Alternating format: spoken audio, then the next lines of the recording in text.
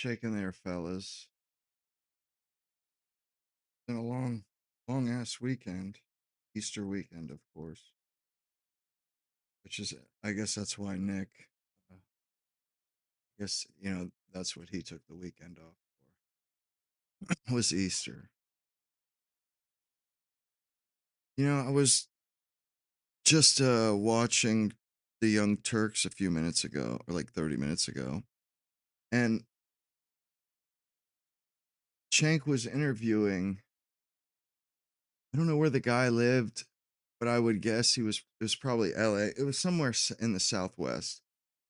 And he was interviewing a guy who's, I guess, running for Congress. And the guy had a super thick Latin accent. And I was just thinking to myself, like, and he's actually talking about the billionaire Nazi Epstein class, the Nazi Epstein class. He kept saying Nazi. And I'm thinking to myself, how out of place does this guy sound? He's Latin talking about Nazis, but that's how pervasive all of it is. Left wing, their left wing propaganda. Even the people that has nothing to do with like Latin America. Those people have, what's up, Arceus? Those Latin American people, it just seems odd hearing them say Nazi. For them to be running for office and talking about the Nazi Epstein class.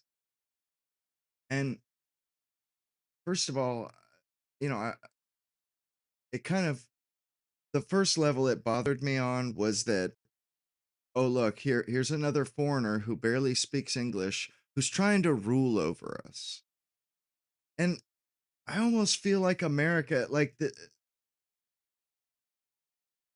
we should do like a thing, like a bumper sticker of the day or slogan of the day or fucking sales pitch of the day.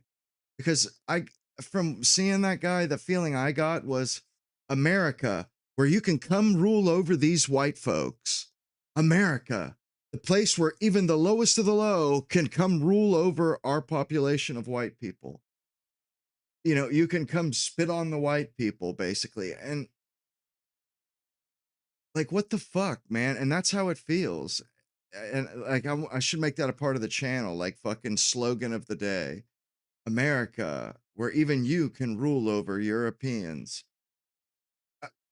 And it just pisses me off. Like, why in the. And then this asshole in the Young Turks chat, I said something about it like, why the fuck is. Yeah, first of all, this guy, I would imagine his country needs his political activism more than ours does. He probably didn't, he didn't come from a perfect country for obviously, or he wouldn't have come here.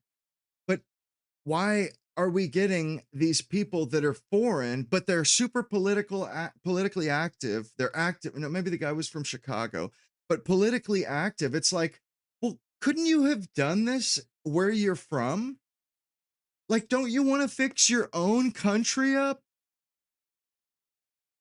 How are you more concerned with America and our politics than your own country? Like, how does that make any sense? And that's kind of where the whole, like, where America, where you can come rule Europeans, that's kind of where that comes in. Like, is that what's going on here? And this asshole in the chat, his response to, I forget exactly what I said, but his response is like something like, oh yeah, well, take it up with the Native Americans. And I'm thinking to myself, like, yeah, dude, that's exactly why I'm bringing this up. He didn't even know where the hell I was going with it or where I was coming from. But like, is that not a lesson? Are the Native Americans not a lesson, or are they a lesson? Because that guy bringing that up to me, I'm like, yeah, no shit. I'm trying to avoid what happened to them guys. You're exactly right. On point, man.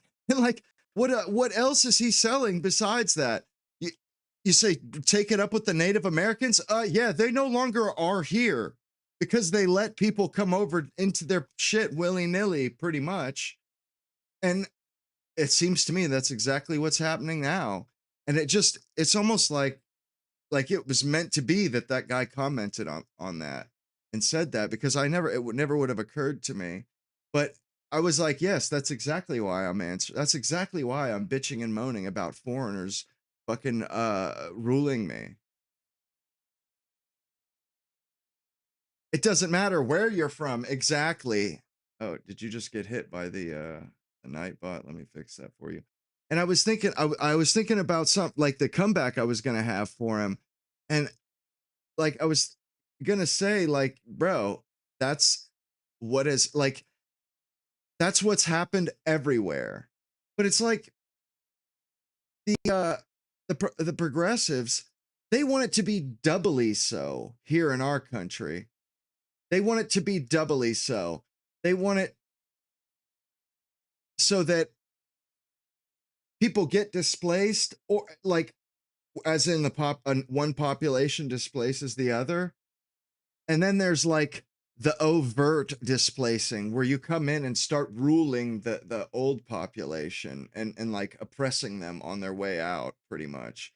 I mean, and I was thinking to myself, like, what, this doesn't happen anywhere else, where people are just attracted to a country and then they come and take it. Like, it only happens in European countries. It's like, so, and this guy bringing up the Native Americans, it's like, so what you're saying is that nobody should ever invest anything into this land because they'll never own it. There will always be someone just like you to remind them of the people who were living on the land when the Europeans came. Is that it? Is that this land must just be relinquished from people to people because of how it started? Never mind the fact that every other fucking bit of land has been run by multiple different peoples. And that's the way the world works. But us, this country, us as a people, we must bear that cross, apparently. It's a cross that we have to bear.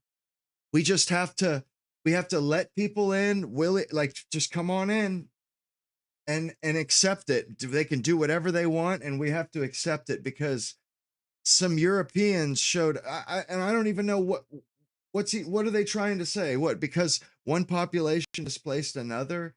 Like, it just really pisses me off. There's so much that's so wrong with everything, but that's like that's the one at the top of the list, because we could handle any problems that afflict us, and we still can. But like the fact that we're in demographic jeopardy, like if we don't, if we're in jeopardy of losing this land,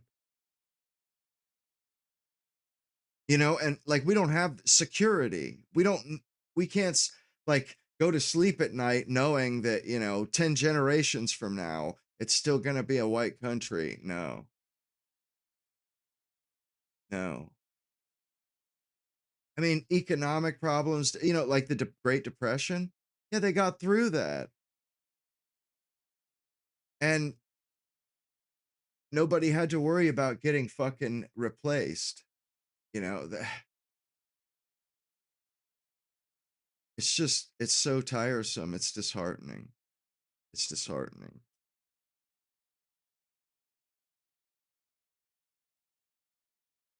Man, I just noticed this clay pipe. It's like meerschaum in the fact that I've smoked this several times. It's gotten darker every time I've smoked it, I think. At least since I started smoking it again. I've only smoked it like a dozen times, but it's been turning brown. And of course, it's because it's clay, it's porous. And if you get, if there's tobacco juice in it, it's going to fucking leach to the outside. Anyway, uh, I just thought that was pretty legit. I forgot about that, but then when I pulled it out of its pipe sock, it just had this really, really nice patina on it. Just a really, it's just like it's been like a singed marshmallow, maybe.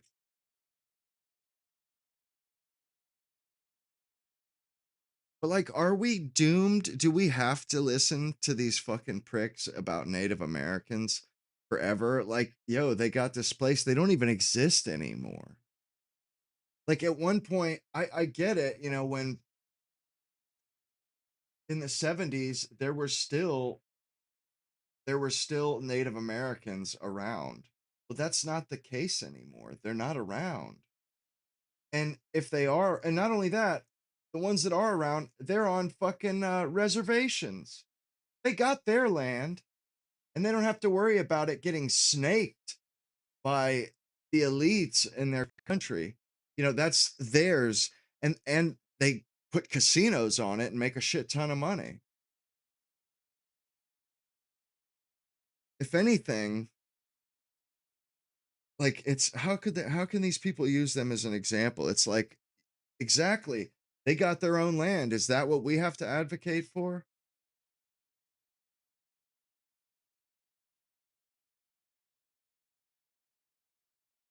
Damn, sounds rough, bro. Better get used to it. That's work. Believe me, that's work. Oh, I mean, I've worked warehouse jobs where no, I've never met an Aborigine. Oh, what's up, Mina? I've worked warehouse jobs where I was on my feet 8 hours a day, and I have wide feet.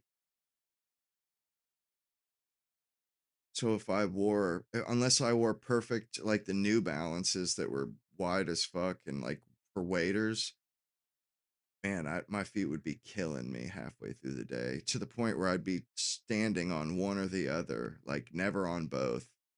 Ugh. I mean, I hate that shit. That will ruin it ruins a job. You can't really enjoy a job when your feet are bothering you. No, I haven't met an Aborigine before. They're ugly sons of bees. That's for sure. And they look just about dumb as a bag of rocks. Well, they just don't look like there's anything in particularly important going on upstairs. Uh, and I don't think I've ever heard one say something that I thought was worth hearing. And that's just fine. I think those people, they don't ask much of life and they're fine with very little. I think that's just how they are. It's not a knock on them. They're just they're operating on a really I mean, they're the way they go through life, they don't ask much of life. And life doesn't ask much of them. And I can't fault that. They're here, are they not? They survived the millennia like all of us.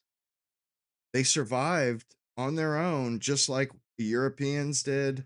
Like nobody can take that away from any peoples that are here today. Cavemen, Neanderthals, all kinds of people got have been were are no longer here, no longer on Earth. They got wiped out. So it is a testament to just be in existence today. You had to go through a lot. I mean, you had to go through everything, every occurrence on planet Earth. Some worse than others, but no matter what, like even the lower IQ peoples of the world, no matter what, it required a certain level of luck or skill, like the Aborigines. they were smart enough to find a piece of land that nobody else that was uncontested. They didn't have to worry about getting outbred or out what nothing. They were just by themselves. And a lot of peoples survived that way, and others survive in more like a furnace. Like Europe, I would say that was like a furnace. From like the Roman times on, it was nothing but people it's killing each other, pretty much.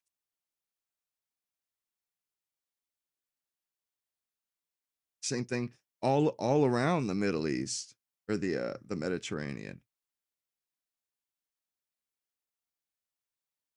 And the English, they got lucky too. I remember my grandfather telling me that he thought it had something to do with the equator and the 24 hour or 20 or one season all year round. The people didn't have to plan for winter. The fruit was like they had fruit on the vine, fruit on the trees, and so they didn't have to develop any sort of problem solving skills.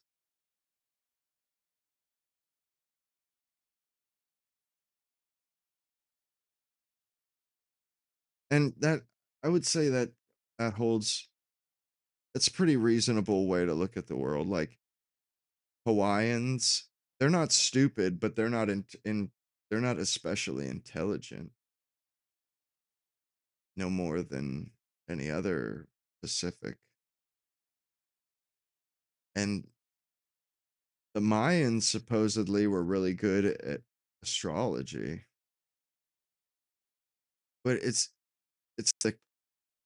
typically the smarter regions are the regions that are either the northern regions that are where it's winter time much of the year, or the Middle East. I'm quite fascinated with the Middle East at the moment. There's a lot more to it than I thought, like throughout time. There have been different periods, and I would say lately or the last 100 years, they've been through kind of a rough period. But like I seen some video of Baghdad or Iraq post World War II, and it was pretty typical. Like it looked like any English colony basically.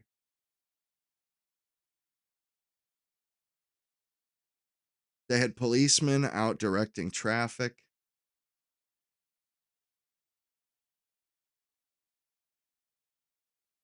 I feel like the Middle East and the Muslims, they've been they've gotten a they've had a really rough time because of Israel.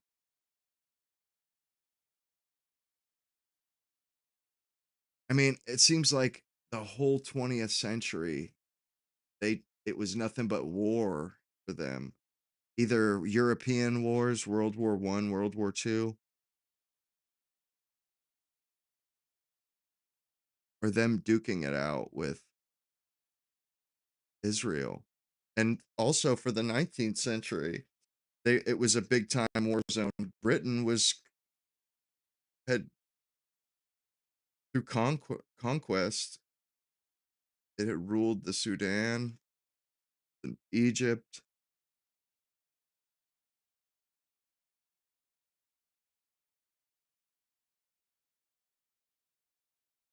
and they're not savages like everybody would like because this thing video going through Iraq, it was showing these people up at their jobs, going about their day. I mean, showed them pulling, things, buckets of water out of wells to feed their goats. and it was a side I had never really seen. And it was also it was a long time ago. It was in color, but it was quite some time ago. And they had trolleys, I think, and trucks and stuff, and it just seemed like a good place to be. Like it wasn't a bad place. It was a lovely place to live in Iraq. They showed the Kurds and what the Kurds were like the stuff they were doing. I forget what exactly what kind of a life because they had a different lifestyle than some of the other ones. Some of them were shepherds. Some of them worked in town, at stores and stuff, but it was really lovely. What's up, question?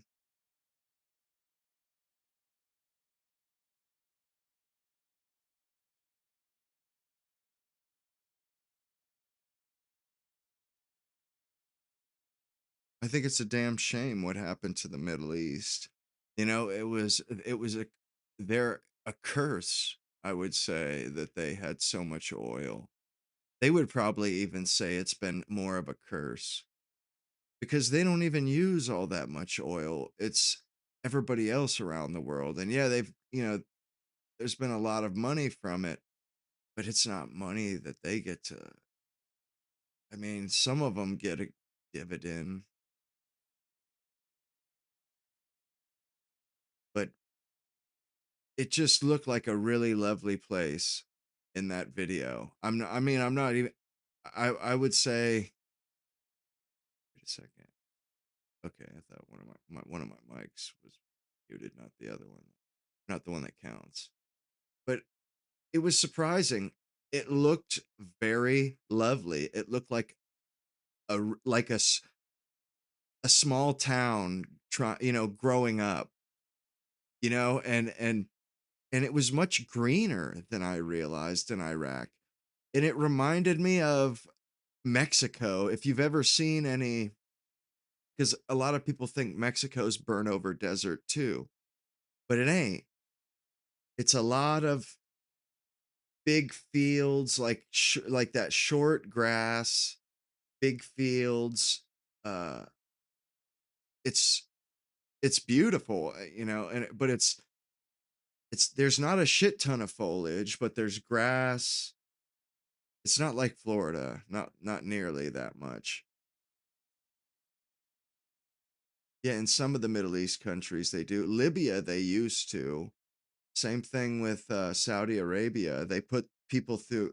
I remember going or seeing my girlfriend at the time. There were Arabs and that were in some of the apartments, and I remember hearing from one of them that they get free. They get to come to the U.S. and go to school paid for by the oil,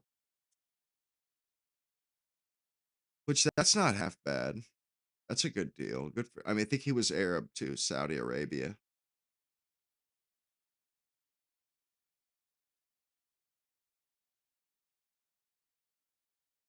But there's some areas in Mexico that aren't jungle either, where it's almost like a step, similar to like I think Ukraine's like that, where or it's like plateaus, similar to the Midwest U.S. You know how that's all the grain, just as far as the eye can see is grain. It's like that, but without the grain. Or like when you ever see where buffalo are, seems like it's never tall grass. It's always grass that's really short and close to the ground, almost like putting green grass.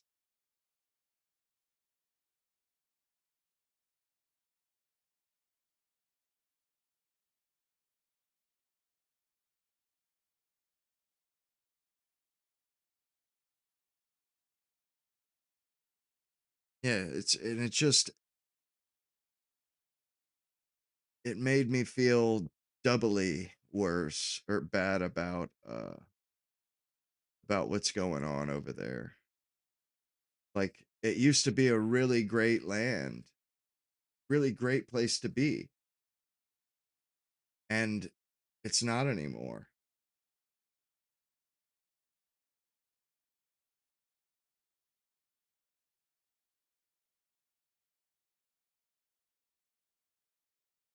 And that's because of us or our country. That's what sucks.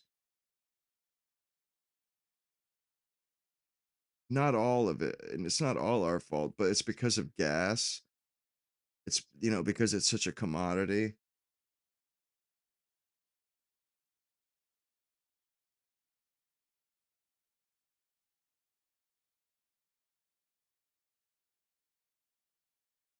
The end of the Persian Empire right before our eyes. I don't think so, my dude. Pretty sure.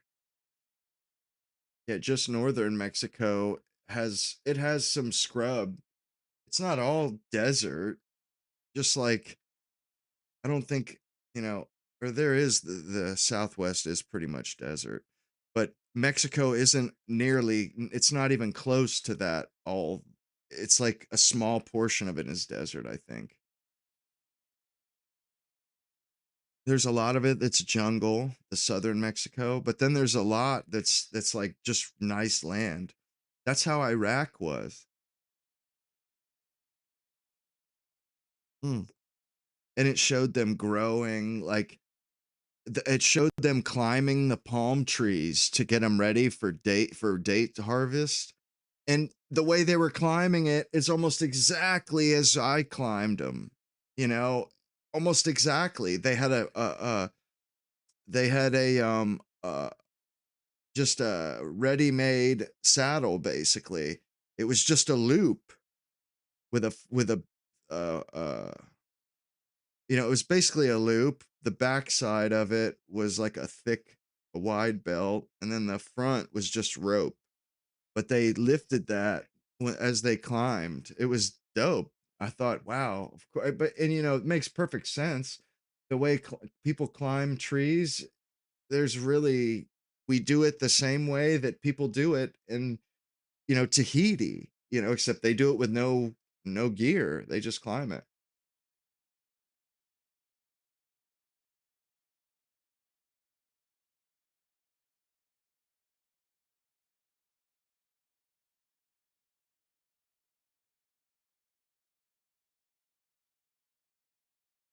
Yeah, a lot that happens. I mean, a lot of like every time I go to a Costco that's closest to me, there's more and more Asians, Chinese, and it doesn't matter which. There's both all the types of Asians.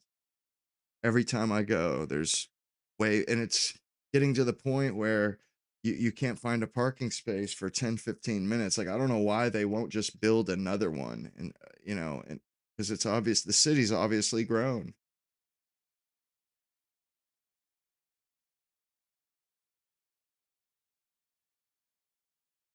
I can't stand that shit.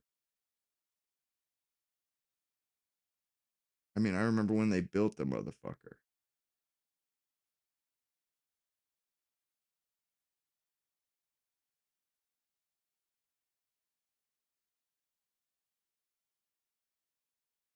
He lives in Australia.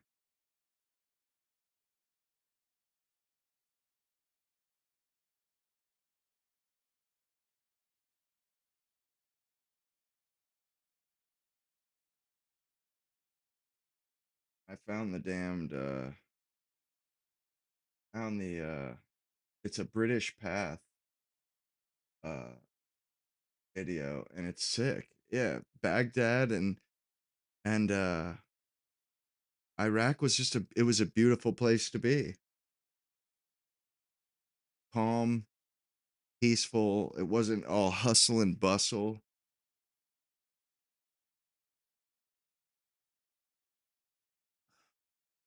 A lot of Arabs or Middle Easterners, they kind of are white. They have really light eyes.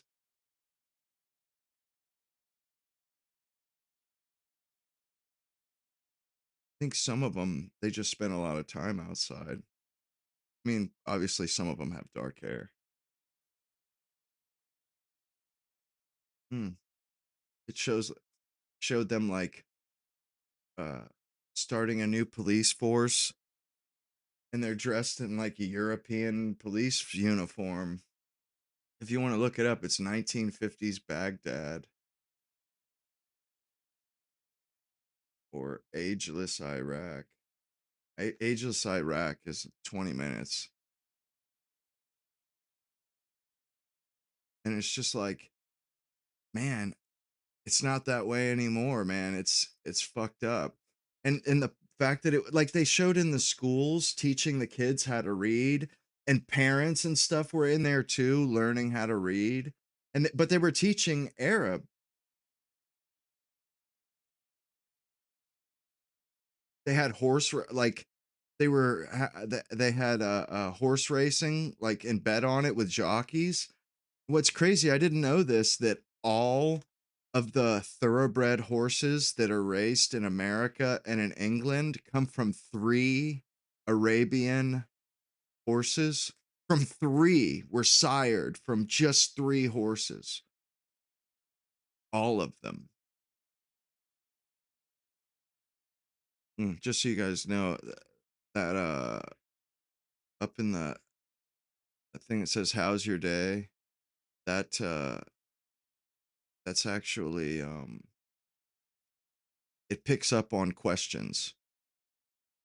When you guys ask a question, it will put it in there automatically. So just if you want to say something that you want everybody to hear, put a question mark at the, or if you want to ask a question, it will show up there automatically. See that one? Pretty good. My back is fucked. How are you? You put a question mark at the end and it'll queue it. It'll put it in a queue. So eventually it will cycle through.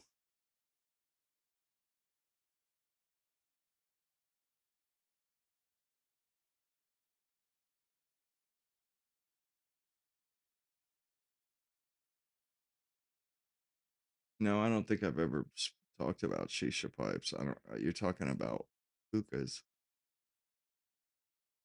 They're all right.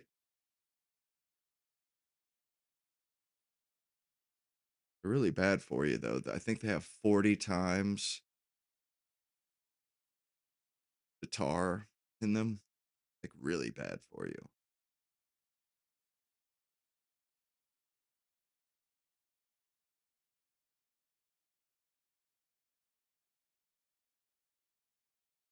You having fun there? A question?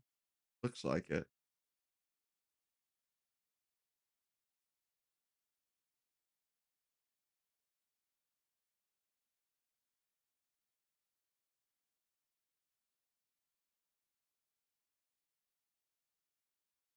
See, I'm stepping it up with the stream features. There's a lot of cool stuff that you can do, which I would do even more.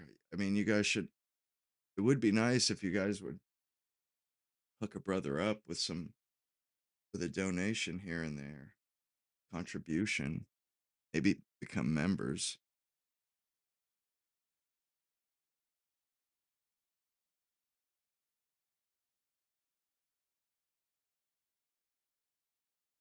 I'm glad you like them. They're pretty cool. I like it. And the stuff I was using has had them the whole time. I just didn't have the time to go in and figure everything out. Alex, you have to say something after. Uh, and oh yeah, and I changed that.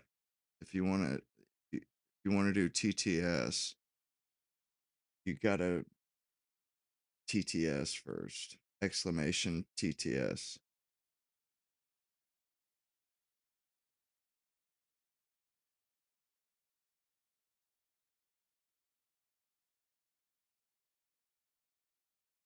The Night Scotsman says, it is.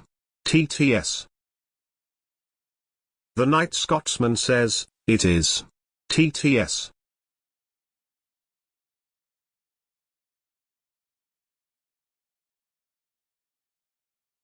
Yeah, I know what you mean. Question.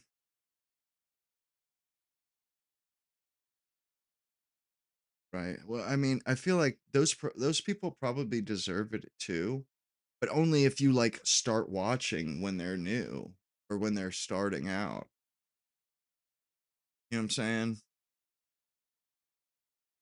After they become well known and top, something special. They don't need like it just doesn't make a whole lot of sense to me. You know, you're just contributing to their Lamborghini. Probably not that, but usually when people get bigger, you know, there are ways to diversify. There are all kinds of ways to make money, I believe. You start selling merch and whatnot.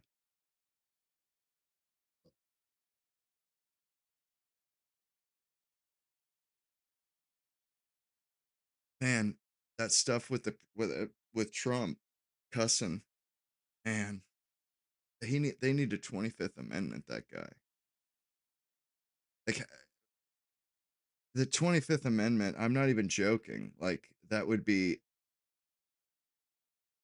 He really does need a 25th Amendment. This guy, he's cursing and stuff in these tweets. I mean, it's like unhinged. It's unhinged, and it's not. We don't need that.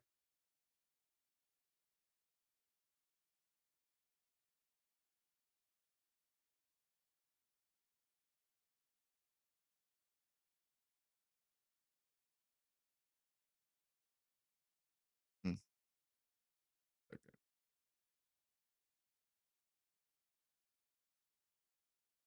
I'm gonna put in a poll.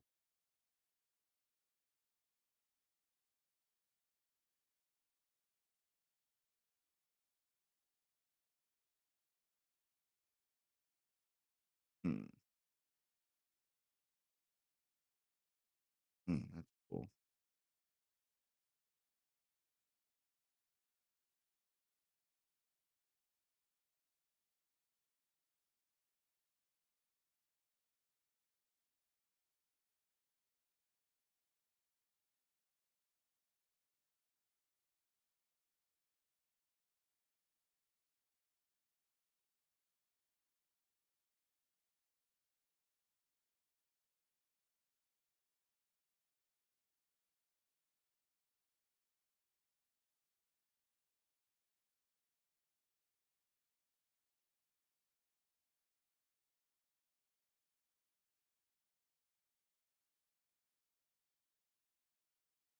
Just a second.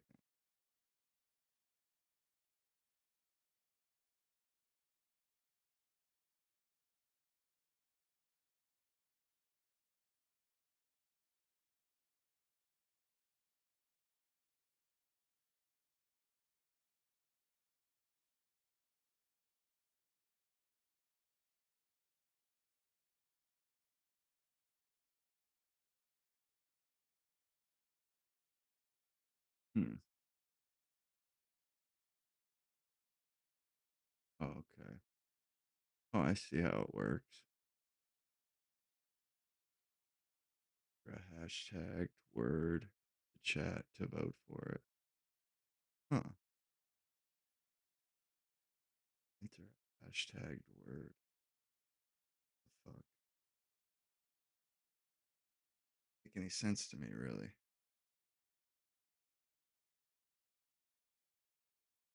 Hmm.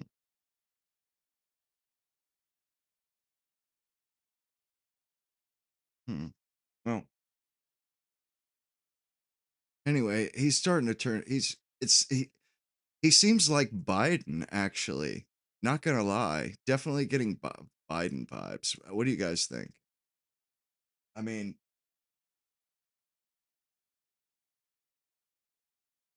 that's the vibe I'm getting from Trump, and it's not a good feeling. It wasn't a good feeling when it was Biden, and it's not a good feeling when it's Trump. The guy's too damned old. He's too old. He shouldn't be out there doing this job. And you know, Tucker pointed this out recently that Trump didn't put his hand on the Bible when he fucking got sworn in this time.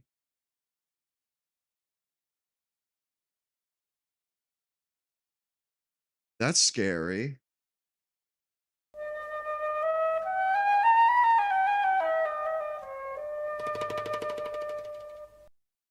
Hmm.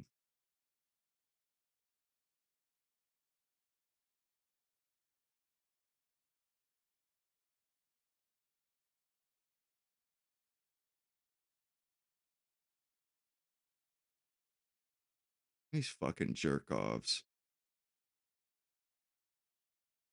come in here trying to sell shit. Get out of here, dude. Beat it.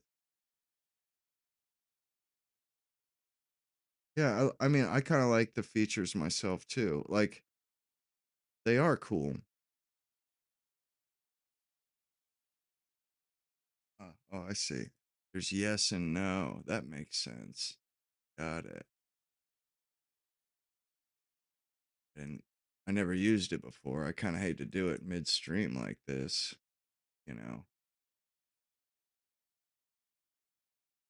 sticking around with this thing. One is yes, two. Oh, you must put, maybe it's you put a one in the chat or a two.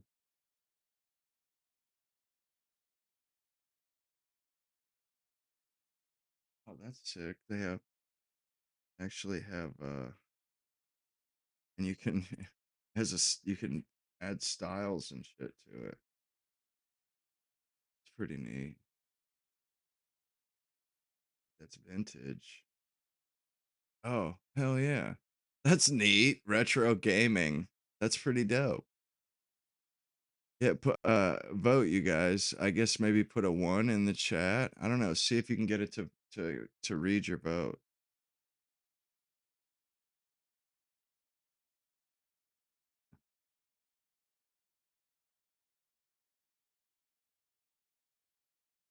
Anyhow, it's not looking good for us like with Trump.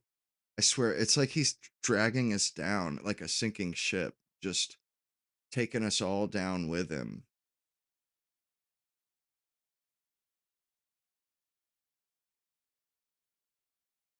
Okay, there we go. Yeah, like he's taking the whole country down with him. Yeah, but you know, if you didn't believe in the Bible, you would put your hand on it because who cares? Why wouldn't you just play the part? You would not put your hand on it if you actually believed, but you didn't want to. That's why you would not put your hand on it. If you didn't believe in it, putting your hand on it wouldn't matter.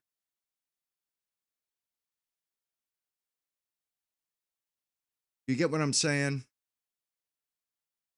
The only person that doesn't put their hand on the Bible is somebody who believes it, but is lying, doing something bad.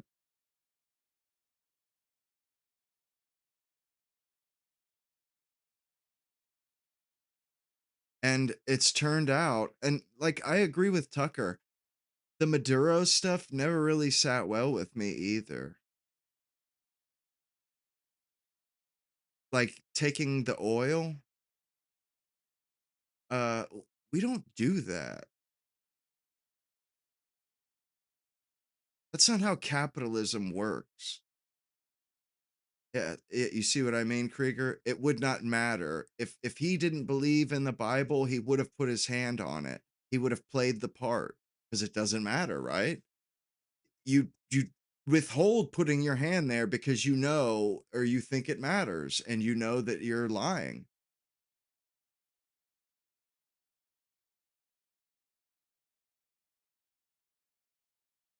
And I don't think anybody here is a thief.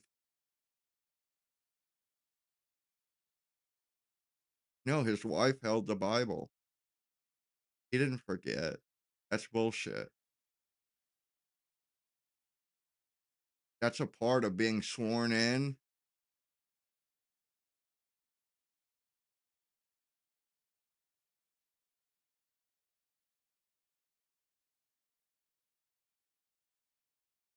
I mean, not only that, but I don't think any of you guys are thieves here. Do we need to steal as a country? Like, honestly, do we need to steal?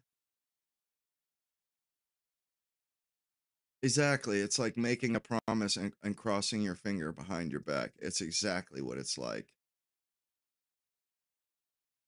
You know, like if you actually believe in the Bible, or even I would not lie with my hand on the Bible. I'm sorry, I just wouldn't do it. I just would not do it. Why? What for? You know? Yeah, it makes us look bad.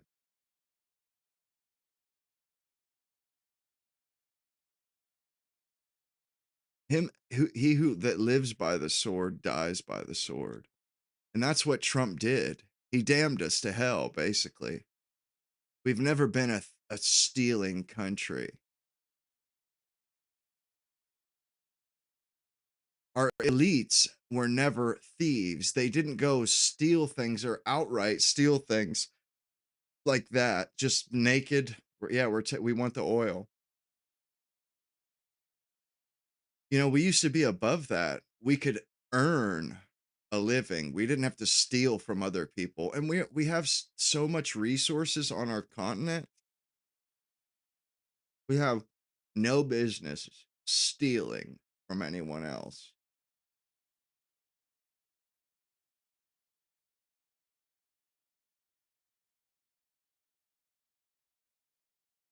And I hope it goes with Trump. And I really am hoping that he gets the 25th Amendment. He's not making us look good in any axis, no way, shape, or form.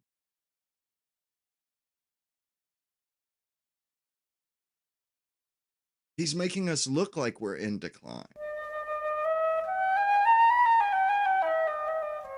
I mean, and that's no good. Absolutely no good.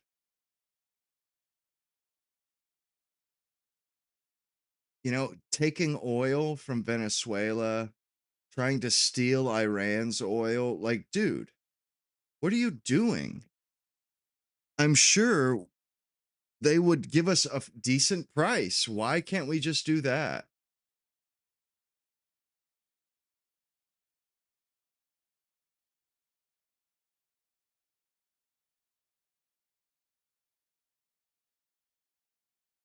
Well, I don't think the president has that much say. I mean, our elites obviously,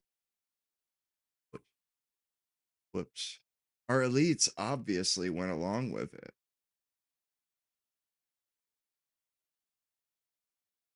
I don't like that.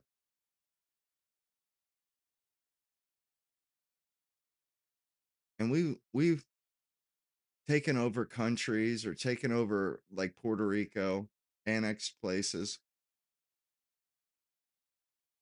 but it's been such a long time. Like we stopped doing that quite some time ago. Now we just rent stuff or cut a deal.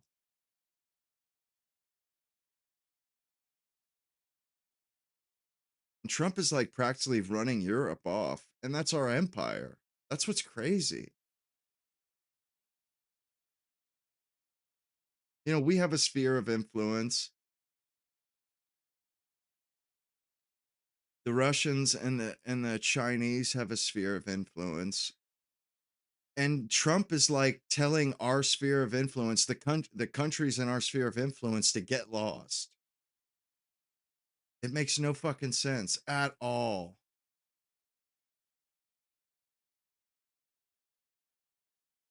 To the point now where France is their tankers are allowed to pass in the Hormuz Strait because they defied us. They don't let us use their airspace and shit anymore. So Iran is hooking them up.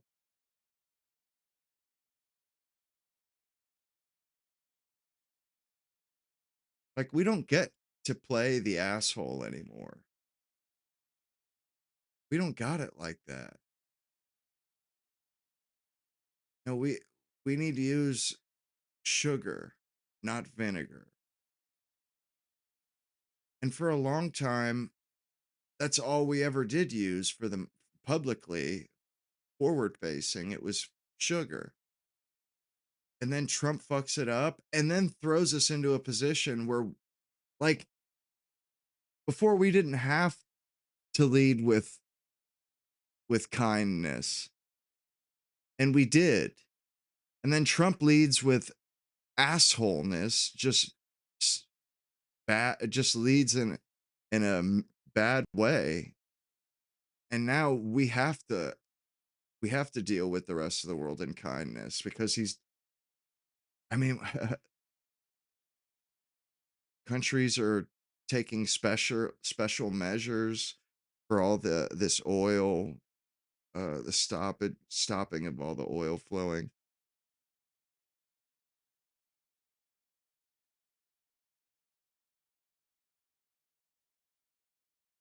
Trump doesn't seem to be making things better anyway, which is crazy.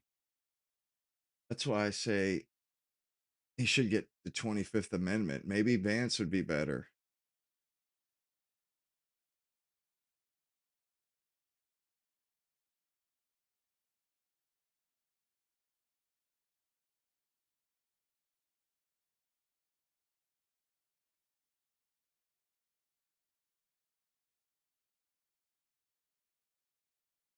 Yeah, he's just pushing everybody else away, making us persona non grata, untouchable. How's it going, E Ken? I mean, it's like every day he says something else about somebody else in the country, in the world, and he's pushing around countries like Cuba. Like, you're starving those people. What the fuck is like? I feel like our foreign policy was actually pretty decent. Like, we didn't beat up on little countries for the most part. Trump gets in there, and that's all he wants to do.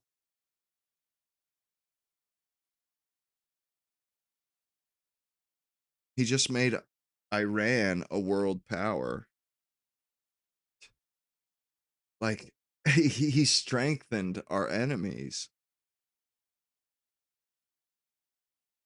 Russia's making a boatload right now.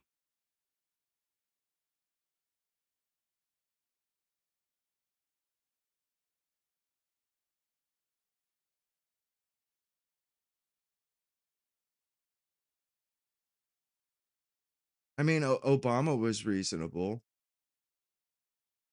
He did the whole apology tour was lame, where he went around apologizing for American excellence. But really, though, no, Obama was one of them. He was the same as all the ones that came before him. His cousins were like Hillary Clinton and George W. Bush. Like, those were his cousins. So he was absolutely one of them. He was absolutely a part of the elite class. His dad just so happened to be an African. I wouldn't even say he was black. I mean, he's basically white. His cousins are like Hillary Clinton and George W. Bush. That's like pretty fucking waspy, if you ask me.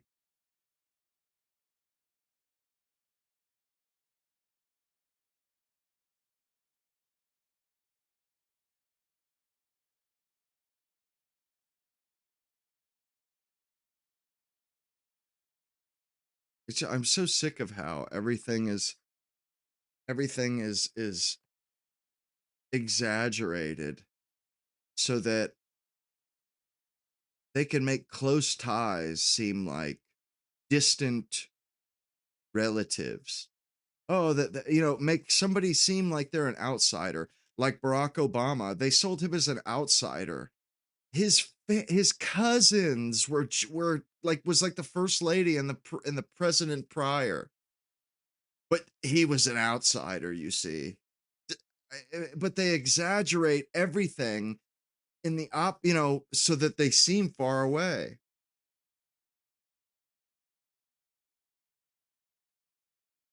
They focused on his father, his African father, so people didn't, you know, point out the fact that he was one of them through and through. But by one of them, I mean the ruling class.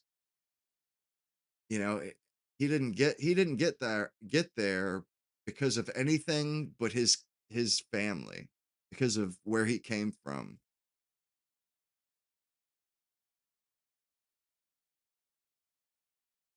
And I mean, he did okay. I don't like, the drone stuff was garbage. And also he did a lot of great deporting. A lot of great on that front.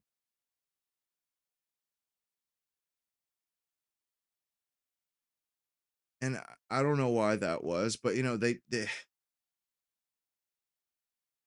just seems like they're degrading our way of life by bringing in more and more people. And like I've heard kind of scary shit, like uh companies that hire H1Bs, they're offering these jobs that are like they're 35 to $45 an hour jobs, but they offer Americans, they tell them it's 18 or 20. And then when no American will take that job, they turn around and get an H1B and pay that Indian $45 an hour. So they're like denying tech jobs to Americans, or they're denying jobs to Americans, period.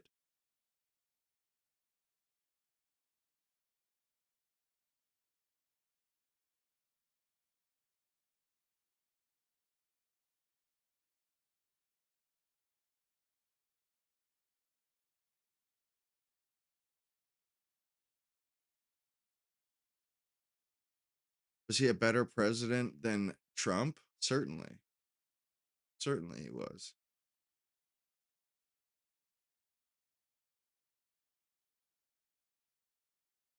But I wouldn't say that he's a better president than Clinton. Not even close.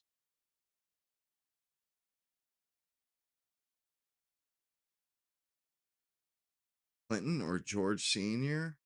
or or Reagan? Hmm. I'd say Barack Obama would be he would come in above Biden and above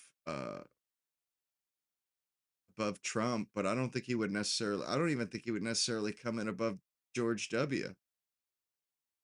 Because Obama totally turned our healthcare into shit.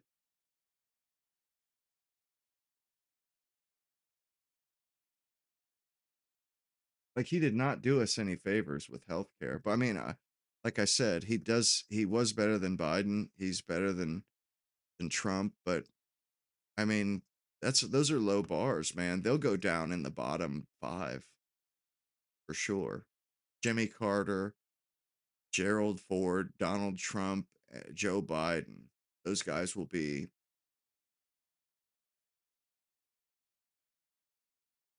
And I mean, maybe Obama's I would say he's middling.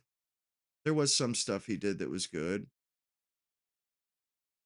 I wouldn't say Reagan wasn't dog shit. Jimmy Carter was dog shit. Reagan at least fixed what Jimmy Carter fucked up.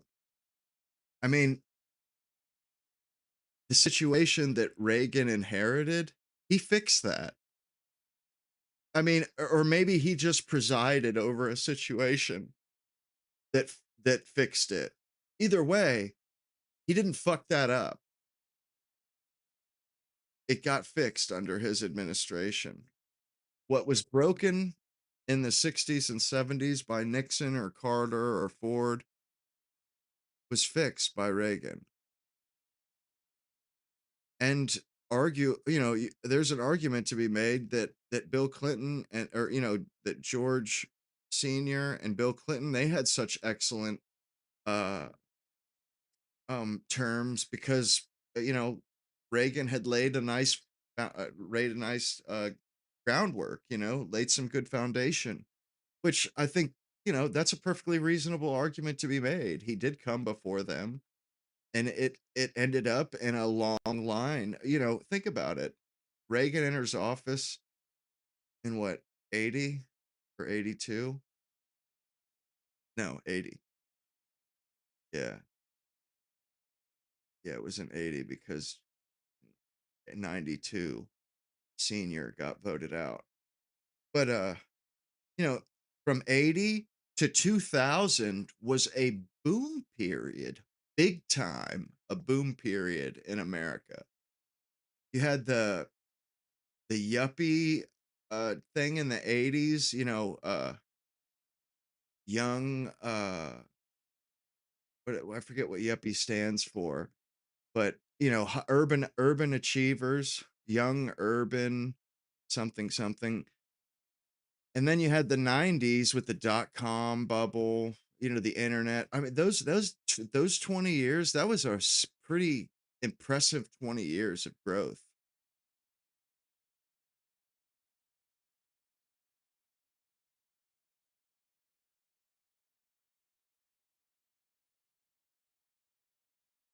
We did have a balanced budget. We had a balanced budget in the 90s because of what's his name? Because of Newt Gingrich. Young urban professional. Yeah, exactly. Yeah, young urban professional. Yeah, because of Newt Gingrich,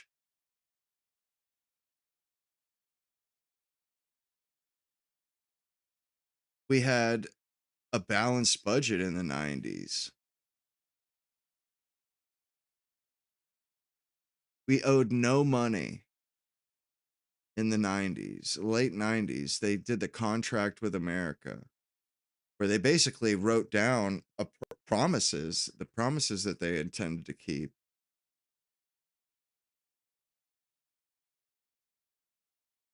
And that was with Bill Clinton. And there is something to be said about divided government. The thing is, though, is that you have to have a president that's sane, and not a sour grapes or a fucking, like, they actually have to be willing to work or to earn. Bill Clinton, he made concessions. That Republican Congress, which was is like the first Republican Congress for like 60 years. Well, he had to work with them, and he did. And they actually got shit done, balanced the budget, stayed out of fucking forever wars. They were able to do that back then.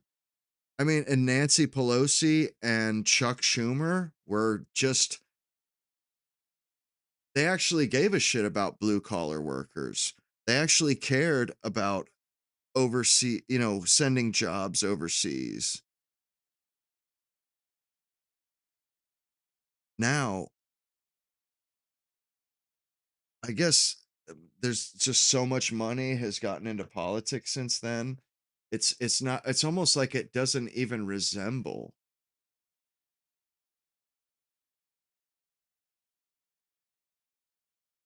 Well, Desert Storm, yeah, we marched there into the Middle East, but that wasn't a loss. That wasn't a forever war. That was actually a really skilled use of arms. I mean, he set that was uh deterrence. That, I mean, what George Bush Sr. did was actually really good. That set a deterrent precedent. Like, people didn't want to fuck with us. They saw that. They saw what we did to Iraq, and they backed off. They didn't want to fuck with us. Backed off, and it set the stage for the international rules based order.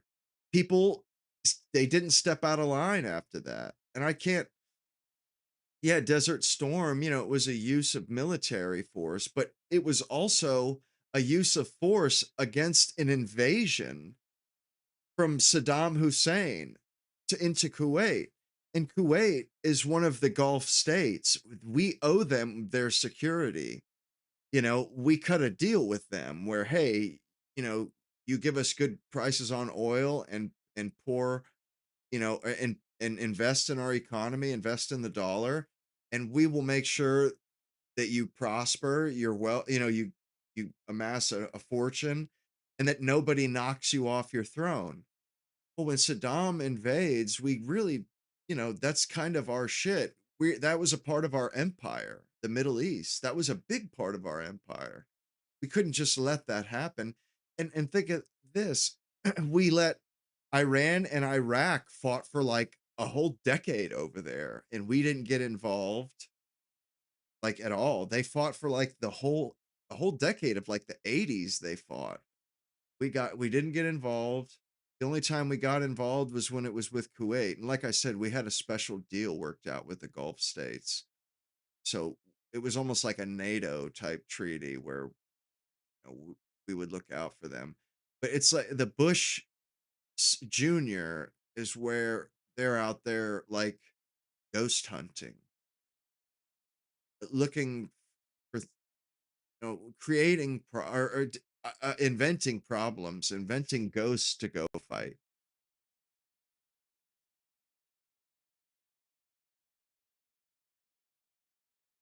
Now, and I know they're crooks. Like, what's his name? Uh, Bush Senior. That guy was a fucking spook. He was the head of the CIA.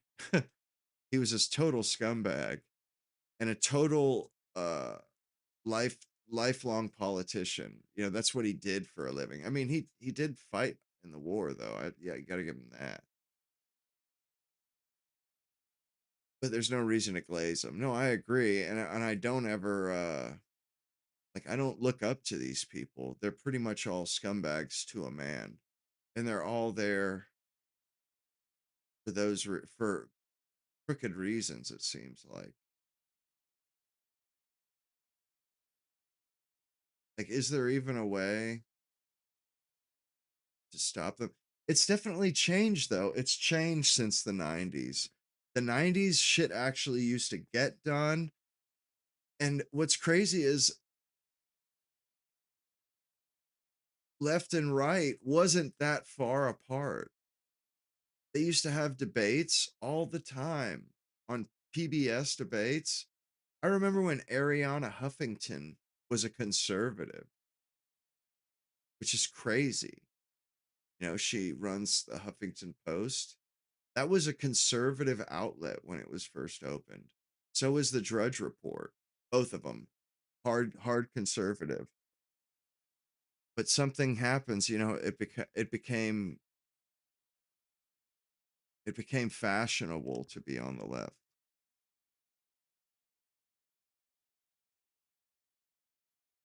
And you guys know how the left can be.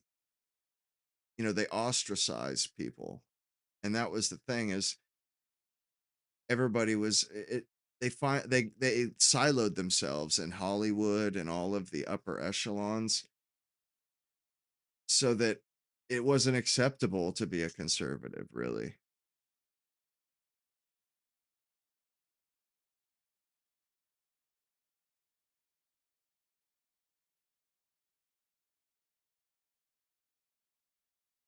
People didn't bring it up very often. Like I remember going to dinner with my parents to like their friends at work and being there, from like when the sun goes down to like well into dark, maybe like 10 or 11 at night, and being hanging out with their coworkers and their family all night. And it wasn't until, you know, 4 or 5 hours, like just before we left, that anybody brought up politics. Like I remember this one instance where we were around a campfire and then we started talking about my parents and their coworkers started talking about politics, but we had already eaten dinner. We had already hung out for many hours inside the house. And I remember the one lady, my dad's friend, his wife was a liberal, progressive or liberal, and it was totally civilized. Like we disagreed with them, but it was more like, well, don't you get it? Don't you see it? It, it was very much so a persuasion thing. It wasn't there was no freaking out. They weren't pissed off that anybody disagreed with them. Not even close. In fact, when we brought up when politics was brought up, it was fun. The repartee, the conversation. You enjoyed the back and forth. It was it was nice when you disagreed with somebody a little bit. You could actually have a bit of a conversation, a bit of an argument or a debate. Man, you can't get anywhere near that nowadays. And even when I was like 15, 16, 17, 18, you could still talk to people. I remember having a debate with some guys. I was outside of like a barbecue joint, and these guys were talking about why we should have health care and how shitty our health care was. And I like changed one of the dude's minds, or at least got him to see things my way. Like I would retort, and he'd be like, "Yeah, that is true." Like you could do that back in the day because the dude was like, you know, you go into the emergency room and you don't have insurance, they just leave you to die. I'm like, in what fucking country? I said, bro, you go into the emergency room, they have a sign on the wall that says, we cannot turn you away. If you're dying, the emergency room cannot turn you away. They cannot do that. And the dude was like, yeah, that's true. Because I was just trying to say, yo, you're trying to make it seem like our healthcare is garbage. It's not. It's not garbage. We get excellent healthcare, the best healthcare in the world. You can't go anywhere else in the world and get better healthcare than you'll get here in America. That's a fact.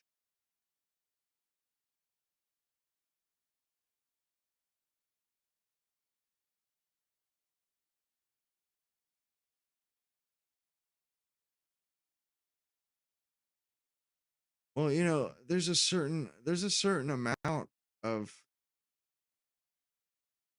no matter what, there's going to be underhanded, shady stuff happening. It's same thing with leakage. There's a certain amount that you're just not. You're diminishing returns. These politicians, they're going to benefit themselves with the decision. They're going to use their office to benefit themselves. The point is, like, and a certain amount of it is acceptable. Absolutely, if they just keep it to a certain amount. It's like with the trading, like the trading with the knowledge they have. Nobody would care if they just were made just a little bit every year. It's when they do it big and go and throw it in your face. That's when it's a problem. Nobody cares if politicians want to enrich themselves a little bit. If they want to make a few bucks, nobody's going to make a stink out of it. It's the fact that they're going from being having debt like Omar, and then they have $30 million. Like, what the fuck? That's bullshit. That's absolute bullshit. And honestly, I don't have a problem with them. I mean, I wouldn't like them self dealing or anything. Like giving contracts to companies they own, which they do that anyway. They just do it to one of their friends. They cook their friends up with contracts. But if they want to make money and it doesn't come out of my pocket, I really don't see an issue with it. I mean, they're going to do it whether we like it or not. And there should be some wiggle room there that they can get away with. I mean, because you're not going to catch them all. I mean, I kind of have the I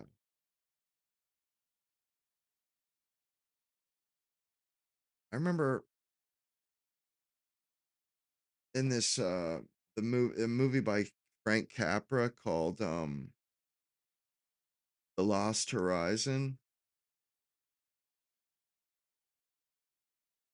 which you guys know what I'm talking about because it was the movie about Shangri-La. It was the movie that and it's actually it didn't like parts of the movie are missing to this day.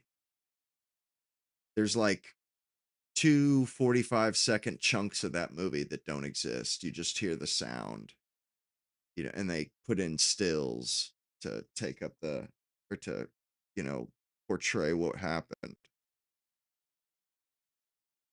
But it's about Shangri-La. It's about a group of people that stumble or that basically get kidnapped when they're fleeing a revolution in China. They get waylaid on their plane. Somebody else, a different pilot, takes control of the plane and flies them into the Himalayas. And they land in the Himalayas, and they find Shangri-La. It's this place hidden in the Himalayas where nobody dies from sickness. You don't age. If you had a wound or if you had a terminal illness, it would be cured. And that's where all of the mythology to Shangri-La comes from, or at least, I mean, maybe not from that movie. I'm not sure where they got it from, but it was a movie. It was a good movie too.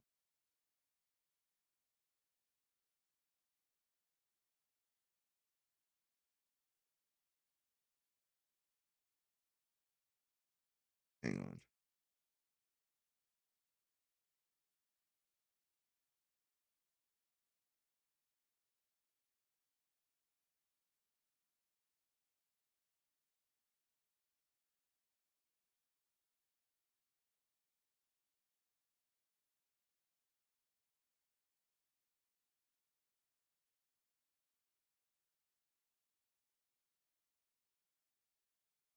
I gotta find the rules for living there. Yeah, the rule is moderation. That's their rules for there.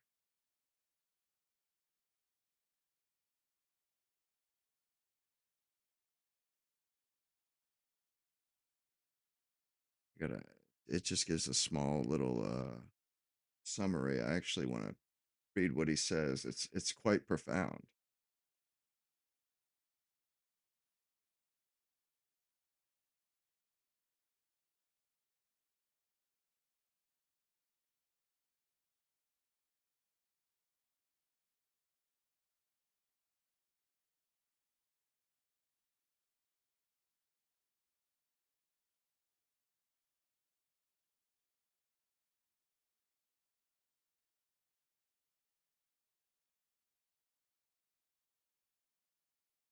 I think being extreme in any direction is not the way forward. It doesn't seem like it anyway. I mean, I don't even think I'm extreme, really.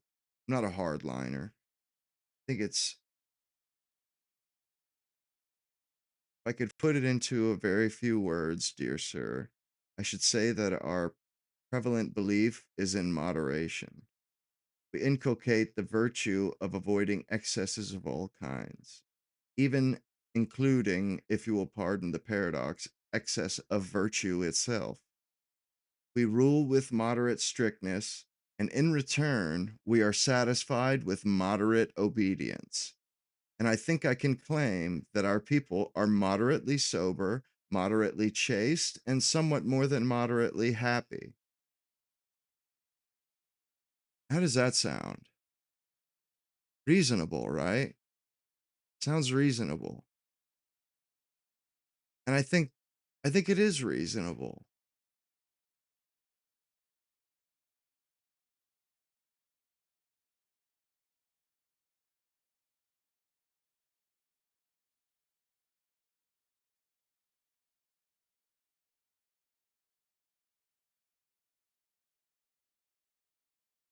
There's another part of it too that I kind of didn't have in here.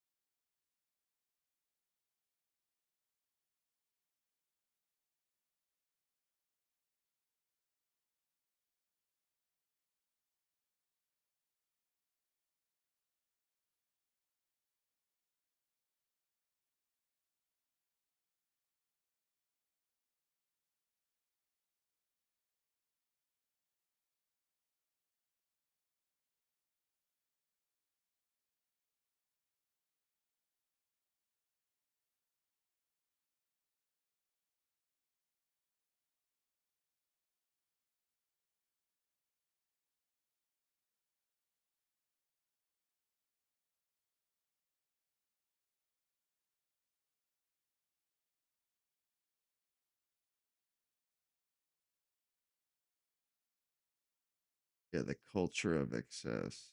Huh. I think it's genius. It was a Frank Capra movie. Really, really great movie.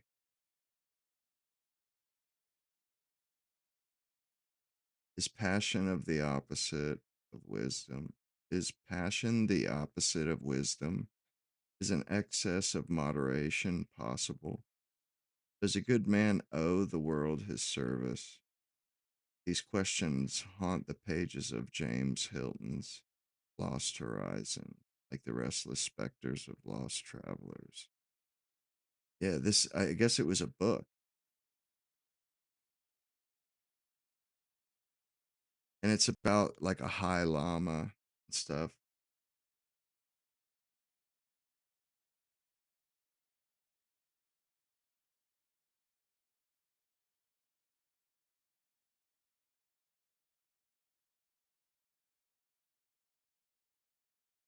Ah, here.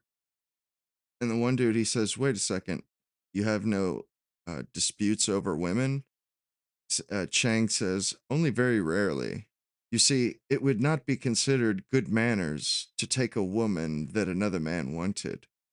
Supposed somebody wanted her so badly that he didn't give a hang if it was good manners or not. Well, in that event, it would be good manners on the part of the other man to let him have her. Like, dude, that's so funny. Oh, man. And it's quite, I mean, it seems, I guess this is what communism is based on because people just aren't like that. But yeah, their religion is moderation. We preach the virtue of avoiding excesses of every kind.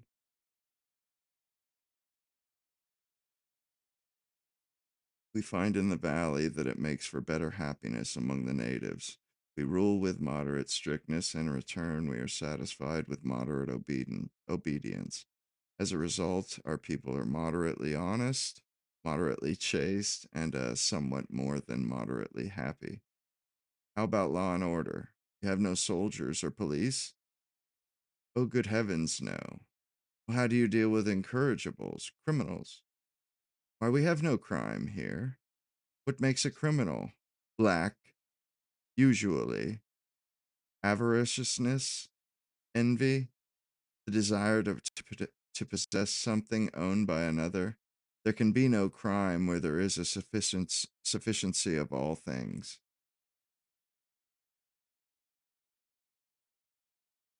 It's kind of an interesting thought, that, and I think that's kind of the way we're ruled. I mean, to a certain degree.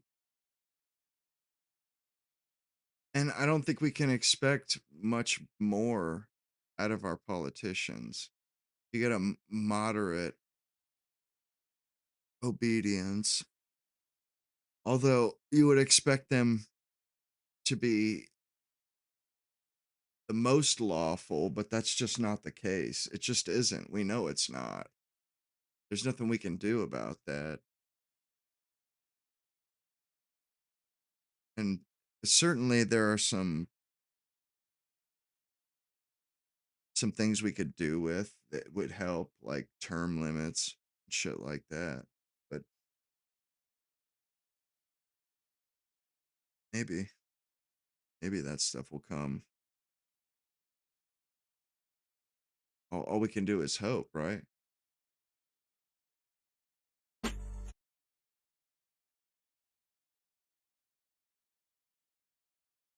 Yeah, I always like that. Every time I've seen that movie, that whole section, it's really neat. Uh, I don't know if you guys have ever heard of that, the Lost Horizon, but what's crazy is the movie, they almost lost it. I think they found uh because that's back when they used film. They found a reel of film in like the middle of Russia, like the USSR, like in like Czechoslovakia or some shit. Like straight up found them way out in the middle. And Caucasian, that term, I saw that used by Nazis. That's how they referred to uh, Slavs, Caucasians. Which really Caucasians, that's in the Georgia, that's like Georgia, where that country Georgia is. That's the Caucasus Mountains. And I think, who uses the word Caucasian the most? Black people. I don't get that. Why do they use that word so much? And like another thing too, why like are black women just not as good at taking care of themselves as other women? Because it seems like they always have s- problems, like hygiene problems. Uh, I see, like if you ever like I watch some YouTube stuff that'll be from like a black creators channel, and they'll do like their promos of their advertisements will be for like how to test for pH and like cures for all kinds of yeast infections and this and that. And I'm just like, what is with black women? Like, and I've heard black guys say that they're not as clean,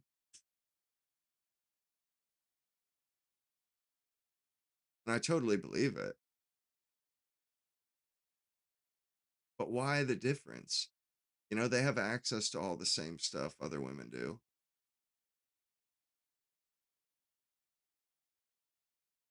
Like, I never once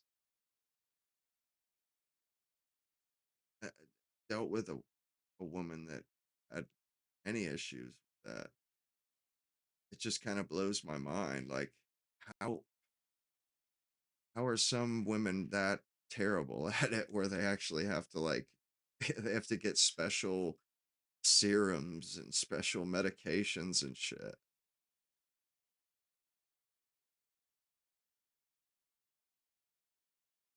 I mean, it doesn't cast them in a very good light. I've heard that from a lot of different uh quarters. Maybe they're wiping back. Oh man. I should hope not. That's pretty gross. You'd think that that would be it, like you'd think that they would get stop having habits like that cause trouble. I mean, that makes no sense. And why do they always have trouble with stuff like that? Stuff that's got to be passed down through family, uh hygiene, routines like that, how to take care of oneself. They don't seem very good at passing that stuff down. They really don't. Or passing down good stuff too. It's like they pass down the bad stuff really easily, really well. Like the shitty behavior, they do that really well. But when it comes to passing down good traits, good behaviors, never happened. Even when it's for their own benefit, even when it benefits them and nobody else. Like it doesn't benefit me if black women are hygienic or not. It certainly benefits them and their men, not me. Like, ugh, it's so gross to think that they need special attention because of that. And you hear bitching about how they have a higher infant mortality rate or a higher mother mortality rate, and it's because they're obese and stuff. Like it's due to what do they call it? Comorbidities. They act like it's something else. It's like no, it's comorbidities. Everything. It's such cope. Anytime anybody tries to hold them accountable and say, what's the problem? Why can't you guys get hip to the program? There's always some reason some huge dose of copium that they're taking so that they can try to deflect accountability. But it doesn't work because it's only them that suffers from that. Nobody else suffers from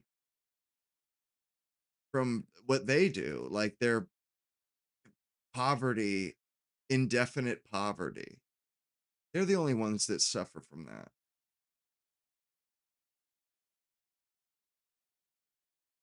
Their cope. And it's not like other groups didn't go, like the Japanese, they were put in internment camps. Yeah, hygiene is acting white. Well, and that's kind of how they just that's sort of how they keep each other down and making shitty decisions is by saying they're acting white. And it's like, man, could there be a more toxic way way of thinking, a more toxic uh culture than that? If you do anything that's, you know, gonna benefit you or raise your social standing, you're a traitor to your people. Like, god damn, that's a people making the decision that no, we're not going to move up, we're going to stay right where we are down in the mud, we're going to stay right where we're at down in this mud, we like this mud.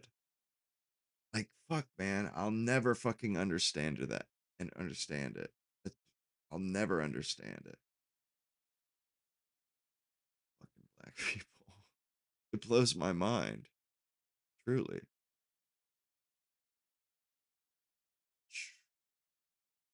Use the bathroom real quick. I'm gonna take a break. Do a 3-minute break, guys.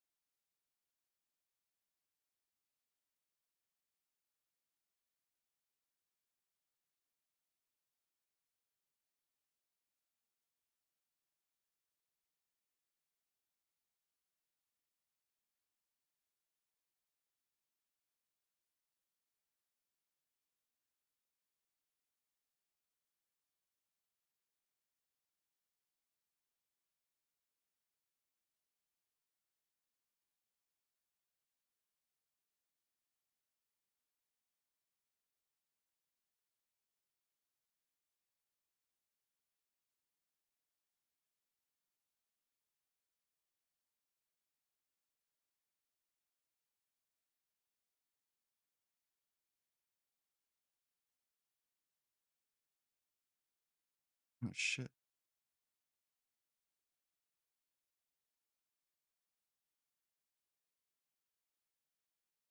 Oh. Hmm.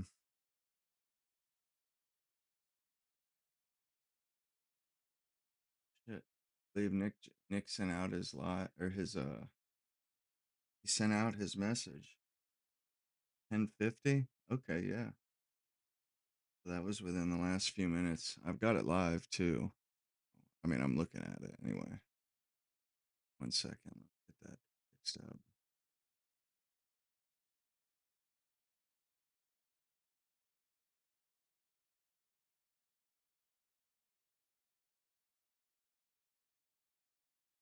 Here we go.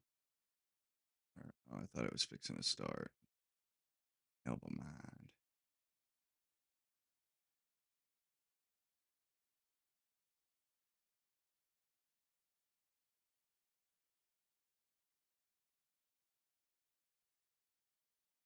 Hmm.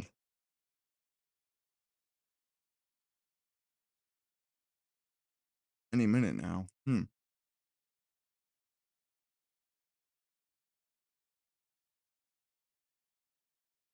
Ah, second.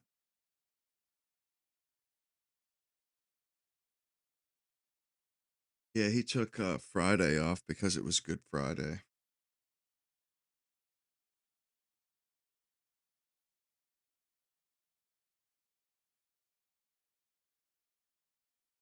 Man, Trump, what a disappointment. Like, I don't think he could have done worse. An hour-long intro? No, I don't think it's an hour long intro. Although I guess you could say that. It's more like he does like a roundup thing where he talks about a few of he'll talk about some of the peripheral events or peripheral news stories, and then he'll end on the story of the show. He typically picks yeah, I've watched Frank Sanu. I've watched Frank Sanu on this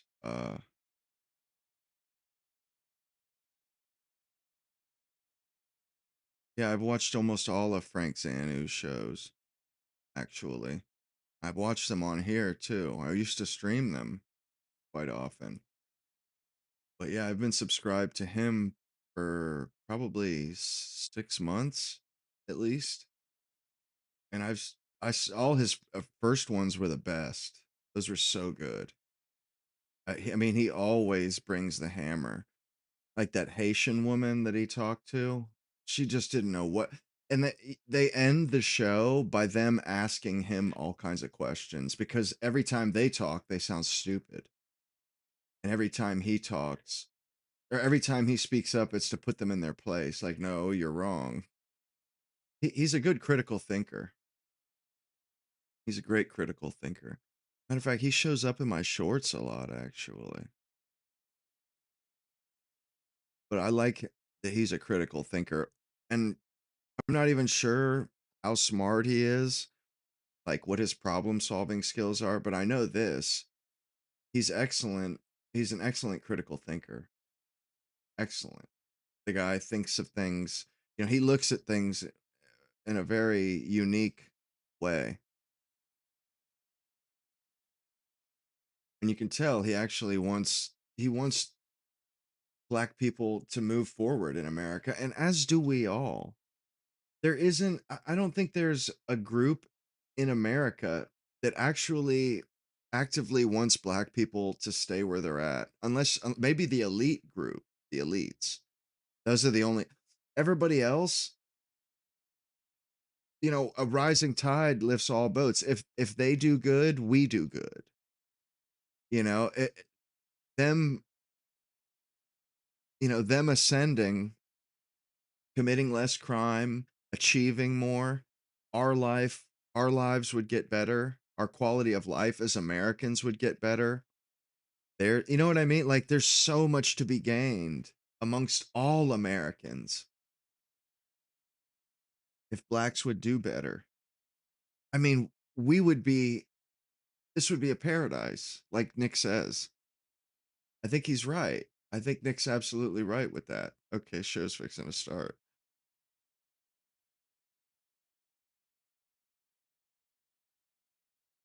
Just the fact that they wouldn't be committing crimes, robbing people.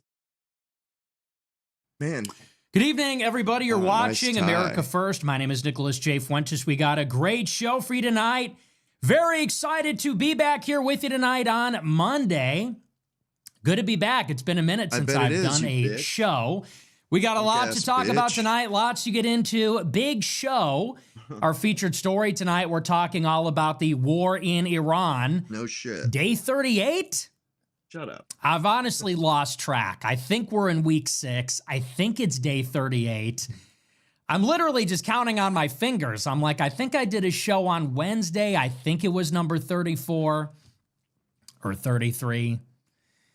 But we are in the middle of the sixth week of the Iran war. And we got some big developments for you. Well, it turns out that President Trump's 10-day deadline for Iran to open up the Strait of Hormuz has officially passed. That deadline was supposed to be enforced by this morning, today, Monday, April 6th. And the big development is that the deadline has been pushed back another day. Actually, a little bit more than a day. So where we left you last week on Wednesday, is that Trump had created this ultimatum. You recall, I don't even know when this was at this point. At this point, it feels like it was 7 years ago.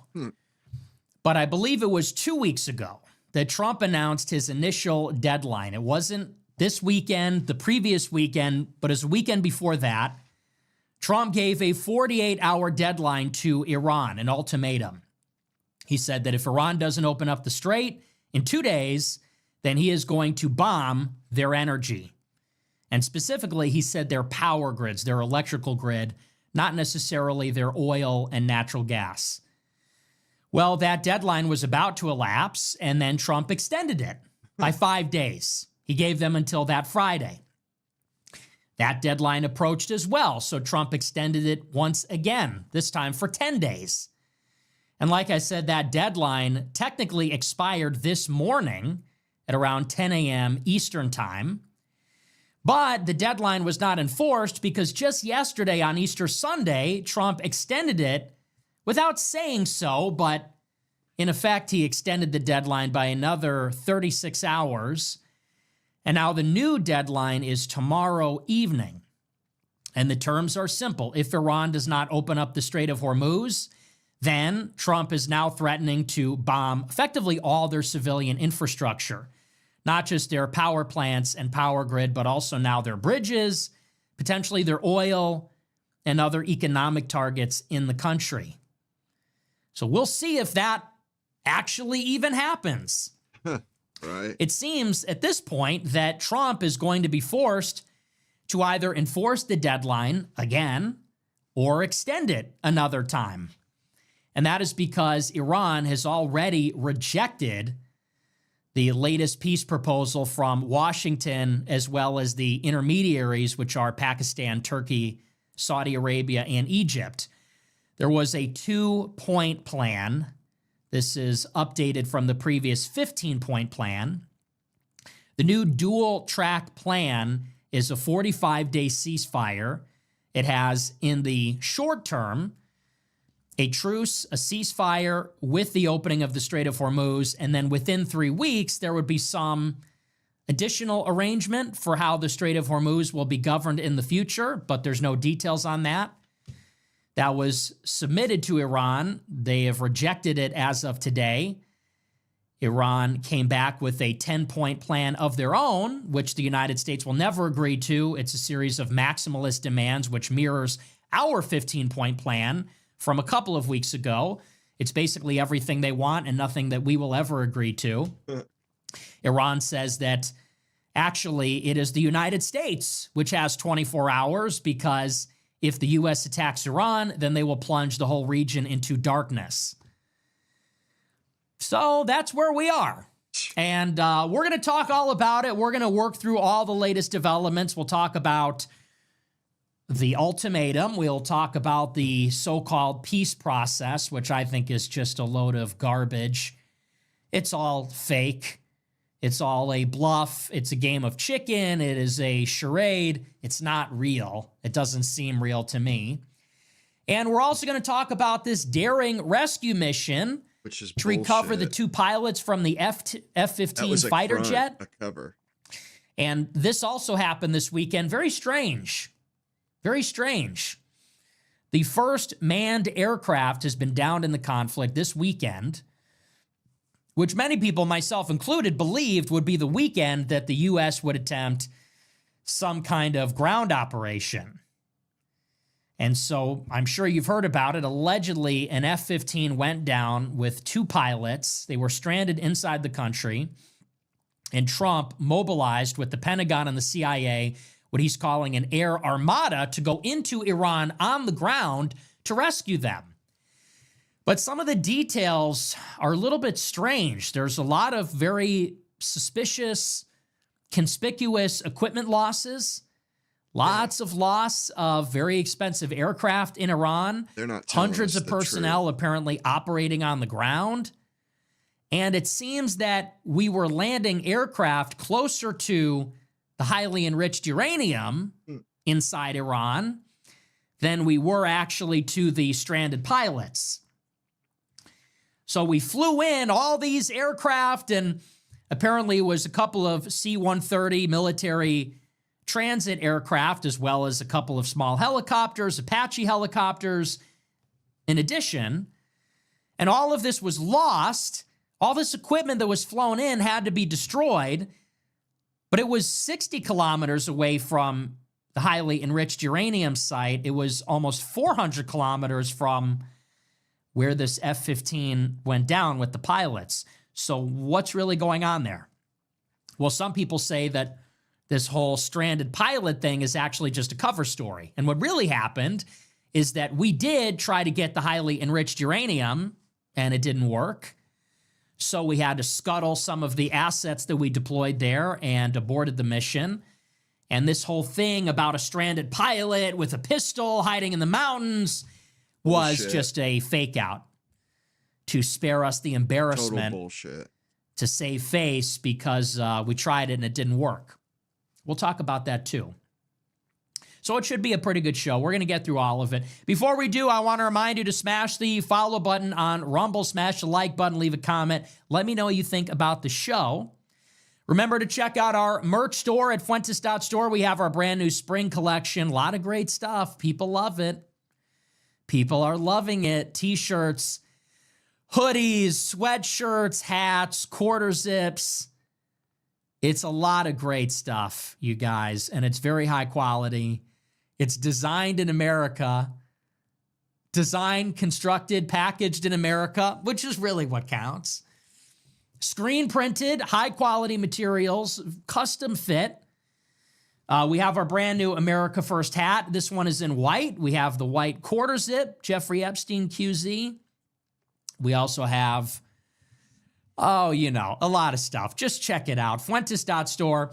If you want to support the show, subscribe and become a Plus member at AmericaFirst.plus. $15 a month. You get access to every episode of the show, plus the show in MP3 format, MP3 downloads, RSS feed, high-quality video player, every other piece of content I've ever made. What more can you ask for? $100 a month to get access to the exclusive group chat with me. I'm actually in there, regrettably, and I have to talk to everybody, which I love. And even when I don't do a show, I didn't do a couple of shows last week because, it was Good Friday and my internet was down the day before. But even when I'm not doing the show, I'm in there dropping additional bonus content. All the things I can't say on the show, all the things my handlers won't let me say, I'm able to say in the group chat. And I'm able to be candid. I'm able to be myself. I can't really be myself on this show because everybody's so judgmental and you really wouldn't even get it. You really wouldn't even understand. But in the group chat, you know, that's where I can really just, I can let it all hang out. I can let it hang with the niggas, with the $100 niggas in the chat. $100 a month club, America First Plus. Check it out. Okay, with that, we're going to get into the show. I hope everybody had a great Easter. Happy Easter.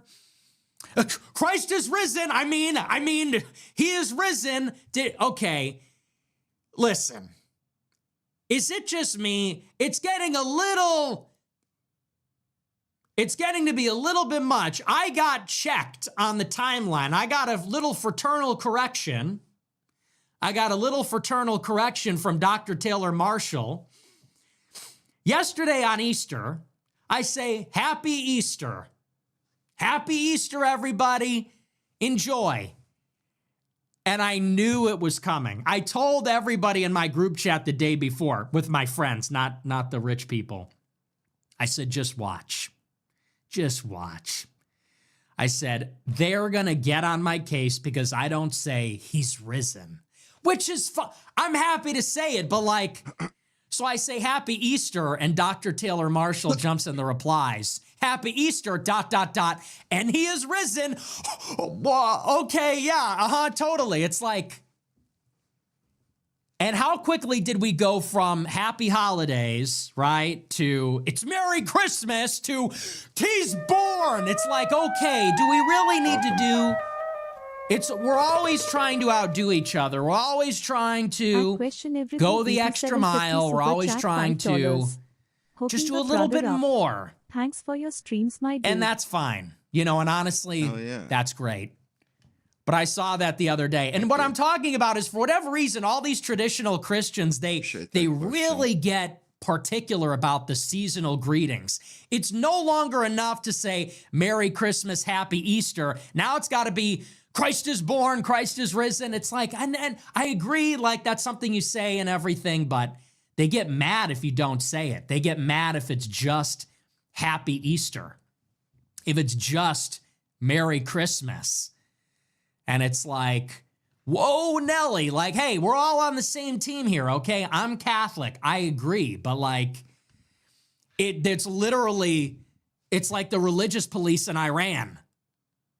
We're giving each other a seasonal greeting, hey, Happy Easter, and you know, then you get somebody tapping you on the shoulder, excellent mass, gentlemen. By the way, he's risen is what it is. It's not Happy Easter anymore. It's like they made Happy Easter the new Happy Holidays. Anyway, I just had to throw that. This is a little comedic relief. It's not that, I hope he doesn't get mad. It's not that serious. It's just kind of funny. But I hope everybody had a great Easter. Happy Easter, everybody. I enjoyed. It's been a minute since I did the show. I didn't do a show on Friday because it's Good Friday. I never do a show on Good Friday. It just doesn't feel right because it's a very solemn day. And then Thursday, I was about to go live, and then we had this crazy thunderstorm. My internet went out for like an hour. So it's been a minute since I did the show, and everybody was very unhappy with me. I saw somebody in my replies on Twitter today. Somebody replied to my tweet. They said, we better get a show tonight. You haven't done a show? What did they say? You missed 4 shows in the past 2 weeks. I'm like, yeah, well, who's counting? How about a, hey, how are you doing? We better get a show tonight. I'm literally replying to somebody else, and somebody replies to me, hey, man, we better get a show tonight. Yeah, how are you doing? Yeah, thanks. Well, here's your show. What else? The other thing I wanted to get into before we get into the news, I got to be honest, I'm really sick of the Iran thing. It's honestly super depressing and terrifying. And it's also just feels like a little bit too late. Can I just say that? So before we get into the Iran news, I just want to say this briefly. To me, I just feel like it's a little bit too late. I feel like Woody Harrelson in 2012. Remember that movie? And Woody Harrelson played that character that predicted the end of the world. And it's like, hey, man, I tried to tell everybody. I tried to I tried to let you know that this was coming. Now everybody wants to prep. Now everybody's saying, what do we do? How do we stop this? What can we tell our congressmen? Can we call Congress? And I'm like, listen, it's great. I'm happy that you made it this far. I appreciate you signed the apology form. It's a little late in the game for that. The Antichrist is president. Okay. The Antichrist is president. The red heifer has been born. We are at war with Iran. The Strait of Hormuz is closed. At this point, reasonably, what really do you think is going to happen? What do you think is this is the end game. This is it. People are coming to the show now in 2026. The bombs have already dropped. Purim was last month, and people go, Mr. Fuentes, there's too many of them. What are we going to do? I'm like, I told you not to vote for Trump. The Antichrist was on the ballot. They practically said, Antichrist 2024, Gog and Magog and Armageddon. Like, you voted for this. I told you not to. Now you ask me, what can we do? Well, it's too late. There's nothing that can be done. So, for the past 6 weeks, we're talking about the latest, the developments, the updates, and so forth. But honestly, I'm like, guys, we just got to go into the mountains. It's time. It's time to go into the nuclear bunker. It's time to go to New Zealand. It's just time to get a clue. It's getting a little too real, and maybe it's just time to face the music. Maybe it's time to face reality. Okay, this is it, right? Anyway, so I feel like we're covering this Iran war, and day in, day out, we're just being lied to. I get the feeling that everything we're being told from the White House, everything that you see in the press, is a calculated deception, even more so than usual. It is just designed to be wartime misinformation. I wouldn't even call it propaganda. They're just flooding the zone with calculated tactical lies to confuse the enemy, but also our allies, and just even keeping up with it, trying to parse it. It feels extremely tedious and also somewhat pointless, because it's also too late as well. But anyway, we are going to get into it. Before we do, I want to talk a little bit about this huge article today in the New Yorker. It's a little bit of a white pill. A lot of black pills going on lately. The Trump administration's in free fall. The deportations are not happening. We are at war with Iran. The cabinet is blowing up and exploding. Trump is totally insane. Arguably, he's empowered the demonic in control of the government. But there is one white pill in all of this, which is huge spread today in the New Yorker.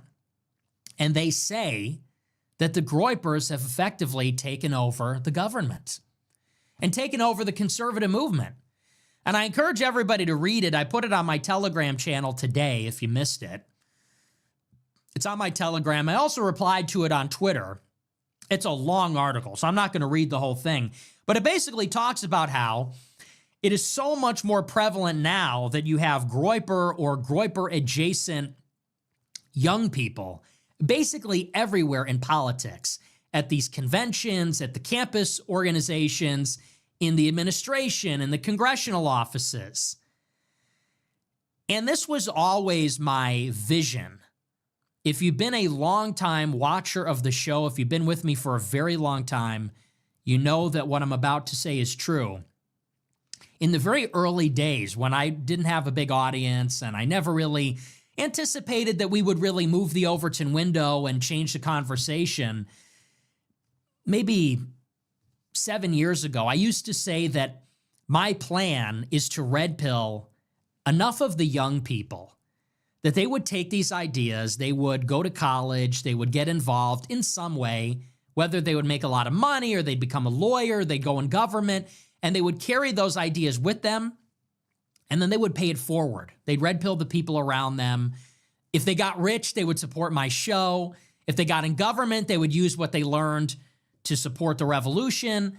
But that was always my vision, is that we would plant the seeds and let the flowers bloom in the future.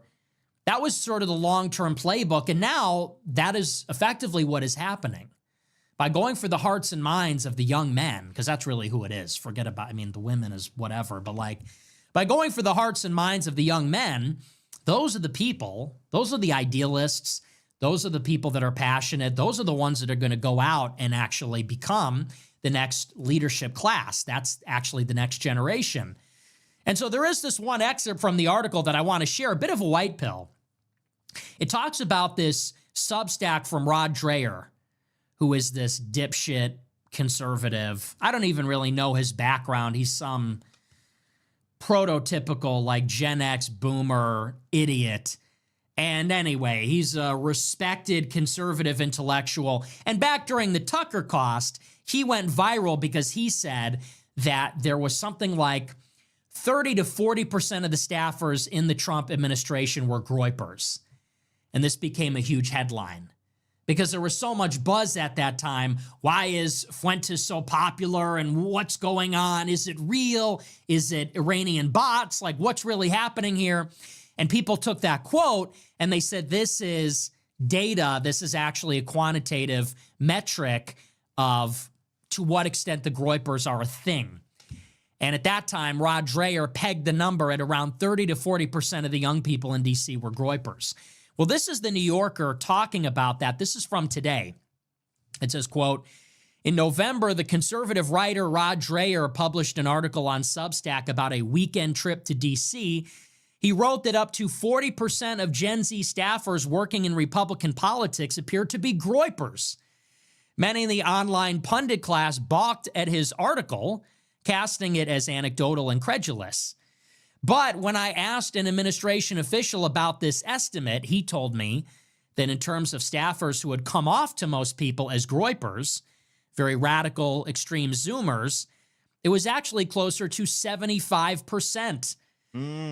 This official said, quote, they're an incidental outgrowth of an underlying sociological phenomenon, which is the rightward drift of the silent majority. It's now developed into something further than the Trump movement. During a recent focus group of 20 Gen Z Republicans conducted by the Manhattan Institute, a subset of participants were asked to share their thoughts on Hitler. One said, quote, I support national sovereignty, and Hitler was a nationalist. He was like, we have to take Germany back for Germans. And I feel like we should do that in America. We should take America back for our population. Yeah. Fuck yeah. I agree. I totally agree. I totally agree with that, We should do to America what Hitler did to Germany. That's Holy so fuck. true. Yes. Kidding. Only No. one responded with outright Bullshit, criticism of he's Hitler. kidding. Carter Goldberg, a volunteer at America Fest, told me, quote, young people that would normally be run-of-the-mill conservatives are debating the Holocaust. Even those on the right who find groypers idiotic actually echo many of their political positions. Beach. The second person close to the administration said, people who think they want to purge groypers don't realize that to most people, they seem like groypers themselves. Ooh. And that's the victory. Nick taking a victory It lap. is Good safe for to you, say, Nick. to borrow a phrase, we're all groypers now. Yo, what up, Valenti? We're all been a minute. groypers now.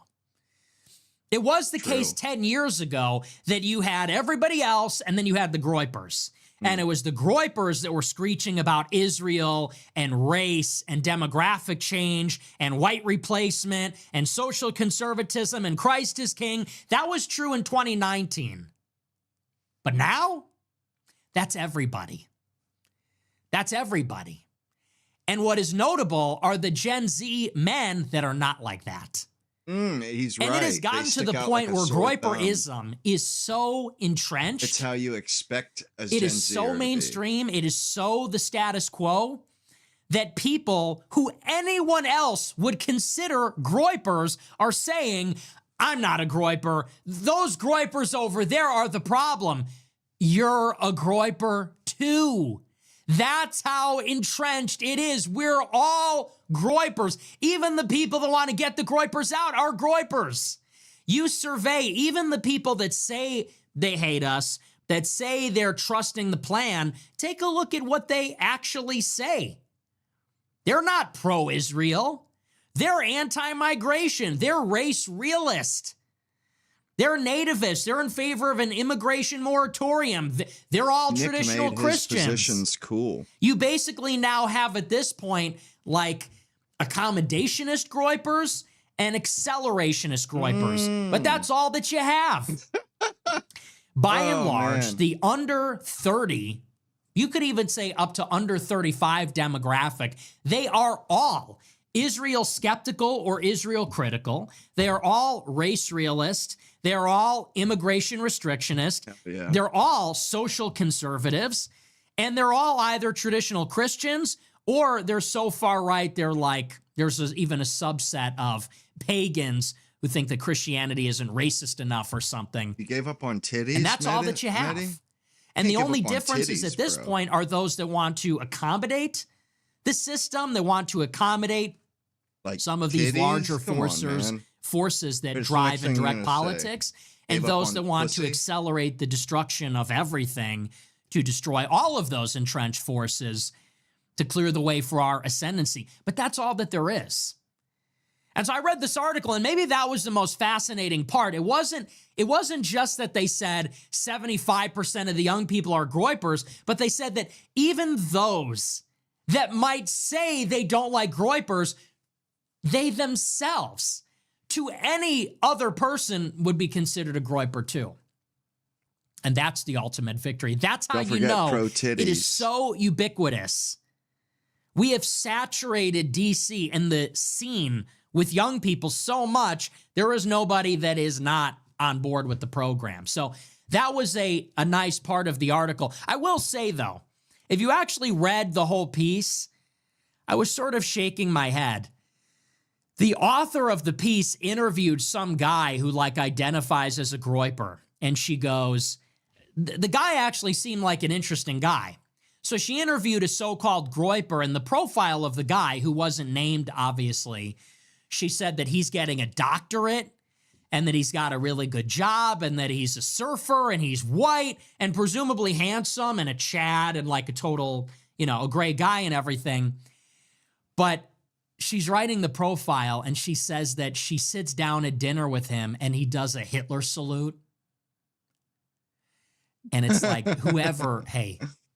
whoever was interviewed for this I think we need article, a what the poll. fuck is wrong with you? I mean, seriously. I'll show you. They interviewed a groyper for the piece, and by every account, the guy sounds like a winner. Read the article. In the lead, in the first paragraph, she goes, he's getting his doctorate. He lives in California on the West Coast. He's a surfer. He's got a good job. He trades on Polymarket. She writes, but they sit down for lunch at a cafe and he hits her with the Hitler salute and then laughs and says, it's a joke, but it's also serious. And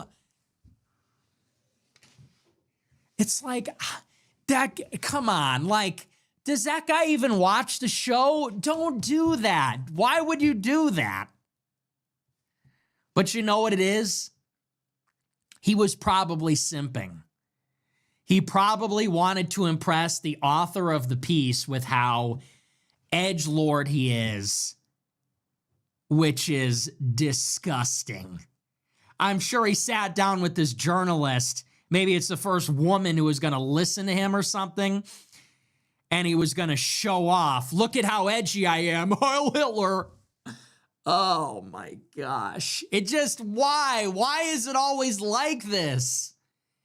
What have I created? I feel like Oppenheimer.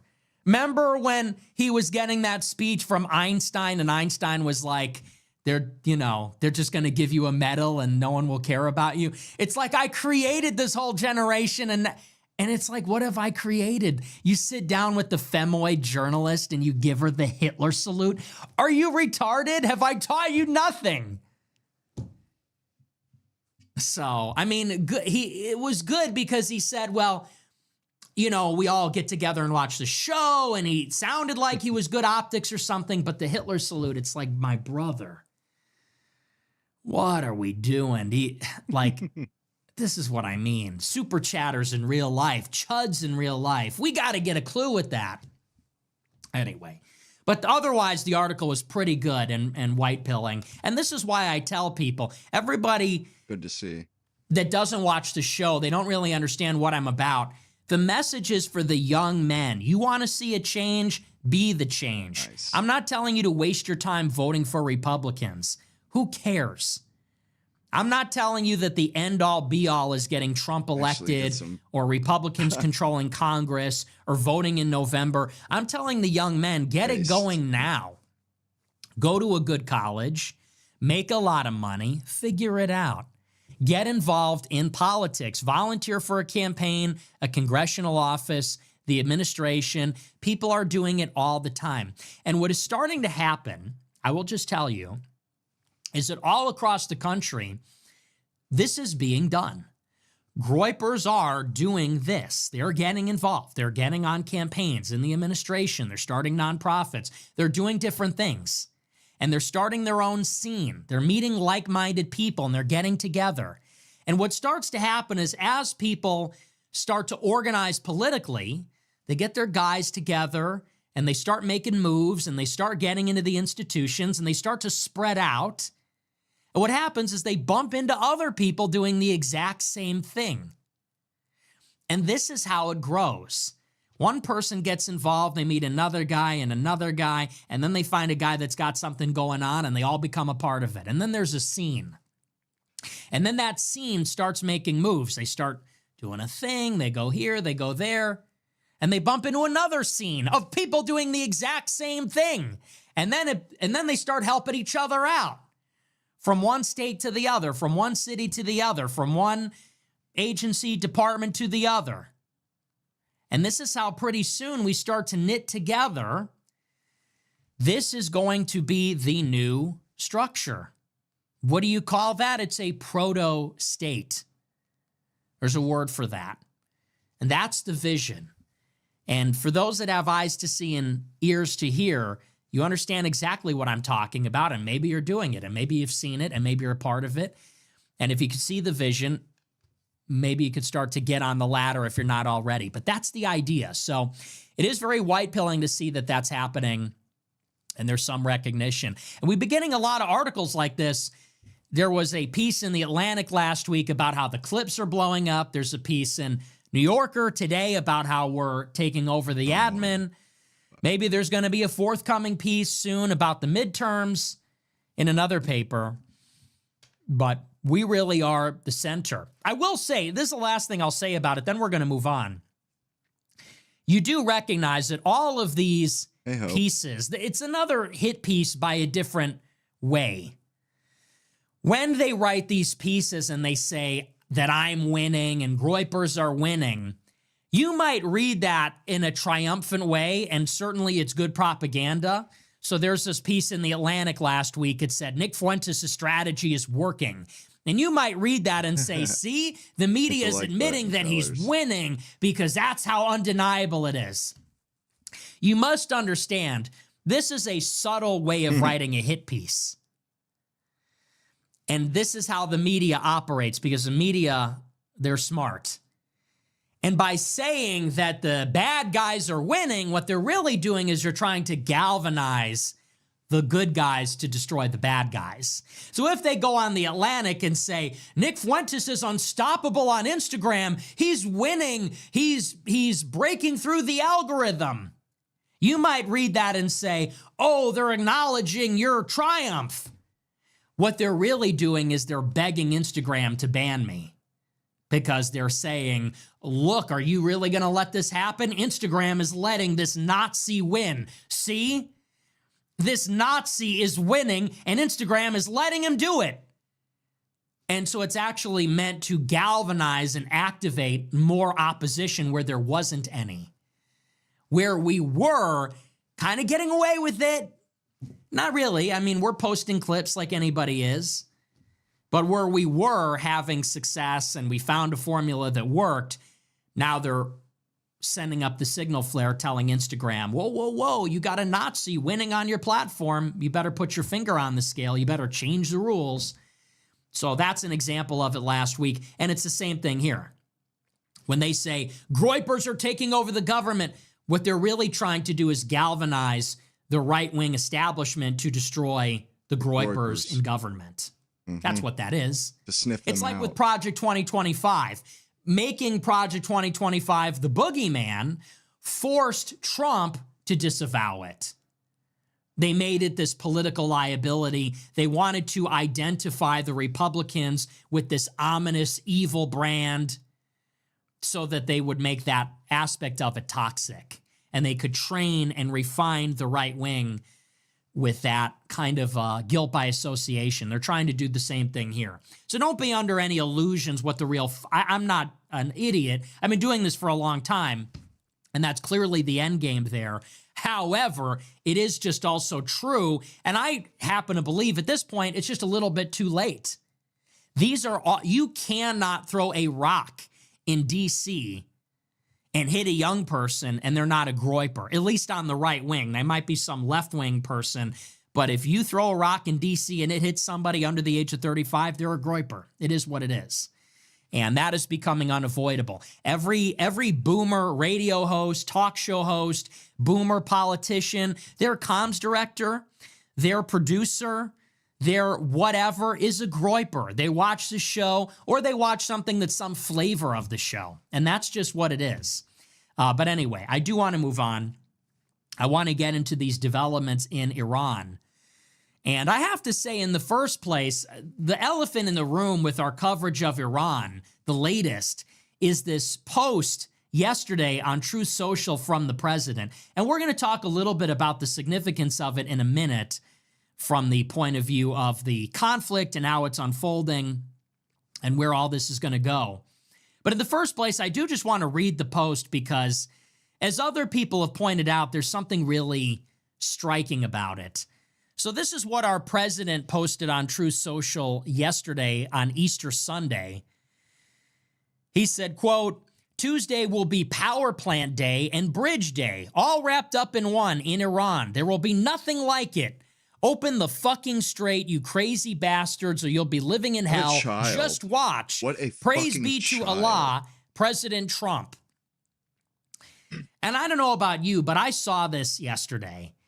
And like Marjorie Greene and like Tucker Carlson and Candace Owens and everybody else, this is disturbing. It's actually sickening. And I'm not that guy. I think you know that about me. I'm not really one to be a bleeding heart or to clutch my pearls or to be sanctimonious about this sort of thing. But it's everything about this. It's everything about it. It's bad enough that we are in a war in Iran without a reason, without a plan B, an exit strategy, a plan. It's not enough that we're being lied to about it, that we're doing it for Israel. Americans are dying and Trump is totally flippant about that. But it's Easter Sunday. It's literally the holiest day of the year. And this is what you post? Not Happy Easter, not Christ is risen, nothing. You threaten to bomb Iran, which is bad enough by itself. But then it's the profanity. Open up the fucking strait, you crazy bastards. Tomorrow we're bombing all your infrastructure. And then mocking God, and then praise be to Allah, and then mocking God in the middle of it as well. And this is when you realize Trump is evil. He's not a bad president. He's evil. He's not surrounded by bad advisors or bad personnel or people that are disloyal or not giving him good advice. I've been trying to say this for years. It's him. He is the problem. He has always been the problem. This entire time. Any way you want to cut it. It's not the people under him. It's not the people around him. It's him. It's not people failing him. It's him. And it's him at his core. It is because he is a completely hollow and wicked person. Who else? What other kind of person could say something like this? Trump is wicked. And it would be bad enough if you were a Fox News talk show host. You expect this kind of thing from Mark Levin. You expect this kind of thing from Laura Loomer. These people have darkened minds and darkened souls, and they are shock jocks, and their business is to offend the conscience of everybody to get attention because their message is repugnant and nobody would support it otherwise, and nobody would even pay attention to it otherwise. But this is the president of the United States. This is the head of the country on the holiest day of the year, threatening to bomb Iran. Open up the strait, fucking bastards. Praise be to Allah, President Trump. Who writes something like this? What kind of human being writes something like this? I don't understand how anybody could still be making excuses, because this goes above and beyond. I used to think 10 years ago that when Trump would fight back against the media, this is one of the things that we used to love about Trump. Yeah. What did we used to say? That he was brash, that he was rough around the edges, he's direct, he talks how we talk, he says what we're thinking, he's not politically correct. Remember that? That used to be a part of the appeal. Actually, that used to be central to his appeal. People used to say that that was an indicator of his authenticity, his honesty, his groundedness. He's not like the other politicians. He's not about the bullshit. And so 10 years ago, I used to think that was funny. I used to think it was cool. I used to think it was refreshing. And the reason is because it seemed that all of the civility and the formalities and everything like that, it seemed like all of that, we were going through the motions, and underlying it was a lot of propaganda and lies. So at a certain point, people said, let's just dispense with all of these pointless rituals. Let's dispense with all of the pomp and the formalities. Let's dispense with all of this politically correct language, and let's just be direct and honest about what's happening in our country. And maybe there's something to be said about that. But we have come all the way around over the course of 10 years, and now is there no decorum? Is nothing sacred? Is there ever a time to be respectful of anyone or anything? How about respectful of the U.S. population? How about the fact that you're the U.S. president for children and families and for a nation of Christians to talk like that at all? How about respectful of the fact that it's a holiday, that it's Easter, respectful of God? There's a time and a place for everything. That you could argue there's a time when we can say a swear word, and there's a time when we can be funny or flippant. But here's a few areas when that's not a good idea. When you're at war and it concerns the lives and deaths of U.S. soldiers and civilians. Here's another time when that's not appropriate. On Easter, the one day of the year when we commemorate the resurrection of Jesus Christ. Actually, it's every Sunday, but Easter is the actual historical date when it happens. Those are a couple of situations when actually we want a president to be presidential. That's actually when we want the president to be respectful and to show a little bit of decorum and civility. And if you can't put that together at a time like this, what kind of leader are you? Better yet, what kind of man are you? And so I've been saying this for a long time. I'm over it.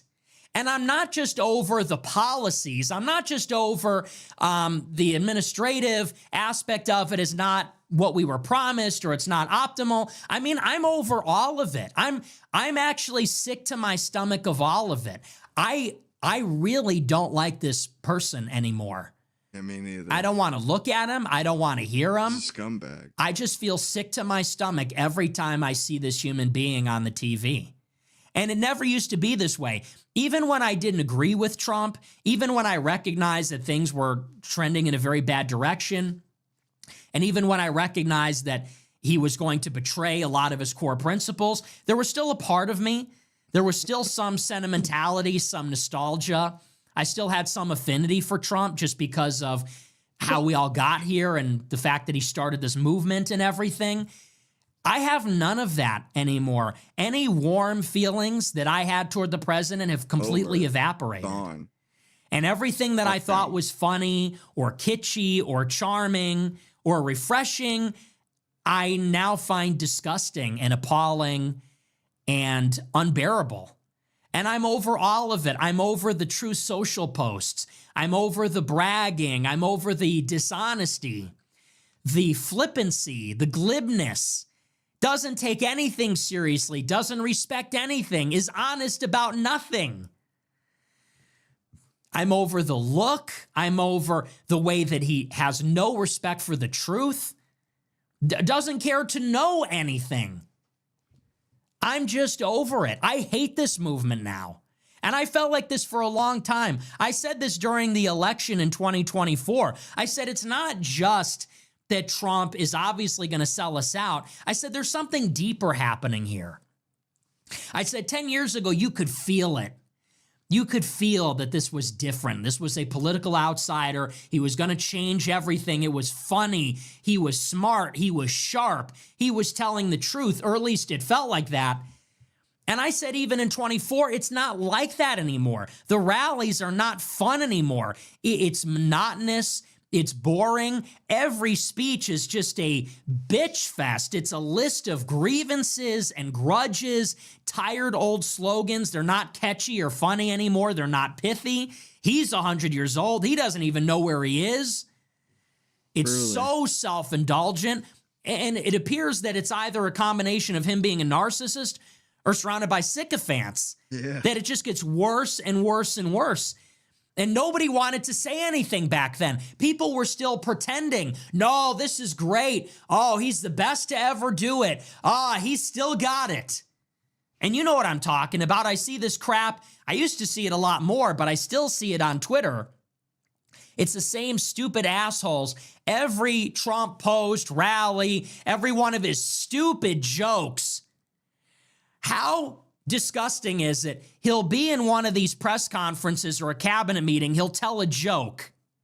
And all the sycophants start belly laughing. He will say the lamest, most unfunny joke in the cabinet. He'll talk about the auto pen, Biden, whatever. And the sycophants laugh and laugh. How disgusting, how embarrassing is that? Is this the first world? Do we live in America? What country is this? Are we in a movie? I mean, it's a joke. It's a glaze session. One cabinet member after the other. Oh, President Trump's a genius. He reads so many books. He knows more than anyone. Oh, we have the best economy. Oh, it's the greatest. Oh, yeah, have you seen, could you tell, could Biden do that? Could the auto pen do that? Then everyone belly laughs.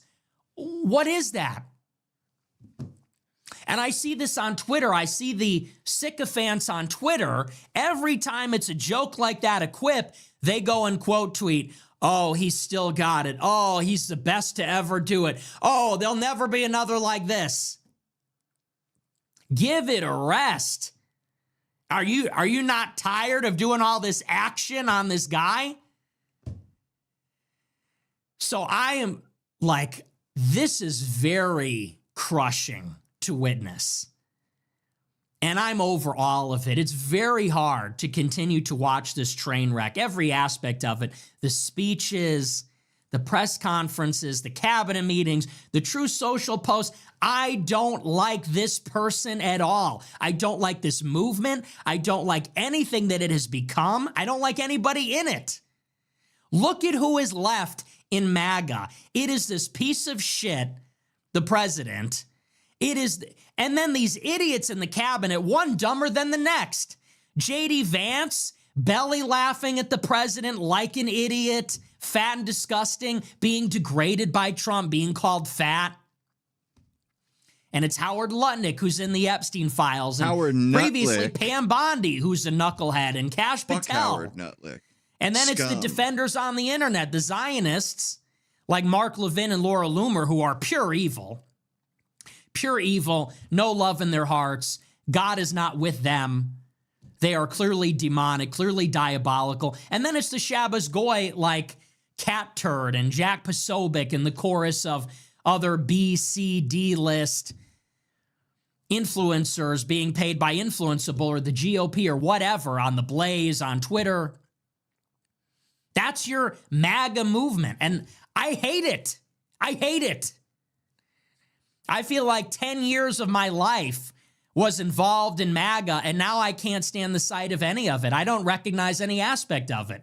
Not the policies, not the rhetoric, not the ideas, the people, even him, even the man. I don't even recognize him anymore.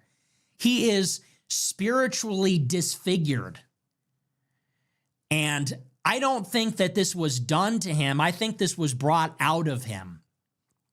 It's clear that that wickedness was always there. We just didn't see it. It was disguised. It seemed that maybe everything else appeared so much worse by comparison. Standing next to Hillary Clinton, standing next to what existed before, and people forget how bad it was before. It was really bad. Maybe we didn't recognize it. But now that this is all that there is, now that we are in the post-woke era where Trump won the popular vote, now that Trump is our two-term president, and the left is apparently still less favorable than the Republicans, the Democrats are, now maybe it's just so much more obvious. But I can't stand it, and I don't like it. And this is why it was so important in 2024. I hope everybody recognizes this is why it was so important that we struck out and did our own thing. Because the one thing that is unique about the Groypers compared to everybody else, is that my followers have always been more loyal to me than they are to Trump. And that is the difference. Because I'll tell you something. Everybody else, including and especially those that are against this war in Iran and always have been, including and especially those that are not in support of this immigration policy or unhappy with it, they all supported Trump in 2024. And I'm talking about Tucker, and I'm talking about Candace, and I'm talking about Ian Carroll and Dave Smith and Alex Jones. And I like a lot of these people. And I think a lot of these people are doing a really phenomenal job right now. But all these people, to a man or woman, supported Trump in 24, either because they were caught up in it or because they had no other choice. They couldn't oppose the president. Why? Because Trump is more popular than them. Trump is more popular than them with their own followers. So they had to. It would have been career suicide for anyone else to go against Trump before it was popular. Now some of these people, you could see now Tucker is breaking, Candace is breaking, Dave is calling for Trump to be impeached. And credit where it is due. Better late than never. But they had to wait for it to get this bad on some level because it maybe wasn't an option in 2024 because they were subsidiary to the larger Trump umbrella. And for 10 years, that is why it has been so important for us to have our own thing, our own bubble, insulated, distinct, separate, protected, and sometimes that made people feel uncomfortable. Sometimes that made people feel left out. They wanted to be a part of the Trump movement. They wanted the benefits conferred upon them by the Trump movement. They didn't want to be out here in this other club. But that is why we always had to go that way, because the writing was on the wall even 8 years ago. I remember, and this is the last thing I'll say, and then we're going to move on. I remember in the Groyper War in 2019, when Groypers were invented, when the Groypers became synonymous with my followers, when America First got put on the map, we raised the challenge to Charlie Kirk. When all of this started, I remember in 2019, my followers would go to Turning Point and say, you're not a real conservative because you support mass migration, you put Israel over America, and you're a social liberal. So how are you conservative? And you know what they would say? They would say, well, guess what? Trump is in favor of legal immigration, and Trump is pro-Israel, and Trump endorsed Lindsey Graham, and Trump is pro-gay and pro-trans. He's friends with Caitlyn Jenner. And so they would say, it is you that is out of step with MAGA. It is you that is a fake Trump supporter. We are the real MAGA. And, you know, some people at that time might have tried to contest that. But I said, you know what? You're right. It's true. Lindsey Graham is welcome at Mar-a-Lago. We are not. Doesn't that tell you something? Mark Levin is promoted by Trump. We are not and never will be. Alex Jones got an interview with Trump in 2015. That was the end of that. But the rest of them, Sean Hannity, Levin, they still get access. I said, so instead of forcing it and trying to make it work, I said, we need to recognize that on a long enough timeline, if we put all our eggs in this basket, we're going to find ourselves outside in the cold. Because you know what? They're right. Mar-a-Lago and the Trump movement always has been infiltrated by those elements. And we're never going to be able to leapfrog them in the court of Trump, thinking if we kiss enough ass, if we defer enough to the president, if we engage in these court politics and political machinations, maybe one day he'll choose John McEntee over Brooke Rollins. Maybe one day he'll choose, who knows, Tucker and the based guy over Mark Levin and Laura Loomer. But I recognize that that was never going to happen. So we had to say that the real solution is to recognize the legacy of Trump and Trumpism while also acknowledging that it isn't the end-all be-all. He was a necessary step, a first step, but he was never going to take it all the way, and he can't, and he won't. And it's up to the next generation that actually has dynamic, new ideas, radical ideas that will have to take the baton from him, even if by force. Even if it's a hostile takeover of MAGA, I don't give a shit. I don't care if Trump cries. He doesn't need to endorse me. He doesn't even need to like me. We are going to have to take the baton from Trump, from MAGA. We'll pry it from his cold, dead hands if we have to. And that's not a threat. I'm not saying that in any type of suggestive way. But I mean, he's an old man. He is an old man, and his followers are old. Trump is 100 years old. His followers are 100 years old. Mark Levin's audience is 100 years old. Fox News, who even watches it, other than nursing homes and the villages? Trump is not going to be around in 15 or 20 years. We will be. And Trump is not good enough and never has been. We will take the baton if we're lucky enough for him to see the light and give it to us. If not, we will wait for his career to sunset. And we'll if take necessary, it anyway. we will wait for him to pass on to the next life, and we will fucking take it. He's literally talking about the game plan for all the boomers. We're taking it over. When they finally fade away, they think that they're forcing us to live like them and to think like them, but they don't realize as soon as you die, we're going to have our way. We either get mass deportations now, not in a nice way, with boomers in control, or we do it later on when they're gone and the shackles are off, the constraints are off, and it's not going to be so nice, but it's going to happen. We will fucking take it from the boomers, including the king boomer Trump. We will take it from Fox News. We will take it from them because it is necessary. Because it is the truth. Because this is the necessary next step. Thank you, but they expect one of us in the wreckage. And it's not going to be my generation. So that was always the conceit. Brother. And this is what I said in 24. I said, it is important that we say no, not good enough. Miriam Adelson, Marco Rubio, war with Iran, stapling green cards to diplomas, not good enough. I'm not thinking about 2024. I'm thinking about 2040. I'm thinking about 2036. I'm thinking about how are we going to create the next wave and the next movement, rather than trying to ride off of the cresting wave, the final wave of this movement. That's the message.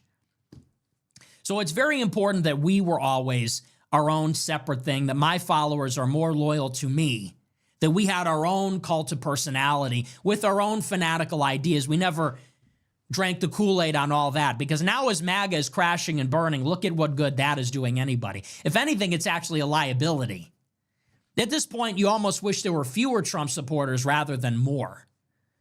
But I just had to point out this True Social post. It's one of the most disgusting things. You feel it on a deep spiritual level that something is very wrong here. There is so much evil that surrounds this man. There is so much evil that surrounds this president. Someone like Mark Levin, watch this guy's show. Look at his Twitter. He's filthy and diabolical and hateful and demonic. And this is the person that Trump has anointed as a spokesperson. And you see the things that Trump is saying, the things he's saying and doing.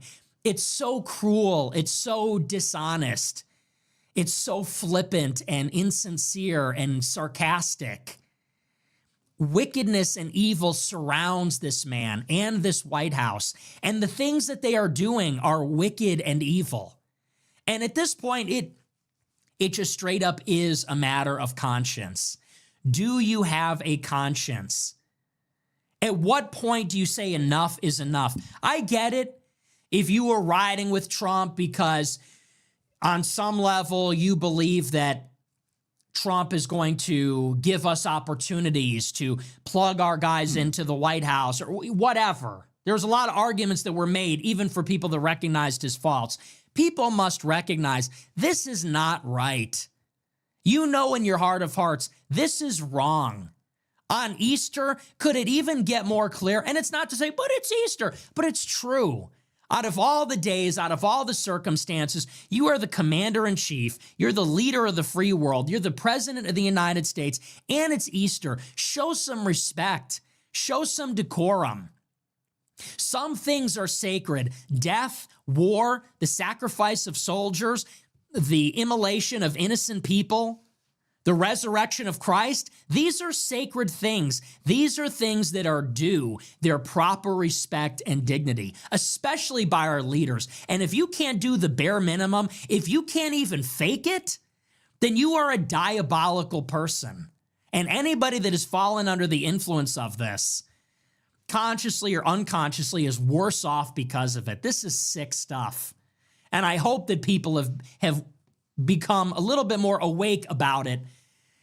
If it takes this much, like I said, better late than never. I don't know how you could have missed it. Bombing Iran, burying the Epstein files. Some people were still making excuses. I don't see how you can do apologia after that. I will say the one thing. I saw Tucker Carlson's video about the post. And listen, like, I commend Tucker in a lot of ways, but in other ways, he's totally lost the plot. So that post from True Social that I just read, Trump does this sarcastic. He says, "Praise be to Allah," which I think is crass. I don't think that's appropriate.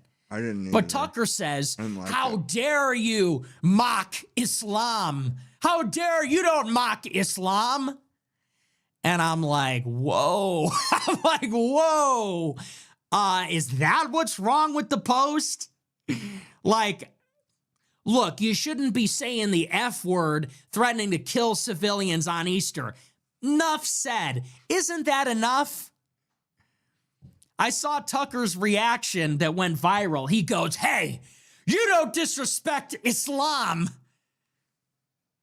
And I'm like, okay, like, that's the problem? That's what you have an issue with, that he disrespected Islam? And then Tucker does another one of these convoluted, he goes, if you make fun of someone's religion, it means you think you're God, and you're not God. It's like, what? Like, what the fuck? I don't even know. I can't even understand the connection. We can't mock another person's religion? I agree it's not polite. I agree we probably shouldn't be too flippant about it.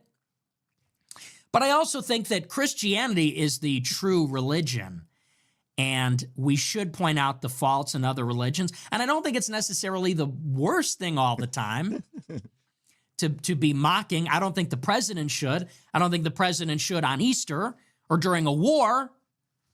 But it's like, that's the part that you took umbrage with? He goes, "You don't mock Islam.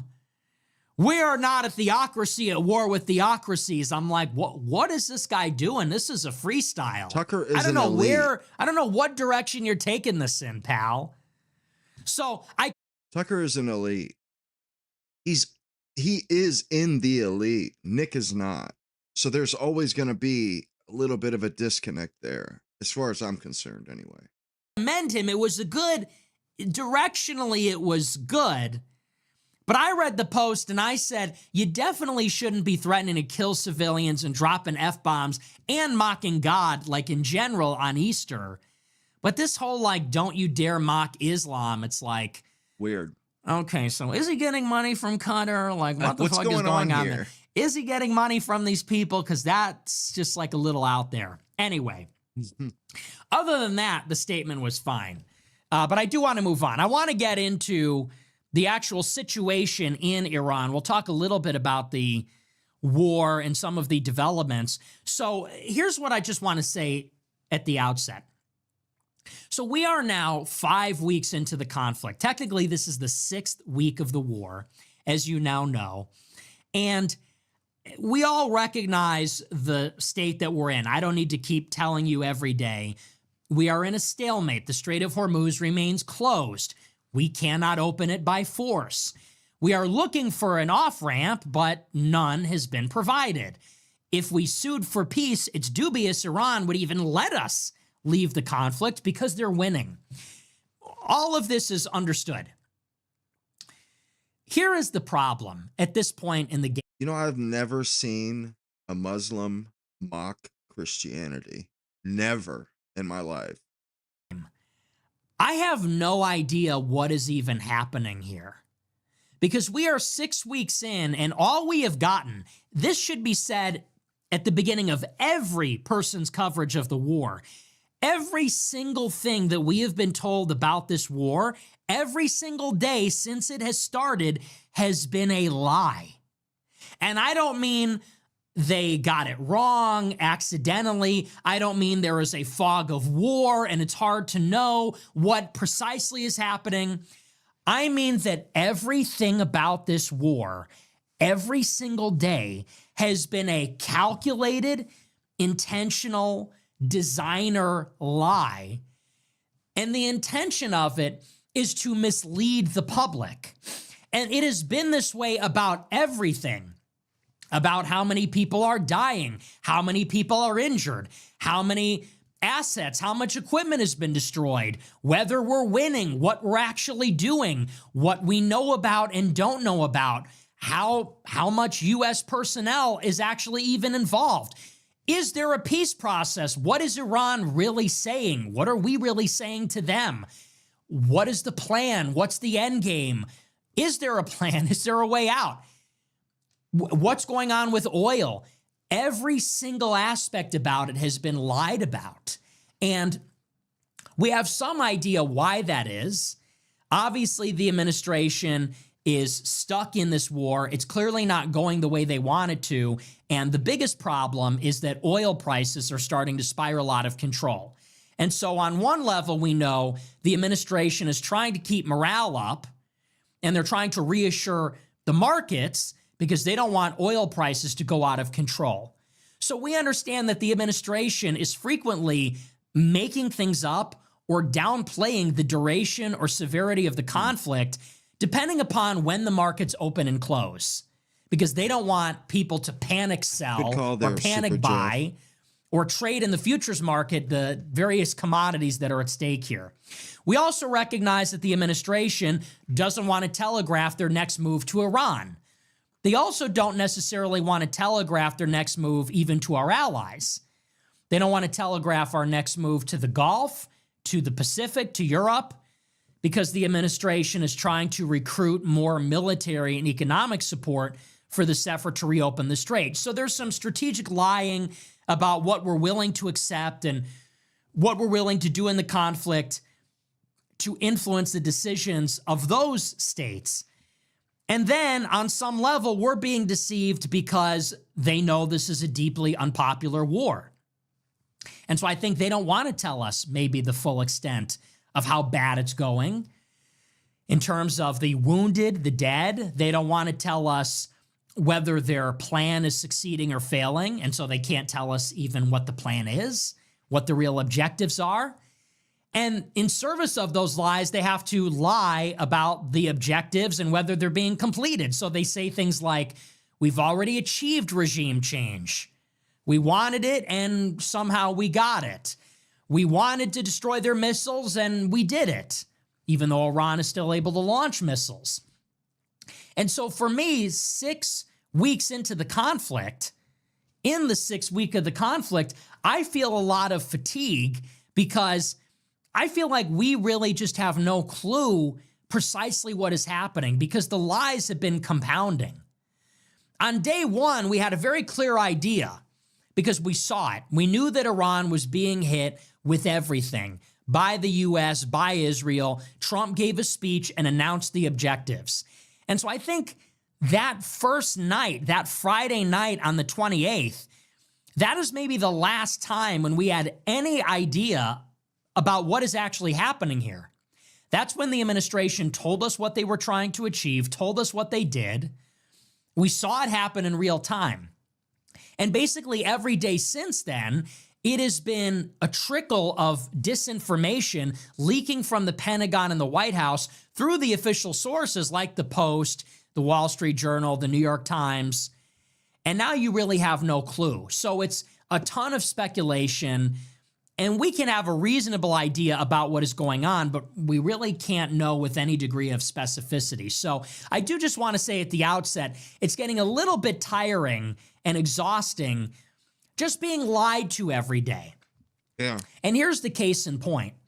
So the big development in the conflict right now, we have to speak in terms of this universe where what the White House is saying is actually true. So what is the official state of the war? What's the official story? What is the government line? What is the nominal state of the war? We have to speak in these terms because that's the only way that it's intelligible.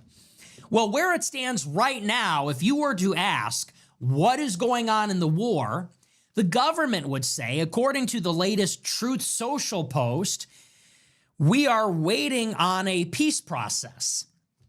You might remember that about 2 weeks ago, Trump gave an ultimatum to Iran. Once upon a time, Trump posted on Truth Social that Iran had 48 hours to open up the Strait of Hormuz, which they have closed, with missile and drone strikes on commercial shipping there. And if they don't, then the United States would escalate the bombing campaign to target Iranian infrastructure, specifically their electrical grid, their power plants, and other electrical infrastructure. Well, that deadline arrived. The 48 hours elapsed. Iran did not open up the strait. So Trump extended the deadline by 5 days. And once again, the deadline nearly passed. The time had elapsed. Iran did not open the strait. So Trump extended the deadline another 10 days. And Trump said that Iran had begged the United States to extend the deadline. That deadline was supposed to have expired this morning at 10 a.m. But then yesterday on Easter Sunday, and this was the message we just read off on Truth Social, Trump yet again extended the deadline in another series of posts and said that actually Iran now has until Tuesday, tomorrow evening. And once again, if they don't open up the strait, then we're going to escalate the bombing and we're going to destroy not just their power plants and their electrical grid, but also their bridges, also their transportation infrastructure. So if you were to say what is going on in the war, what the government would say, according to Truth Social, is that Iran has until tomorrow night to open up the strait, or else the United States is going to bomb all of their civilian infrastructure. Now, this begs the question, why do they keep getting these extensions? Because again, it was a 48-hour deadline. Trump said we're pushing it back. Why? Well, if you go back to what is now ancient history 2 weeks ago, Trump said the reason we're extending the deadline is because there is a peace process underway. Trump is telling us that there is a peace process. And specifically, Trump has said Iran is begging us to make a deal. And we are speaking to Iran, and we are in the final stages of these negotiations. And Iran has agreed to everything we're asking them for. They've agreed to nuclear concessions and other concessions, and they want to make a deal more than anybody realizes. This, once again, you have what is happening in reality, which we can only guess about. We can speculate, we can guess, we can look at inconsistencies, we can read between the lines. And then you have what is happening in government world on True Social. And what is happening on True Social is that these deadlines for total destruction keep being pushed back because there's a peace process. And Trump is giving the peace process a chance because apparently it's super successful. That intermediaries from Pakistan, Egypt, Saudi Arabia, and Turkey have intervened, and they're trying to bring the U.S. and Tehran together to make a deal, and Iran really wants it, and they're begging Trump for more time, and there's so much agreement. And so we're just waiting on this peace process to prevail so that Trump doesn't have to bomb them literally to the Stone Age, which is what they've been saying all weekend, tomorrow. The problem with this is that none of this is true. None of that is true. Okay, there is no peace process. Iran is not begging us for peace. They don't want to make a deal. There are no advanced talks, and they've not agreed to anything that we have submitted. So 2 weeks ago, when you had the original 48-hour deadline, there was a lot of talk that there would be a summit in Pakistan with J.D. Vance meeting the Iranians and making a deal. Never happened. Trump said the Iranians begged him for another extension. Never happened. The Iranians actually came out and said the only reason Trump gave an extension is because the markets opened on Monday. And Trump wanted the oil market not to freak out. So he said, we're going to push the deadline back because peace is imminent. And then the second extension, Trump is saying, we don't want to make a deal. We don't have to make a deal. We're winning.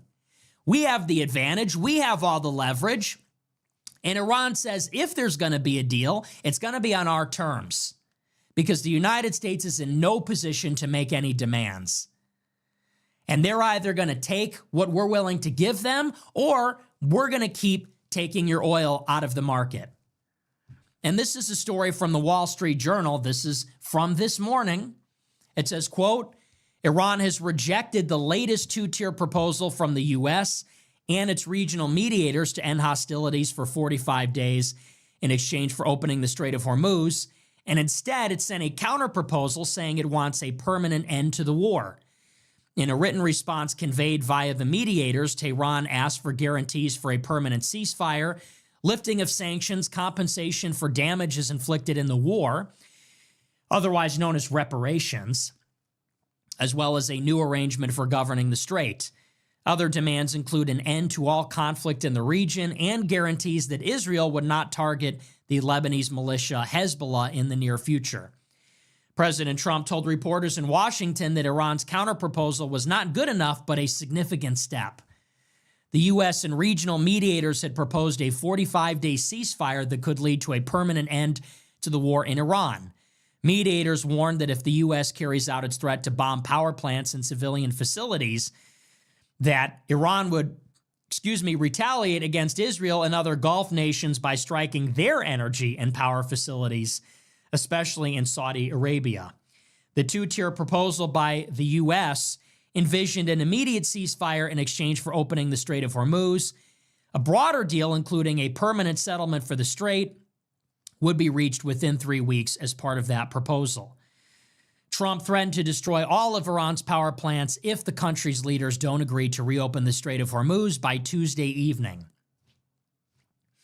So again, you have the official story, which is, so what have we been doing for the past 2 weeks? Well, we have deployed a third aircraft carrier.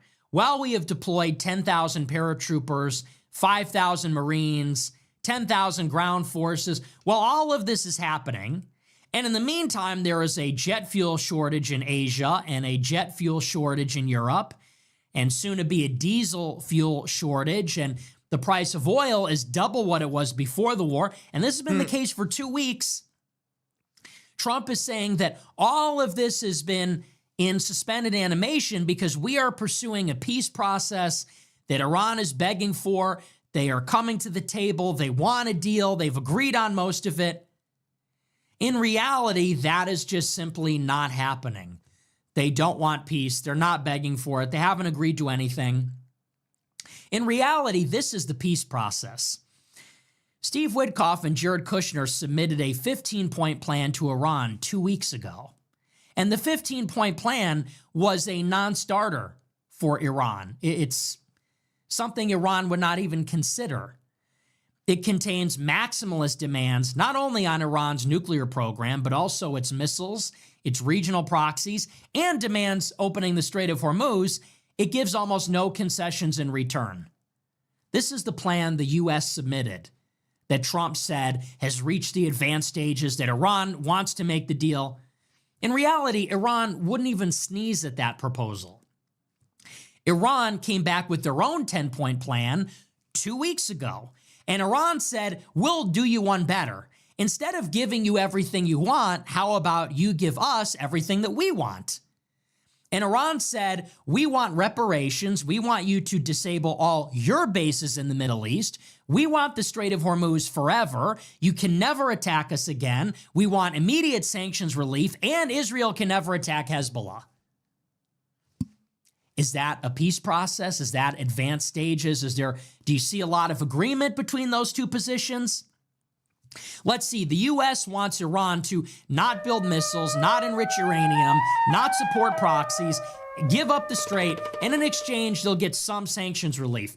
Iran wants us to pay them reparations, destroy all of our bases, open up the strait, give them the strait, open up all the sanctions on them immediately, and we cannot attack their proxies, and neither can Israel. I'm sorry, where's the agreement? This is an advanced agreement. They're begging us. They're desperate for a deal.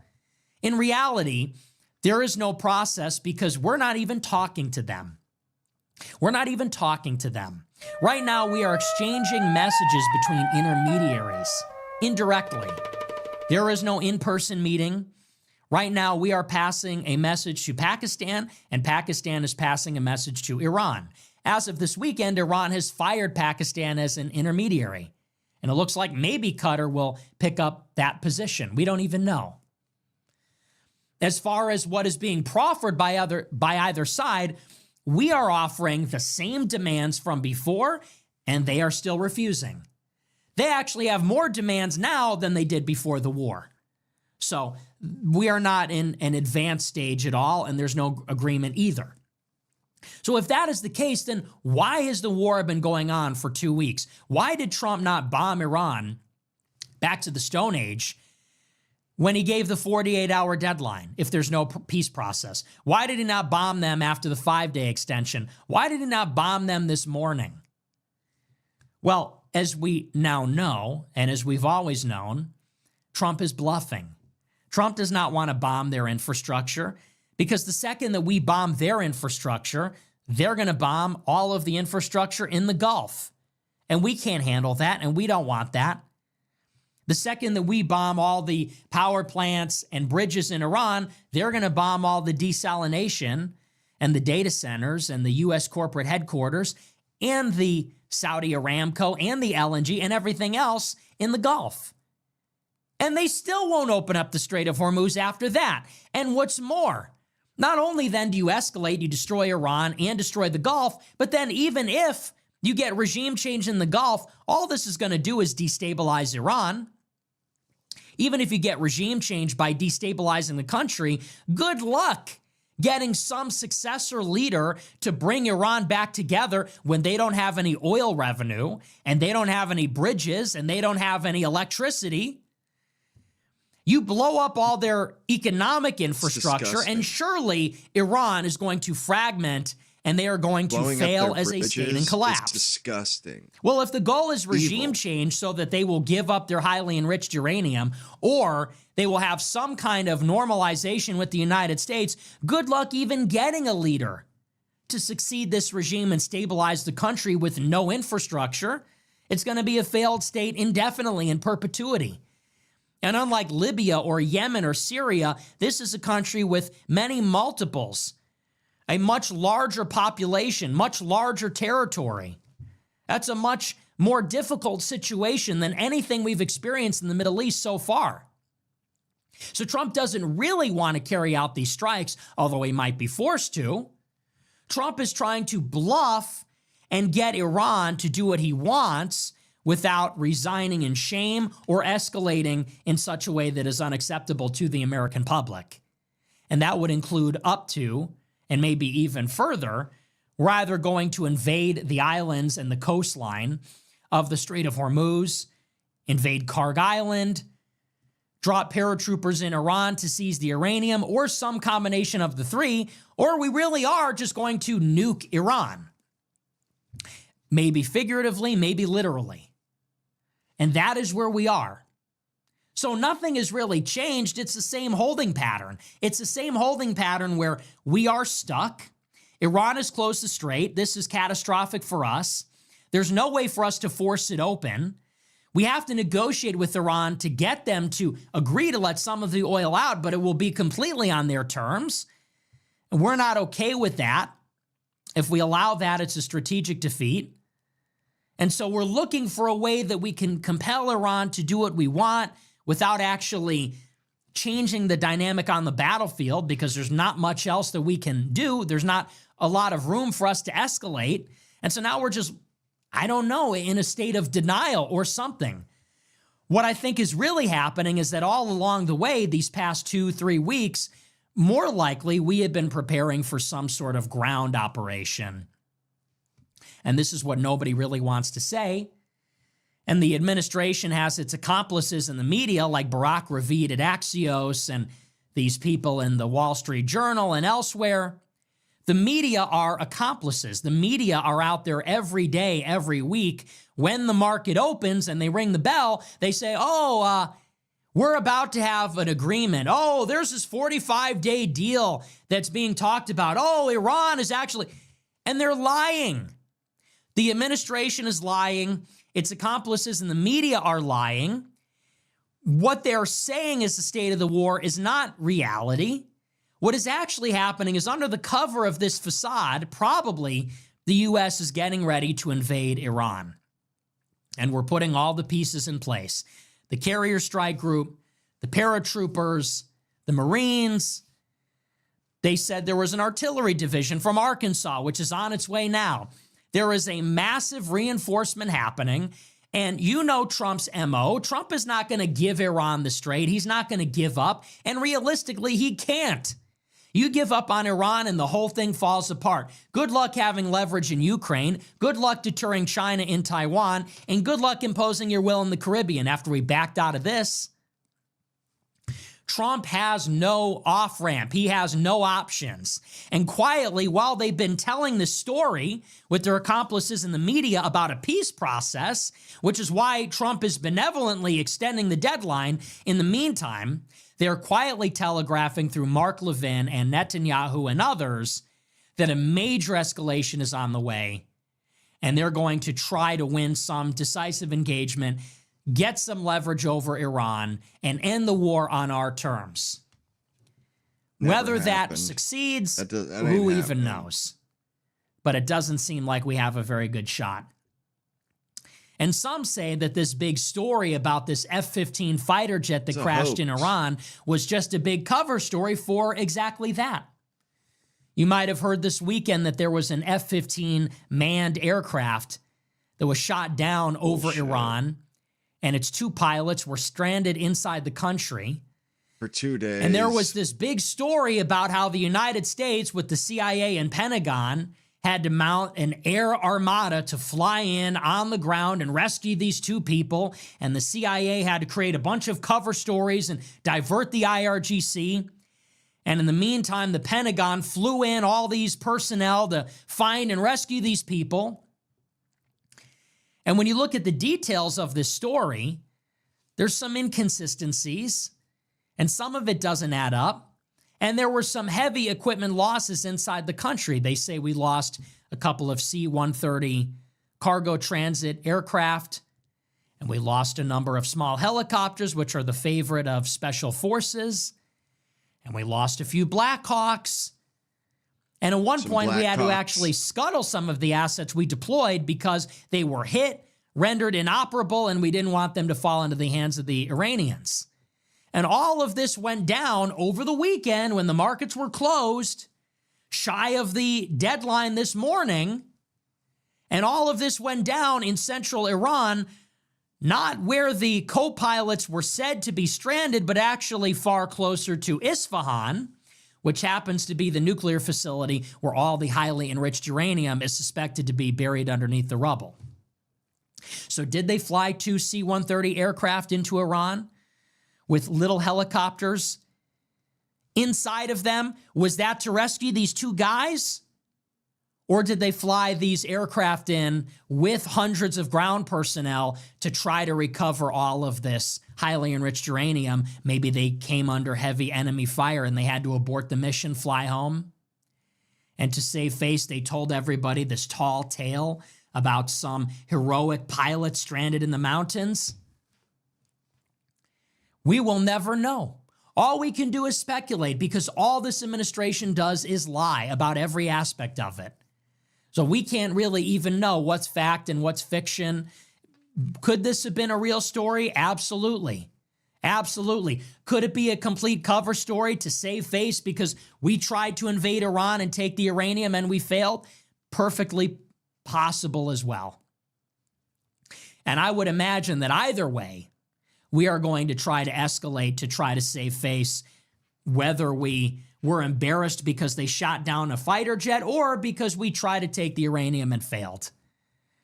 Either way, it seems like all this is pointed towards a major escalation. So that's where we are in the conflict. This is bad stuff, guys. I get a very bad feeling about all of it. And I don't think people recognize the gravity. People are out there on Twitter saying, hey guys, maybe we're going to put boots on the ground, but it's not Iraq. We're not going to put 300,000 guys there. We're not going to be there for 20 years. It's like, oh, great. What a relief. Oh, okay, it's only going to be 6 months. How many people are going to be there? And when are we getting out exactly? You don't know, and nobody knows. And I wish it were that simple, but unfortunately, this does not look simple. And it looks like Israel has us exactly where they want us, which is stuck, trapped, no off-ramp, no way out. The only way this goes is we get drawn further and further, more liability, more of a sunk cost. We keep having to up the ante because we keep losing and we keep getting embarrassed and we're running out of options. And one day they're going to tell us the only way out is through. Just press the red button. Just deploy 300,000 troops. Just invade Iran.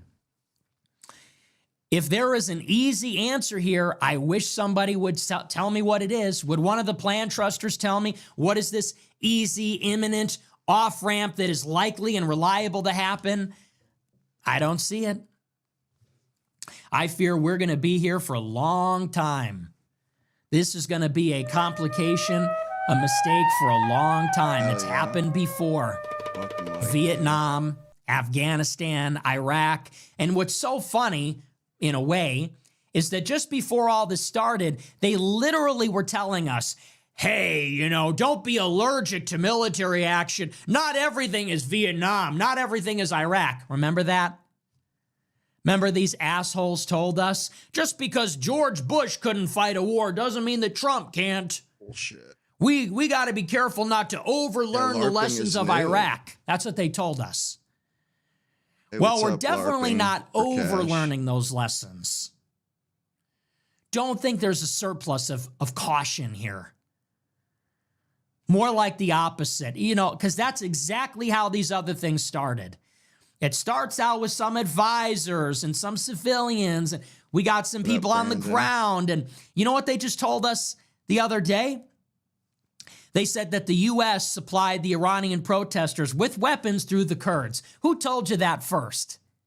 I told you that in January. I said, I bet you 2 bits, all these protests in Iran that are happening in Kermanshah, that are happening in the West, where all the Kurds live, I said, I bet you 2 bits, that's the CIA, that's the Mossad, that's a DOD, where they have their air base in Erbil. They're pouring the weapons in northern Iraq, and those weapons are going across the border into Iran. I said, that's not an uprising, that's an invasion. That's an invasion by proxy. Those are the Kurds. They're a transnational people, and we are very friendly with them in Rojava. We're very friendly with them in northern Iraq. And that border is porous. And the Iran war is really an Iraq war too, because it's the Kurds in the north and it's the Shiites from the PMF in the rest of Iraq, just like it's the Kurds in the west and it's the Shiite and the Persians in the rest of Iran. So it is the same story. It is that classic story. You get into these things one step at a time, one foot after the other. That's how it starts. We didn't get into Vietnam all of a sudden in, what was it, 65? Technically, we had been there. And the same goes for Iraq. We didn't get into Iraq in 03. We started there in 1990. And even before that, we were involved in the Iran-Iraq war.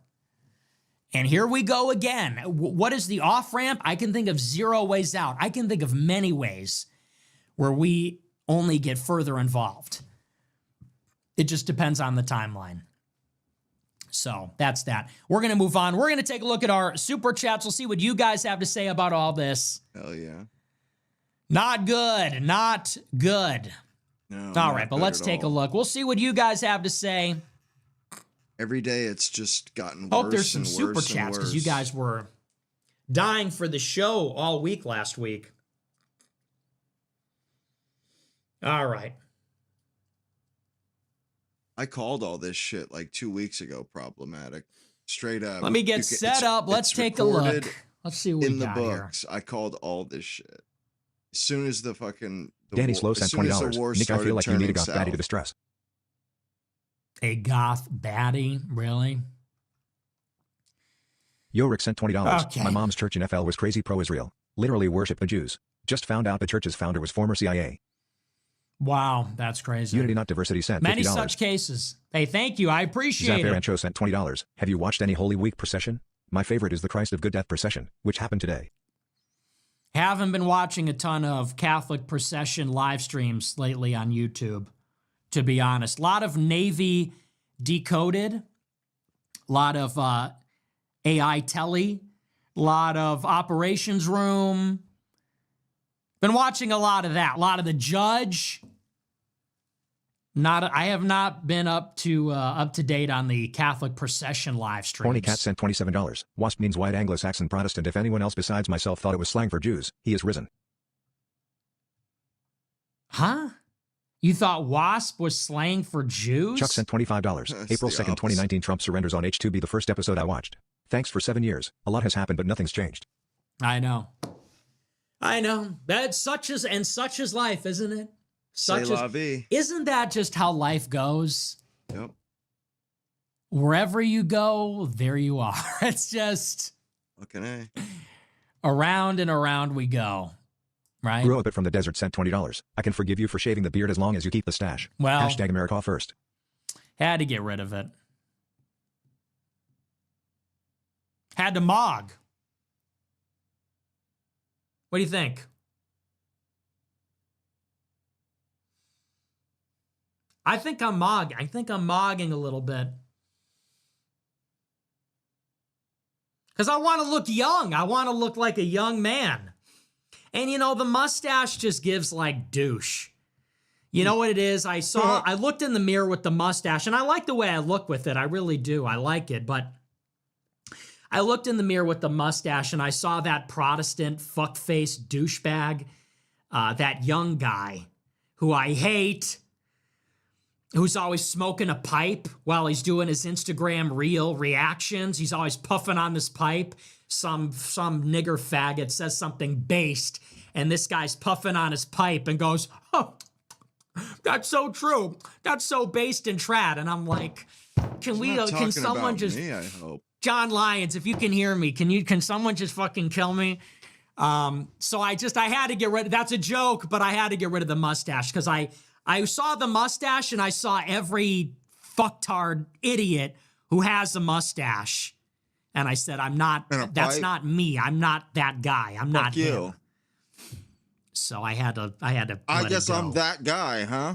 You know, sometimes you look in the mirror and you just don't see yourself. You know what I mean? Sometimes you look in the mirror and you say, this isn't me.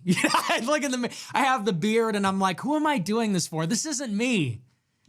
I have to get back to myself. So I had to lose a mustache. License to Wheel sent $20. Did you see the various accounts that are conducting forensic tests against the official narrative on Kirk? They are finding large inconsistencies on sound, time, distance, energy, shrapnel tracing, and more. Okay. Amazing. License to Wheel sent $25. Did you see the various accounts that are conducting? Randall from Recess sent $20. Make peace with Kulinski, Dore, or Burnett. Back in the G after going out east and I love this city. Sweet home to call. No, I'm not. No, fuck all of them. Actually. Morpheus 5627 sent $20. Are your childhood friends Catholic? It's hard to relate to Normie Athos about waiting till marriage to fornicate. Okay, can we? It's a little. Fuentile sent $100. Greatest political commentator of all time. True. Thank you for the big super chat. It's true. I literally, I mean, there's just no competition right now. Thank you for the big super chat. It's so true, and yet it's so hard to be me. Thank you. It's lonely at the top. I'll say that much. I'll tell you that for free. Nikki Kennedy sent $50. Are there any programs where I can adopt a grandmother or something like a family? Because I lost my grandma 3 years ago and she was the only one who took care of me. I have no parents. I'd still be doing it. I don't even. Where you can adopt a grandma. I look, I'm sorry that happened to you. I don't think such a thing Freako exists. Glory sent $50. If a woman's father had a mustache for most of her childhood, she is more likely to find them attractive as an adult. As Saddam famously said, yabadoo, boodadoo, Scooby-Dooby, Dooby-Doo. Andrew Potato 005 sent $20. Might have already said this, but since you like iCarly, have you seen Victorious? Why none of my gray hair? Yeah, but it's not good. Diddy Sprinkles sent $200. No message. Thank you for the big super chat. No message. Beautiful. I have all gray hair. I appreciate it. Thank you. Rapus on Diker sent $20. Remember on Fresh and... Big shout out. Thank you for the massive super chat. Rapus on Diker sent $20. Remember on Fresh and Fit when Destiny was being so snarky when did we invade Iran? Wonder what that faggot has to say now. Who cares? He's irrelevant now. He is totally irrelevant. Crashed out. Griffith Sama sent $20. A temple to stand in being rebuilt, a world in crisis desperate for a savior being manufactured by a system of total economic control, tokenization, etc. Artemis launch pushing blue beam quickly here. Yeah. Well, they are doing the alien thing. They're really pushing the alien thing really hard. Brown.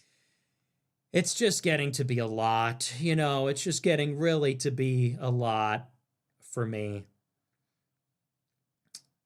I'm too sensitive. I can't handle all this. Autistic Max sent $20. I'm ready to retire. Autistic Max sent $20. I can't take it. I wasn't clear on the Sneeko joke. It went right over your head. But to be fair, that's not a very high altitude.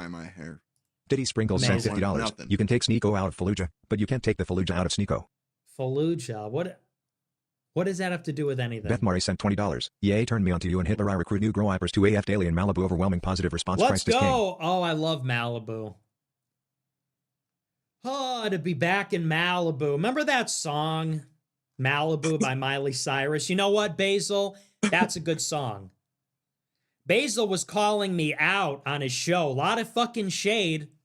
I don't know what that's all about. He was like, you're wrong about Miley Cyrus. Fuck Miley Cyrus. She's Miley a bitch. Cyrus is a bitch. But you know what? She's got some good songs. Malibu. We love Malibu. We love Ordinary Girl. He redid that one Dolly love Parton that song. Pretty good. Jolene. It's a little gay. Whatever. It's a good song, okay? It's relatable. What else? What else? And there's another one. What else? What was the other one? I like that one. I forget the other one. There's a third one I like. Anyway. Remember the Hannah Malibu. Montana. I guess Malibu is no, that's the second one. Hannah Montana. I love that song. That's a good one. That's like a wholesome. They wanted to make song. money off of her before she had hit puberty. So Absolutely they made a Clarted sent TV $20. show. The price of diesel had me properly seizure maxing at the pump today. Yeah? What do you need diesel for? Fashion expert Miss Kitty sent Truck? $20. The mustache is kinda sexy. I agree, but Northern it's just, Irish it Grower isn't sent me. $20. Maybe when I'm older. Northern Irish Grower sent $20. He is risen. Happy Easter, Nick, and all the Grow Wipers. Much love and support from across the pond in I've had a Northern Ireland. mustache for To the over a Jews, nice year try. now. Smiley face emoji. Very Index pointing at the viewer emoji. Yeah, very Going good. Exploder sent Thank you. $250. Got baptized. Confirmed. And first communion on Saturday. Love Hope it. you had a great Easter weekend. God bless you, man. Love to hear it. Thank you for the big super chat and congratulations. Welcome home. Isn't that what you're supposed to say? No, but I love to hear that. Thank Will you. Stansel's secret Roy Peralt sent $22. It's so funny to watch Twitter influencers bend over backwards to smooth over the optics for Trump just for him to go on Fox News and brag about supplying weapons to insurgent groups months prior, admit to letting Israel drag us to war again. So true. So Give true. sent $20. Thoughts on my 1990 Fox body Mustang? Red on red, stick shift, aluminum heads, 100 shot of nitrous, rock on gesture emoji. I don't really know anything. You're asking the wrong guy. I don't know anything about Rosencrantz 22 sent $20. If you were on First Take with Stephen A. Smith, what would you have to say about Caleb Williams, Cam Scat, and Jay Dart? If you can show your Bears knowledge, might get on the Cam Scat podcast. I don't, dude. I don't watch sports. You think I watch sports? I don't know anything about sports. Okay. Autistic Maxing sent $20. Looking good, as always. Hope your Easter was wonderful. I'll also keep the sneaker jokes closer to the ground for you. Oh, yeah. Do it again. Thank you. Devin Santerre Likewise. sent $50. Try talking Iran war with older conservative family on Easter. It really is depressing how brainwashed they are. You want your kids to be nuked? Okay, man. We're cooked until that generation is gone. Okay. Thank you for reminding us that boomers are retarded. Buffalo Bat sent Needed $20. that. When is Tucker Towelhead Carlson going to start forcing his wife to wear a hijab? Broken Groy % $20. I think the praise be to Allah post is a message telling them to go be with their God. Ultimate Islam rage bait. Martyr's gonna martyr. Person shrugging emoji. Yeah, that's Male sign just, emoji. it's fucking stupid. Broken Groy % $20. That is unless this is another taco. Smart as killing their Yeah, leader, who knows? Who their knows? religious Who even leader fucking at the even cares outset of the anymore, honestly? engagement. Anonymous Rooster sent $20. A bowl of oatmeal and a few tendies might be enough for a runt like yourself. What about us grown men 6 foot plus Nitka? I don't know. Don't be fat. Patty Goy Goy It's sent not $50. hard. This was a special weekend. My wife and my friend entered the church. Thanks for everything you do. God Love bless. it. Love to hear it. God Wibber bless. Groy Thanks. $50. Last night I added Ray Valentina to a GC and as soon as she started talking to me these faggots kicked her, then took away my admin status. Infinite or a loss, so can you help me get my girl? Marcos 321 Whelan sent $20. W show Nick keeping up love from the UK. Hope you had a great Easter wang. Thank you. X sent $20. I did. I voted for Hitler shirt. Sad face emoji. Candace Owens foreskin sent $20. Do you do the show off a script / notes or is it off the cuff? What's a typical day of Off prep the behind the cuff. scene look like?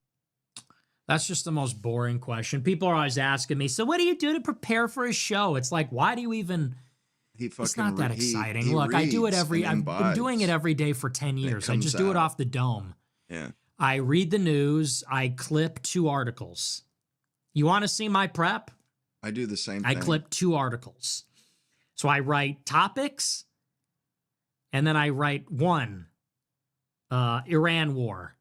And then I go to the New York Times, I find an article about the war, I copy it, I paste it, and then I just trim it down to get the most important stuff and for brevity. And then I do point number 2, and then I say the New Yorker article, and then I copy, paste it, trim it down, and that's it. And so then I just, everything is off the cuff. And then the only time I read from my notes is when I turn and say, so this is what the Times had to say about it. This is blah, blah, blah. This is the story. I'm similar to him. But that's about it. And I just have an keep opinion. up to speed I'm a about the loudmouth, news. And then and I I have an think about opinion. what I want to say It's the same throughout thing the Nick day. is. And then I say it. He's a loud Noisy man. 95 that's sent $20. So IRL dilemma, should I accept my Opinionated. girls are going when I introduce Nick to them and I end up being virtually cucked for the sake of the movement, or nip it in the bud and say Nick is a faggot cat boy? Your girl is going. That's all I have to, whether it's me or it's some other guy, your girl is going. So you can cope, dread it, run from it. Destiny arrives all the same. Where did it lead you? Your girl is going. Okay, Y gig. Y gig, YGIG, your girl is going. Y gig. That's the next one. Your girl is going. Y gig. A buddy of mine coined that recently. So no, you just have to I could accept do a it. good chat, But a the- super this- chat for Nick. It's not enough I to would get just some licks in. say it. You have to accept They would it. sting. What does it mean that your girl is going? It means she was never yours. She isn't yours. She never was, and she never will be, because nothing is yours. Okay? She is not yours. You do not have self-possession. You don't have anything. And the sooner you can accept that, the sooner you can let go of these attachments, the sooner you will have, actually. Who's richer? The man that has more or the man who wants less? It's an interesting question. Bro Hyper Chang sent $20. 1 Corinthians 6:4 and God will raise us from the dead by his power, just as he raised our Lord from the dead. God bless. Nick. Those aren't mutually So exclusive. true. The resurrection. The man that has The more may perfected be body. the man It's who true. wants Tremble. less. Tremble and Absolutely acetate slam true. sent There's nothing $100. against Thank you for the big wanting super chat. I less. You appreciate can it. still sent gain $35. more. Meow. Yeah. Ophelia Rose sent Yep. $50. Hi. I love the Titanite. Looking good per usual. Smile. Thanks. Thank you. Yeah, I like God bless this Aren tie. sent $20. I They are would trying to put probably up do SWAT like cameras a in my area. veiled Do you have any talking points for city homosexuality council meetings? Chat. I would dig him that way. Yeah, they're right here. Let me get them. I mean, They're that's right here where in my he's, binder of anti-flock, city council, protest. you know, Do you have a brain?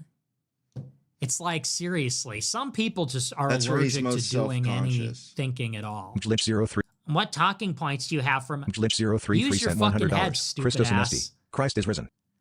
Oh, the Latin. Oh, I love that. Thank you for the big super chat. That's how Oh, I know yeah. you're a And bomb. F0 Clavicular, and 1337 sent there is $20. something Appreciate the there. fresh perspective, brother. Here we are 38 days in. Is there any chance to exit the conflict while saving face?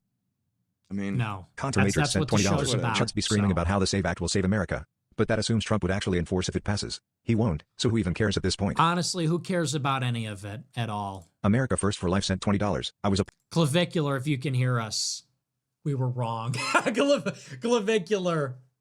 there's If you can usually hear a few us. wives. We're in sorry. We were wrong. Politics is jester. Ugh. Do you remember how I met Clavicular? It's because him and Cookie King were doing a live stream, and Cookie King said, "All politics is jester." And I was like, politics is not jester. Yes, it is.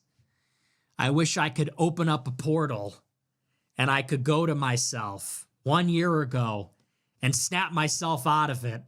It's a waste. It doesn't even matter. Just get arrested or something. Just look beautiful and get arrested. It won't even matter. Yeah. Yeah, it is So a you're fresh right. tie. He None normally of this doesn't matters. America First for Life sent $20. I That's was a a priest joke. that went to my first Good Friday liturgy this year, and next year I will become Catholic. Christ is King. Latin cross emoji. Great. Yeah. Love to Rabbi hear Shmuel it. sent $20. Amazing. Please put out another Spotify playlist. Give us your best white girl anthems. Fuck you. I don't have any white girl anthems, you fucking faggot pussy. I don't have any white girl anthems. Faggot Literally pussy. kill yourself. Literally. I put out a playlist once a year, and that is when I do it. And it's going to come out in September or October. Okay? You got the yearly playlist. Now you want more. Always more. Always extractive. fucking leeches. Always inframing, extracting. Jays. I can never just be. I can never just be something in and of Yeah, myself. That was from South Park, metrosexual. Yeah, we'll see. I don't do white girl anthems, okay? I'm not a pussy like you. I'm not a beta male like you. The white girl anthem thing is something that needs to be addressed. You ever see these faggot gym bros? They go into the gym and they're like, look at me, I'm wearing an anime shirt and listening to Taylor Swift.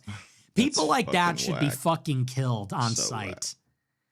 Like, I wish a mass casualty incident would happen at their gym. Not actually, but I kind of do. Do you know what I'm talking about? This is not happening as much as it used to. But there was a time when all these gym faggots would go to the gym and they're like Converse and wearing an anime shirt. And they would say, I'm listening to Taylor Swift in the gym, but I'm a buff dude. Like Hassan. Whoa, I've never met anyone like you before. You're really funny. Oh, I never heard that one before. Oh, you never met anyone like me before. If that was you, it's just like, what? Like, where can we go to get away from these people? Is there anywhere that we can go to get away from these Nick is people? 27. Or how can we kill them all?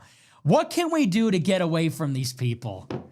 Something has to be done. I want to go somewhere where they are not there. I don't want to hear them. I don't want to see them. I don't want to know that they exist. Maybe I'm the problem.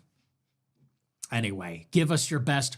You know, when guys self-consciously say, I like these white girl songs, I guess it's like a guilty pleasure. It's like, dude, like, get a life. Gosh. Give us your best white girl anthem. See, this is just like, This fucking slop. Puckery. Turd Ferguson sent $30. Garbage. Sounded like Trump was Turd laying a movie Ferguson. SERP talking about the pilot in the mountains today. The lies are getting more complex. Yeah. Newy C5 sent Sure. $50. I work in the Medicare field. Listening to these boomers take on the war in Israel makes me want to off myself. And I can't say anything back to them or else I lose my job.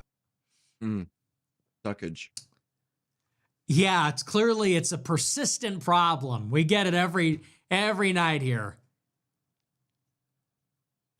Every night. These boomers are not red-pilled about politics. Boy, I tell ya. Yeah. Isn't that something? Is it me? Every single night you get 15 super chats. Boomers are not red-pilled. I know, it's Sammy crazy. sent $100. No message. Hey, thank you for the big super chat. I Shavery sent appreciate $20. it. Migos rapper Offset shot tonight in Miami. Witnesses claim Clavicular was seen leaving the scene. Was he? I didn't hear anything about Clav. I know that Offset got shot. Tucker's gay laugh sent $21. War Clandestine on X makes a good point about NATO. We're so caught up in Israel that we forget that NATO rips us off to the max. If anything to make positive out of this war, maybe pulling out of NATO is one of them. By the way, your tie hasn't been centered the whole show. Fix that shit, faggot.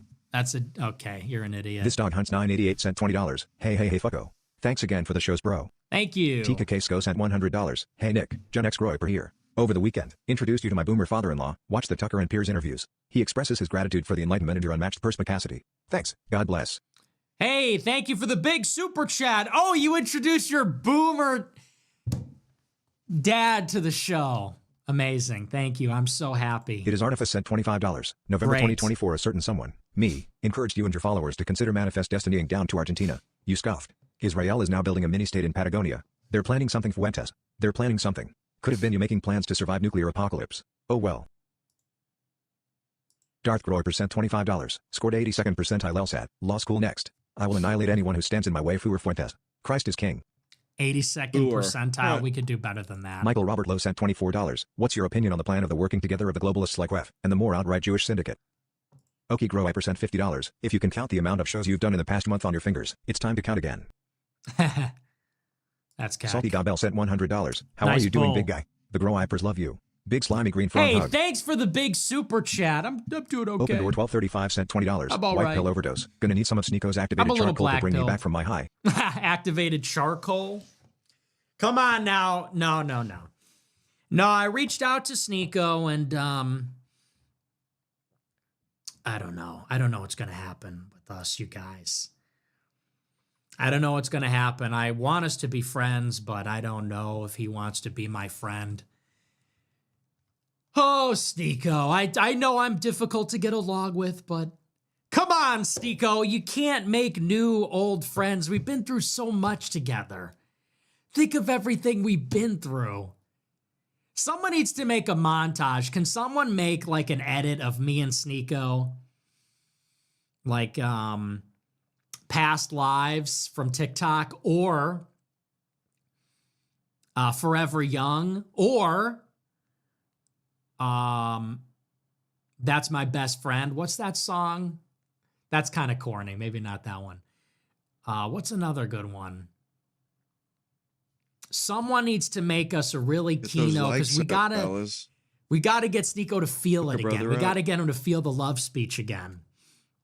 Get on that, okay? Someone get on this. Get like our original meeting and me saying like, oh, people are saying to call Sneeko. Okay, I'll call. You know, get like the first meeting. Get like our big fight. Remember our big fight when we were in Spain? And I was just stunning on the nigga. I was posing on him. He didn't know what to do. Talk about a mog. And then us in the club when we got in the club. But somebody's got to make an edit. But it's got to be Kino. It can't be boomer trash. It has to be good. Okay, that's like the only modals? thing. So what's going to be our song? What would you say is me and Sneeko's Modals and song? modals. Maybe it's a Kanye song. What's our song? Maybe a Kanye song. Maybe that's too predictable. Maybe it's something else. We'll work on that. Maybe it's Tongue Tied by Group Love. Is it Group Love that sings that? I don't know. We'll work on it. We'll workshop that likes one, up. okay? Somebody says cousins. Made it to 100 last Somebody week. says cousins. Yeah, maybe not that. Gumble2Gumble sent $20. Who thought the battering ram would be a midnight midget, Mexican, Machiavelli? History will be kind to It you, wouldn't as surprise writers will me write if it. he had Why some you Voting our gotta way out of say this it seems like hard, that? But trusting your plan. I'm not a midget, okay? I'm 5'9". Heaven Street sent $20. Putch's campaign is nothing more than an asinine attention grab for his Rumble podcast, and him chalking white American identity to working on your truck in your garage makes us look ridiculous. Yeah, I'm not really vibing with Autistic that. Maxing sent $20. As a woman, I hate romance movies that come out today, but I watched La La Land for the first time earlier today. 10 tenths, crying face emoji, starstruck emoji. Oh, you're a woman. Oh, that explains a lot. Yeah, that explains it. Yeah, La La Land is I love the as a woman, I hate romance movies. Holy pick me. Wait, you're a woman that doesn't like romance movies? Tell it to someone who cares. Twitter Sucks sent $25. Fuck, marry, kill, Cassie, Maddie, Jules from Euphoria? I would fuck Maddie, marry Jules, and kill Cassie. I don't remember the characters' names. Log Roy Pet sent So, I $20. don't know. Congrats on the social contagion. Thoughts on the Cali governor's race? Well, I heard it's 2 Republicans, right? Because of their jungle primary system. Well, I don't really know how all that works. Some say that if it's a Republican, they'll just face a recall vote, which I think makes sense. McKay Lionheart, co-host FN, sent $50. Shout out to my boy Tyler Russell becoming baptized and confirmed Catholic. Love you, buddy. Yeah, shout out Tyler, Michael Lionheart. What a good friend. This is Tyler's best friend. What a W friend. I admire that. W best friend. And W Tyler, yes, congratulations. He finally made it home. Everyone's becoming Catholic. Everyone's doing it. JC3 Fresh 2 sent $20. I don't think Taylor meant it in a bad way. To me it's more like, Happy Easter to you too. Has talked about boomers correcting younger Catholics like that in a bad way. He's spoken well of you also. Well, he didn't mean it in a bad way, but he definitely meant it like, we're all saying Christ is king this year. Or Christ is risen, right? Which is fine. I support it, but it's just funny how they get a little, you know, which is good. I like it. I want to be clear.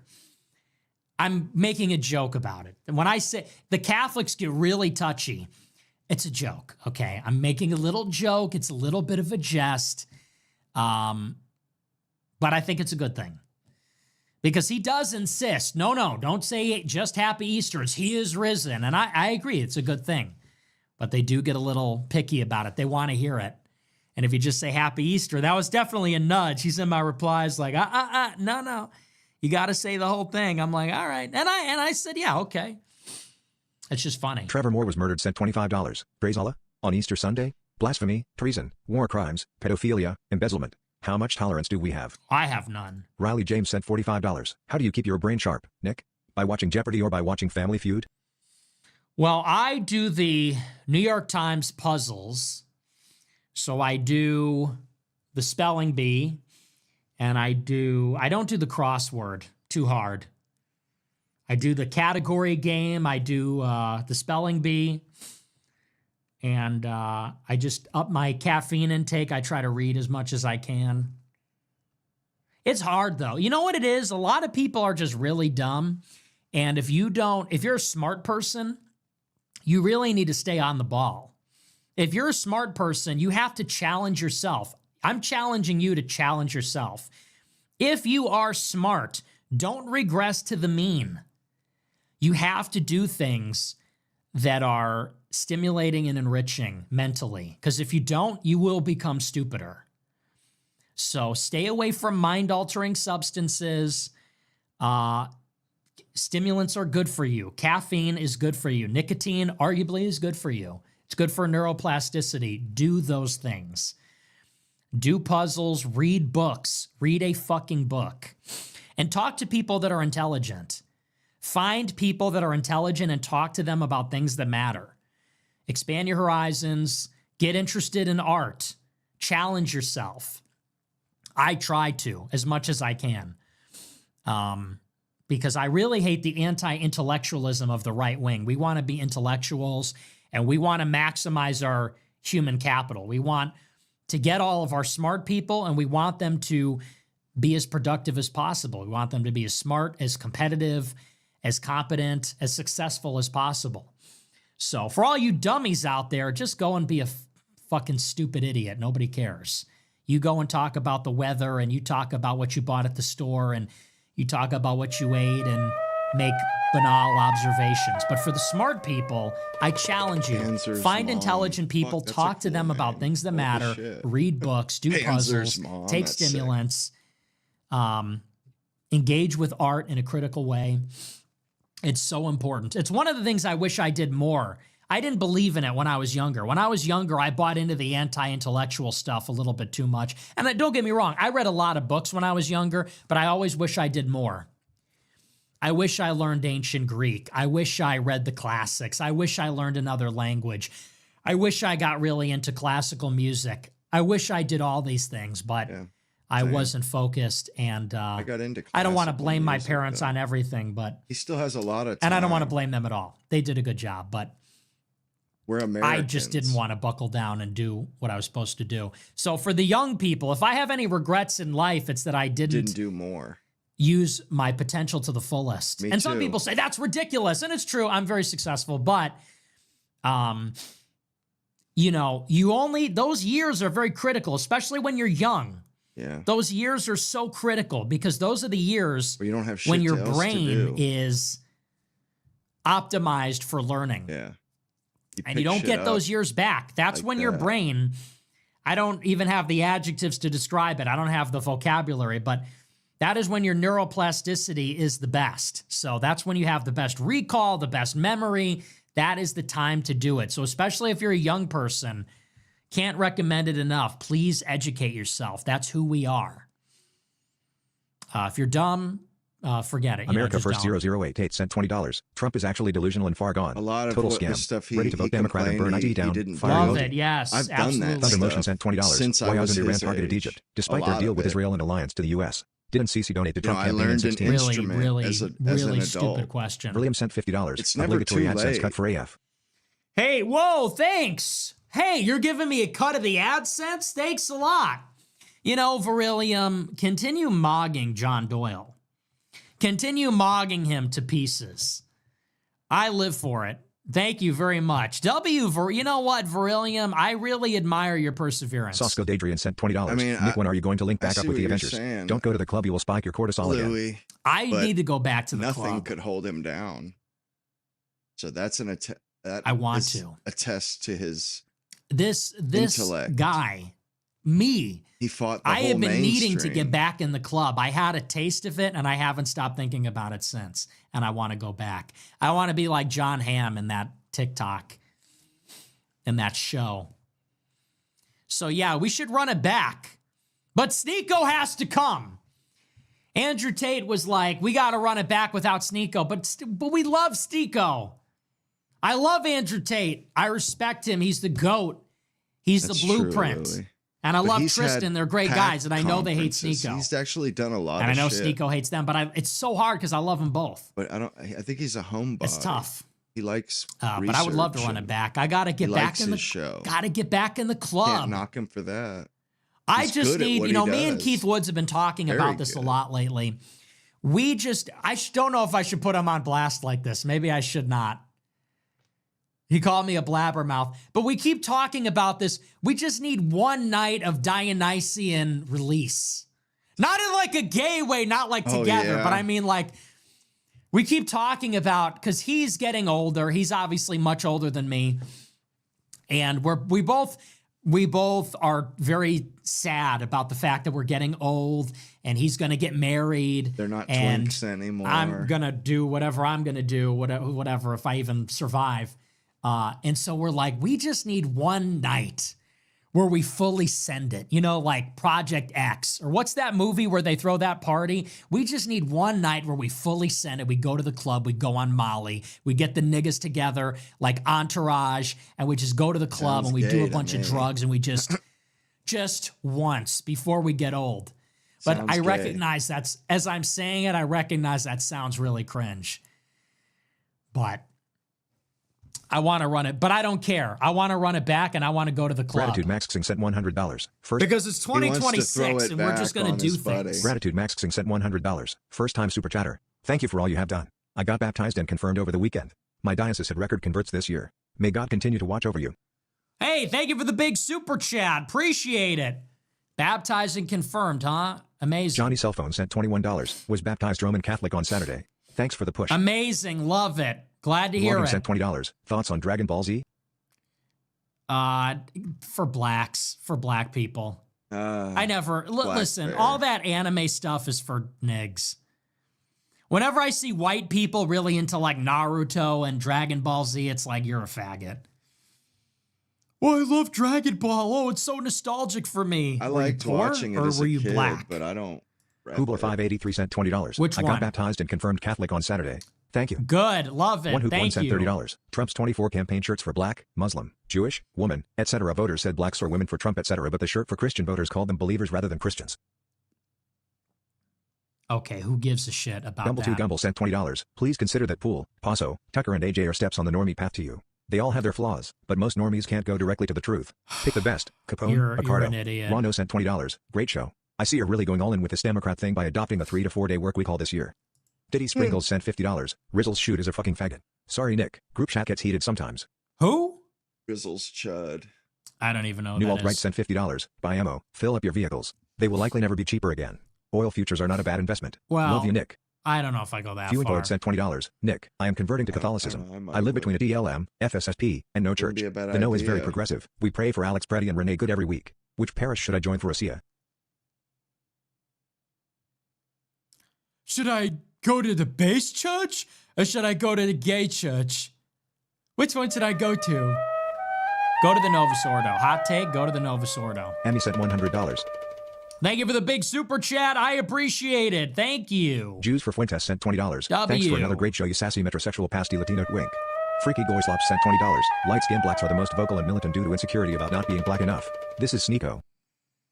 Yeah, I don't know what that's all about. Gabramo sent $20. Thanks for the red bill. I'm voting Democrat in the midterms and the election. Who will free us from the Jews? He's my snigga. I love snigga. Yeah. Has anyone ever called him that? I'm surprised I never thought of that. Snigga. We should just call him Snigga. Get it? Because like Sneeko and Nigga. That's Snigga.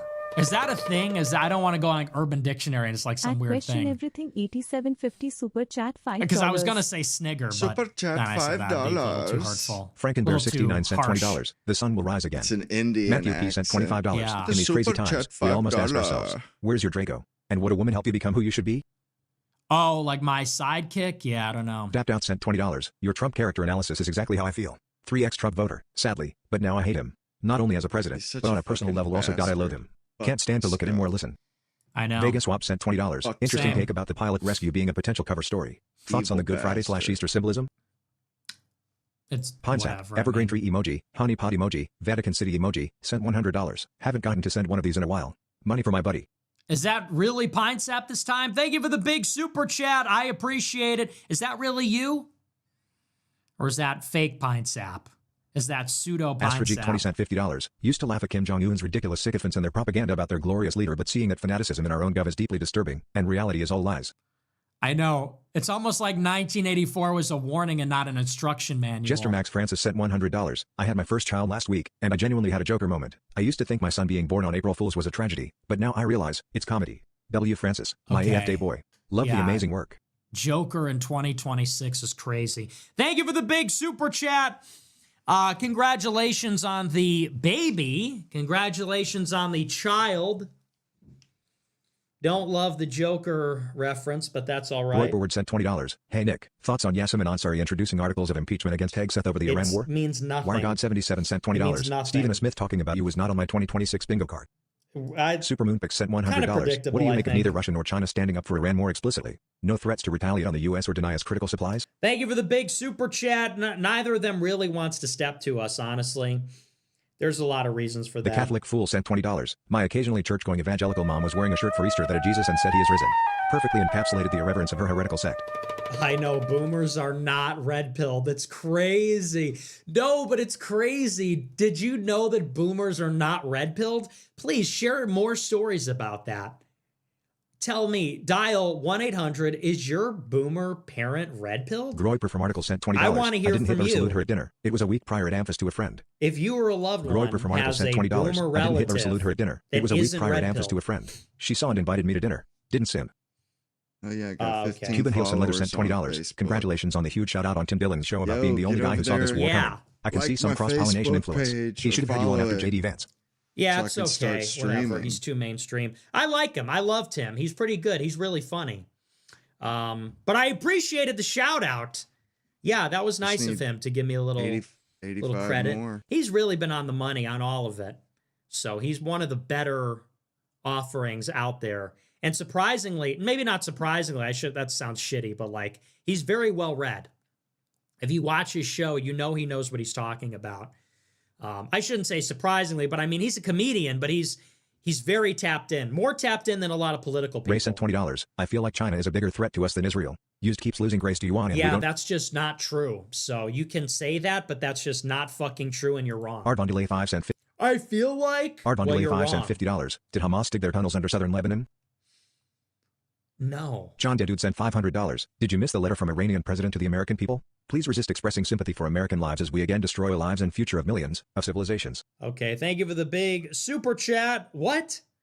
Please resist expressing sympathy for American lives as we destroy I am sympathetic actually to Americans that die because I'm an American. But I appreciate the huge super chat. I don't really care about the Iranian president's letter because I don't really care about Iran. Okay, I care about America. It's sad what we're doing to them, but I also don't like, you have to recognize that is also propaganda. So our government puts out propaganda. Their government puts out propaganda. I don't want to be in a war with them. I regret what is happening. I commend them for standing up to Israel, but I'm not about to guzzle their government leaders' propaganda. We don't need that. That's just rhetoric. Don't you understand? That's a politician there. We have politicians here. I'm not interested in what politicians have to say in the middle of a war for the sake of public opinion. Millennial 99.99 cent $100. Nick. But I appreciate the massive super chat. 07's in the chat. Millennial 99.99 cent $100. Nick, what do you make of neither China nor Russia showing up to explicitly defend? That's a duplicate, but thank Fishy you. sent $50. I see super chats comparing you to Rush Limbaugh, and of course the opinions differ, but he was known as America's anchor manager, the only one capable of carrying that torch. Boomers love it. Okay, thank Julia you. Jaworska sent $25. Would you vote for Bernie Sanders? No. Be honest. Absolutely not. Big Dit sent $30. Nick, you're fucking hilarious. Should have kept the beard. Okay. National Guard Groy sent $50. Isaiah 43. Wow, that's really Wargod true. 77 sent $20. Stephen A. Smith talking about you was not on my 20. Sabel sent $20. Any thoughts on why they have been pushing alien stuff this hard for this long? Yeah, it's some kind of operation because it always comes from the Pentagon. I think China, all they the just go alien their own stuff way. invariably comes from the what's up, Pentagon Apophis? and nowhere else. It's Where the always the fuck have you DoD. been? Tech sales grower sent $40. Lol at the reaction to the guy H saluting mid-date. These young bucks need to ascend covertly and thoughtfully. THX for her work. Yeah, very true. Andrel Industries sent $20. We're winning the war. Dignity Act will pass so I can have cheap labor. Mass deportations are dead. Ha ha ha. Those who bless Israel will be blessed, and those that curse Israel will be cursed. Okay. Nuke Iran tomorrow. Praise to Allah. Oh, very good. African American Very source sent funny. $500. Happy late Easter. Whoa, thank you for the huge super chat. 07's to Nigersaurus. Yes, happy Easter. I really appreciate it. Thank you so much. Happy Easter to you as well. Dark Knight sent $20. When will it be too late for America's return? How close are we to the event horizon? How close are we to selling donuts? And Croat sent $40. Happy Easter. Happy Easter. Basil the Negro Slayer sent $20. I'm getting the sneaking suspicion that you don't like reading super chats after all. 12th Dimension Yeah. Studios sent $50. SO the based Italian lady running a wonderful breakfast joint in Vegas. And as breakfast and lunch some of the best food you can get in Vegas. I'm sure she'll hook it up with a cannoli for you, Nick. Lore sent $20. Faith Merrill loves you, Nick. Mr. Ferdinand sent $20. Okay. Myron War coverage collab in the near future. She doesn't even know me. Yeah, maybe. Bog Walker Groy sent $20. RIP Cozy.tv. Yeah, well, yeah, rest in piss. No, we like Cozy TV, but it just, we weren't really using it. It was costing me a lot of money to run it still, so I just said forget it. Carter 11B sent $20. It's a dark Lord chapter. Huron, the night we met. The perfect Sneeko/Fuentes song. Hell yeah, 12 people I don't know that watching one. and Rumble. Freedom Candidate sent Fuck $25. Wait, maybe I do, but I think that's a little too gay. Freedom Candidate sent $25. If you agree that there's grow-ipers secretly embedded into the Republican Party, like me, isn't worth it to still have us win? Nope. Colding sent 11 more $20. What do you likes. prefer, Get the Xbox or likes up, PlayStation? fellas. PlayStation. Aaron sent $25. We left all the pain 11 behind Sneeko. more. That's what I tried to tell him. That's what I tried to say. I said, Sneeko, we don't need to hold on to the pain that we left behind. So, real friends. Brothers. No, Brothers. It's Brothers by Kanye. We'll be brothers. What is it? We'll be brothers forever. What happens to one of us happens to us together. We'll be brothers forever. Hell yeah, Jalove Bud. Oh shit, let me Yeah. fix that. But then, you know, Yeah. you got Ye saying fuck Virgil. I But got that's you. like me and Sneeko. Me and Sneeko, we're like Ye and Virgil. Kind of. Like Gay and Virgins. Yeah, that's a good one. That's a great song. That was a good one. Sometimes you forget about the unreleased songs. I used to have an Sometimes app that you could forget play them, about but then the it broke. unreleased orgasms. So you kind of forget about some of them. That's a sweet song, isn't it? Slay 3R8888 sent $100. Thank you for the big super chat. Yeah. Thank you. Tenrio sent Sad to $100. love, That's a And good pence from song. Tenrio. Put you Thanks on for the letting me stream on regulars Cozy. list. It was some of the most fun I've had on the internet. Aw. You're the GOAT and I'll always support your endeavors. Loyal until the end. Thank you, man. We love you, Tenrio. You're a good man. I appreciate the big super chat, and I hope you're doing well, my friend. I know you've been having some difficult times lately, but you're a good dude, and I'm happy to be your friend. And I'm glad I got to meet you through Cozy. So likewise. Yeah, Cozy, I mean, it was a dark time in my life. It was a lot of drama, a lot of trouble, but I met a lot of amazing people. So for that, I'm happy that it happened. So good to meet you, buddy. You're the GOAT. You're the boat. You're the GOAT, dude. You're the groiper of all time. Nikolai's my middle name sent $20. Baptized and confirmed into the Catholic Church this weekend. You planted the seed 2 years ago, and I am eternally grateful. Thank you, man. I appreciate it. You know, whenever people say eternally grateful, I think about those aliens from Toy Story.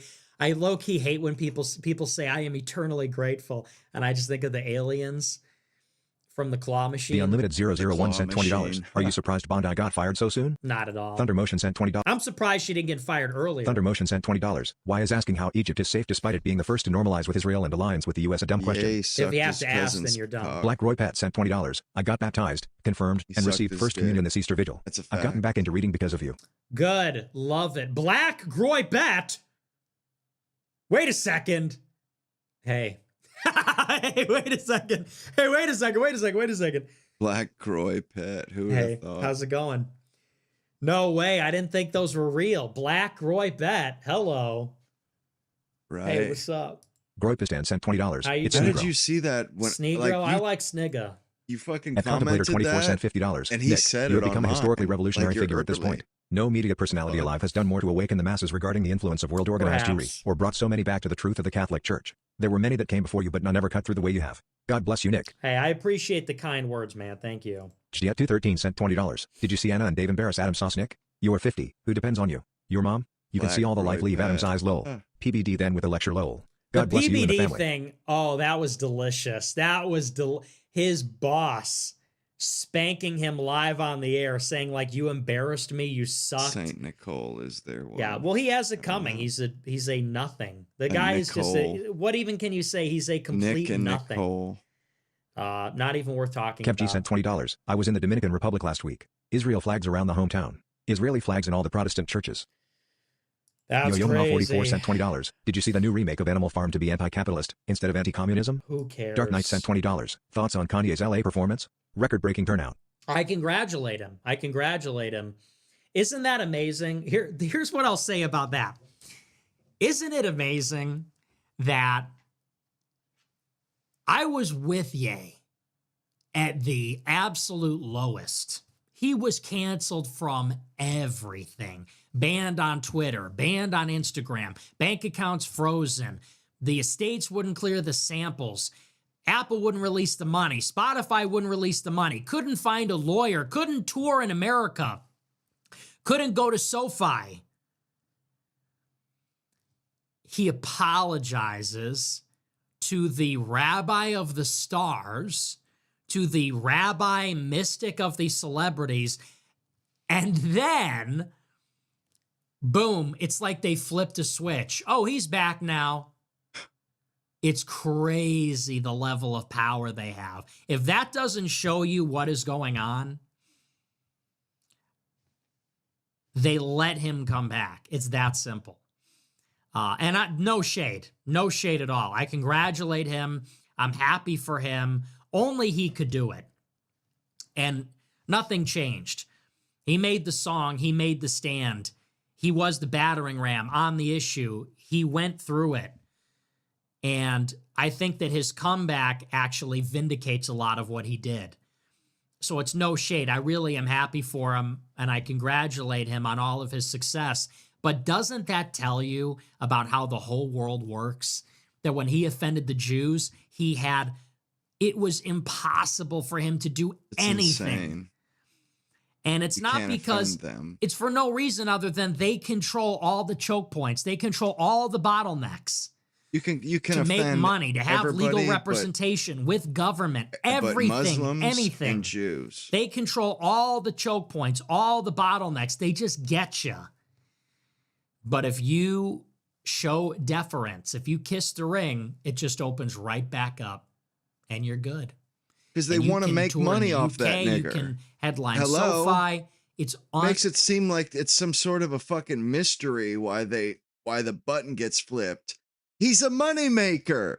The dude is he's a fucking guaranteed $billion cash cow. No shit, the Jews want to make money off that nigger. They're gonna flip that switch instantly. They're begging him to fucking apologize to that rabbi. They're begging him. They probably fucking put him up to it. They probably dangled $1 billion in his face. Come on, Ye. You know you want to come back. Get him to fucking apologize. Of course. They didn't give a shit that he made fun of them.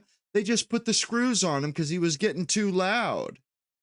unbelievable. And They does that not love vindicate squir- what they we've all been love saying? sucking When the he was blood out of against them, niggas. they crushed him. The second that he earned their forgiveness, I just want to make sure that we're not like pretending as though they're being deferential or being nice or accepting, like an apology. No, they're accepting his money. They're saying, oh, if you apologize, we'll take your money again. We'll take your money. We'll allow you to make us billions of dollars again.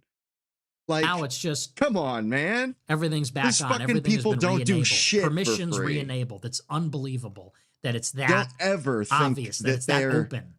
So it's crazy. Shave reset $20. don't ever put it past them and think they're benevolent or altruistic. Dude, fuck that, man. Hell no. They love making money off of that shit. You've got to throw it in their face and make a song called Heil Hitler for them to not do it. DBZ is for blacks. I had a PlayStation. Yeah, admittedly. Especially with black oh yeah, they're both folks. for blacks. So what? Yeah, good point. You're right. And what about it? Okay, all right. That's our last super chat. That's going to do it for me. Long show, feels like. That's all I got for you. Remember to smash the follow button, smash the like button, leave a comment. I'm on the air Monday through Friday, as always. Thanks for watching. Huge thank you to our top super chatters. Big, huge, special thanks and shout out to John the Dude, Nigersaurus, Titty Sprinkles, Goy Exploder, Jonathan. That's a nice one. Fuentile, Trenbolone, nice. MJ Lynch, Sammy, Tika K, Salty Gabel, Gratitude Maxing, Emmy, Pine Sap, Jester Max, Super Moon Picks, Millennial Slater. It is a good tune. Not Slater, Slayer. And It Tenrio. makes you go hard. Thanks to them. Thanks to all our super chatters, everybody that watches. We love you. I'll see you tomorrow. Until then, have a great rest of your evening. Beautiful. Yeah, straight up, man. It's funny. They try to make it seem like, well, if you say you're sorry, we'll let you back in and we'll do you a solid. When they let him back in, who profits? Just him? No. They fucking skim the cream on. He knows. That's why he threw a fit. That is why he bucked the whole thing. That is why he made Hail Hitler. Because they were skinning that nigga ass. They put his ass to work. And he had enough of it for a while. They were bending him over. And he knew it. And that's what the whole thing was about. And it's like with Iran and us, they just made him squirm. They stuck his ass out in the wind and said, "See, do you like it, assholes? You want to fuck with us? We'll fuck with you. You have no place else to go but to us. You won't make a fucking dime without us. You won't make a dime. You won't be able to fucking rent a car if you if you think you're gonna cross us. You're out of your fucking mind. And they put the screws on him. They leaned on him, and he gave. I mean, I'm not saying that as a slight. The dude fucking went to war with those people and like did damage. He did damage, like getting away with that song and shit. He absolutely did damage. Absolutely deserves some kudos for that. But we need to understand, that he left because they were fucking him so bad. And he came back because they were fucking him even worse. He realized, well, they're gonna fuck me either way. I'll take the way where I get money and get to own shit and get to live. That's what he did. That was the choice. It's like either you're gonna get fucked for nothing and you're gonna suffer like you're in the Jim Crow South, or you're gonna get fucked and we'll give you some money. Those were his choices. The dude took the, you know, choice we all would have. But anyway, I'm gonna cut out there, guys. I hope you all enjoyed the stream. I know it was kind of spacing out at the beginning, but I'm sure the next ones will be better. And if you haven't gone to my Facebook, man, swing by and drop a like, man. I would love to start streaming over there. Get the word out a little, to more people. But until tomorrow, gentlemen, good night and God bless, as it were. Hope y'all had a happy Easter as well. Definitely.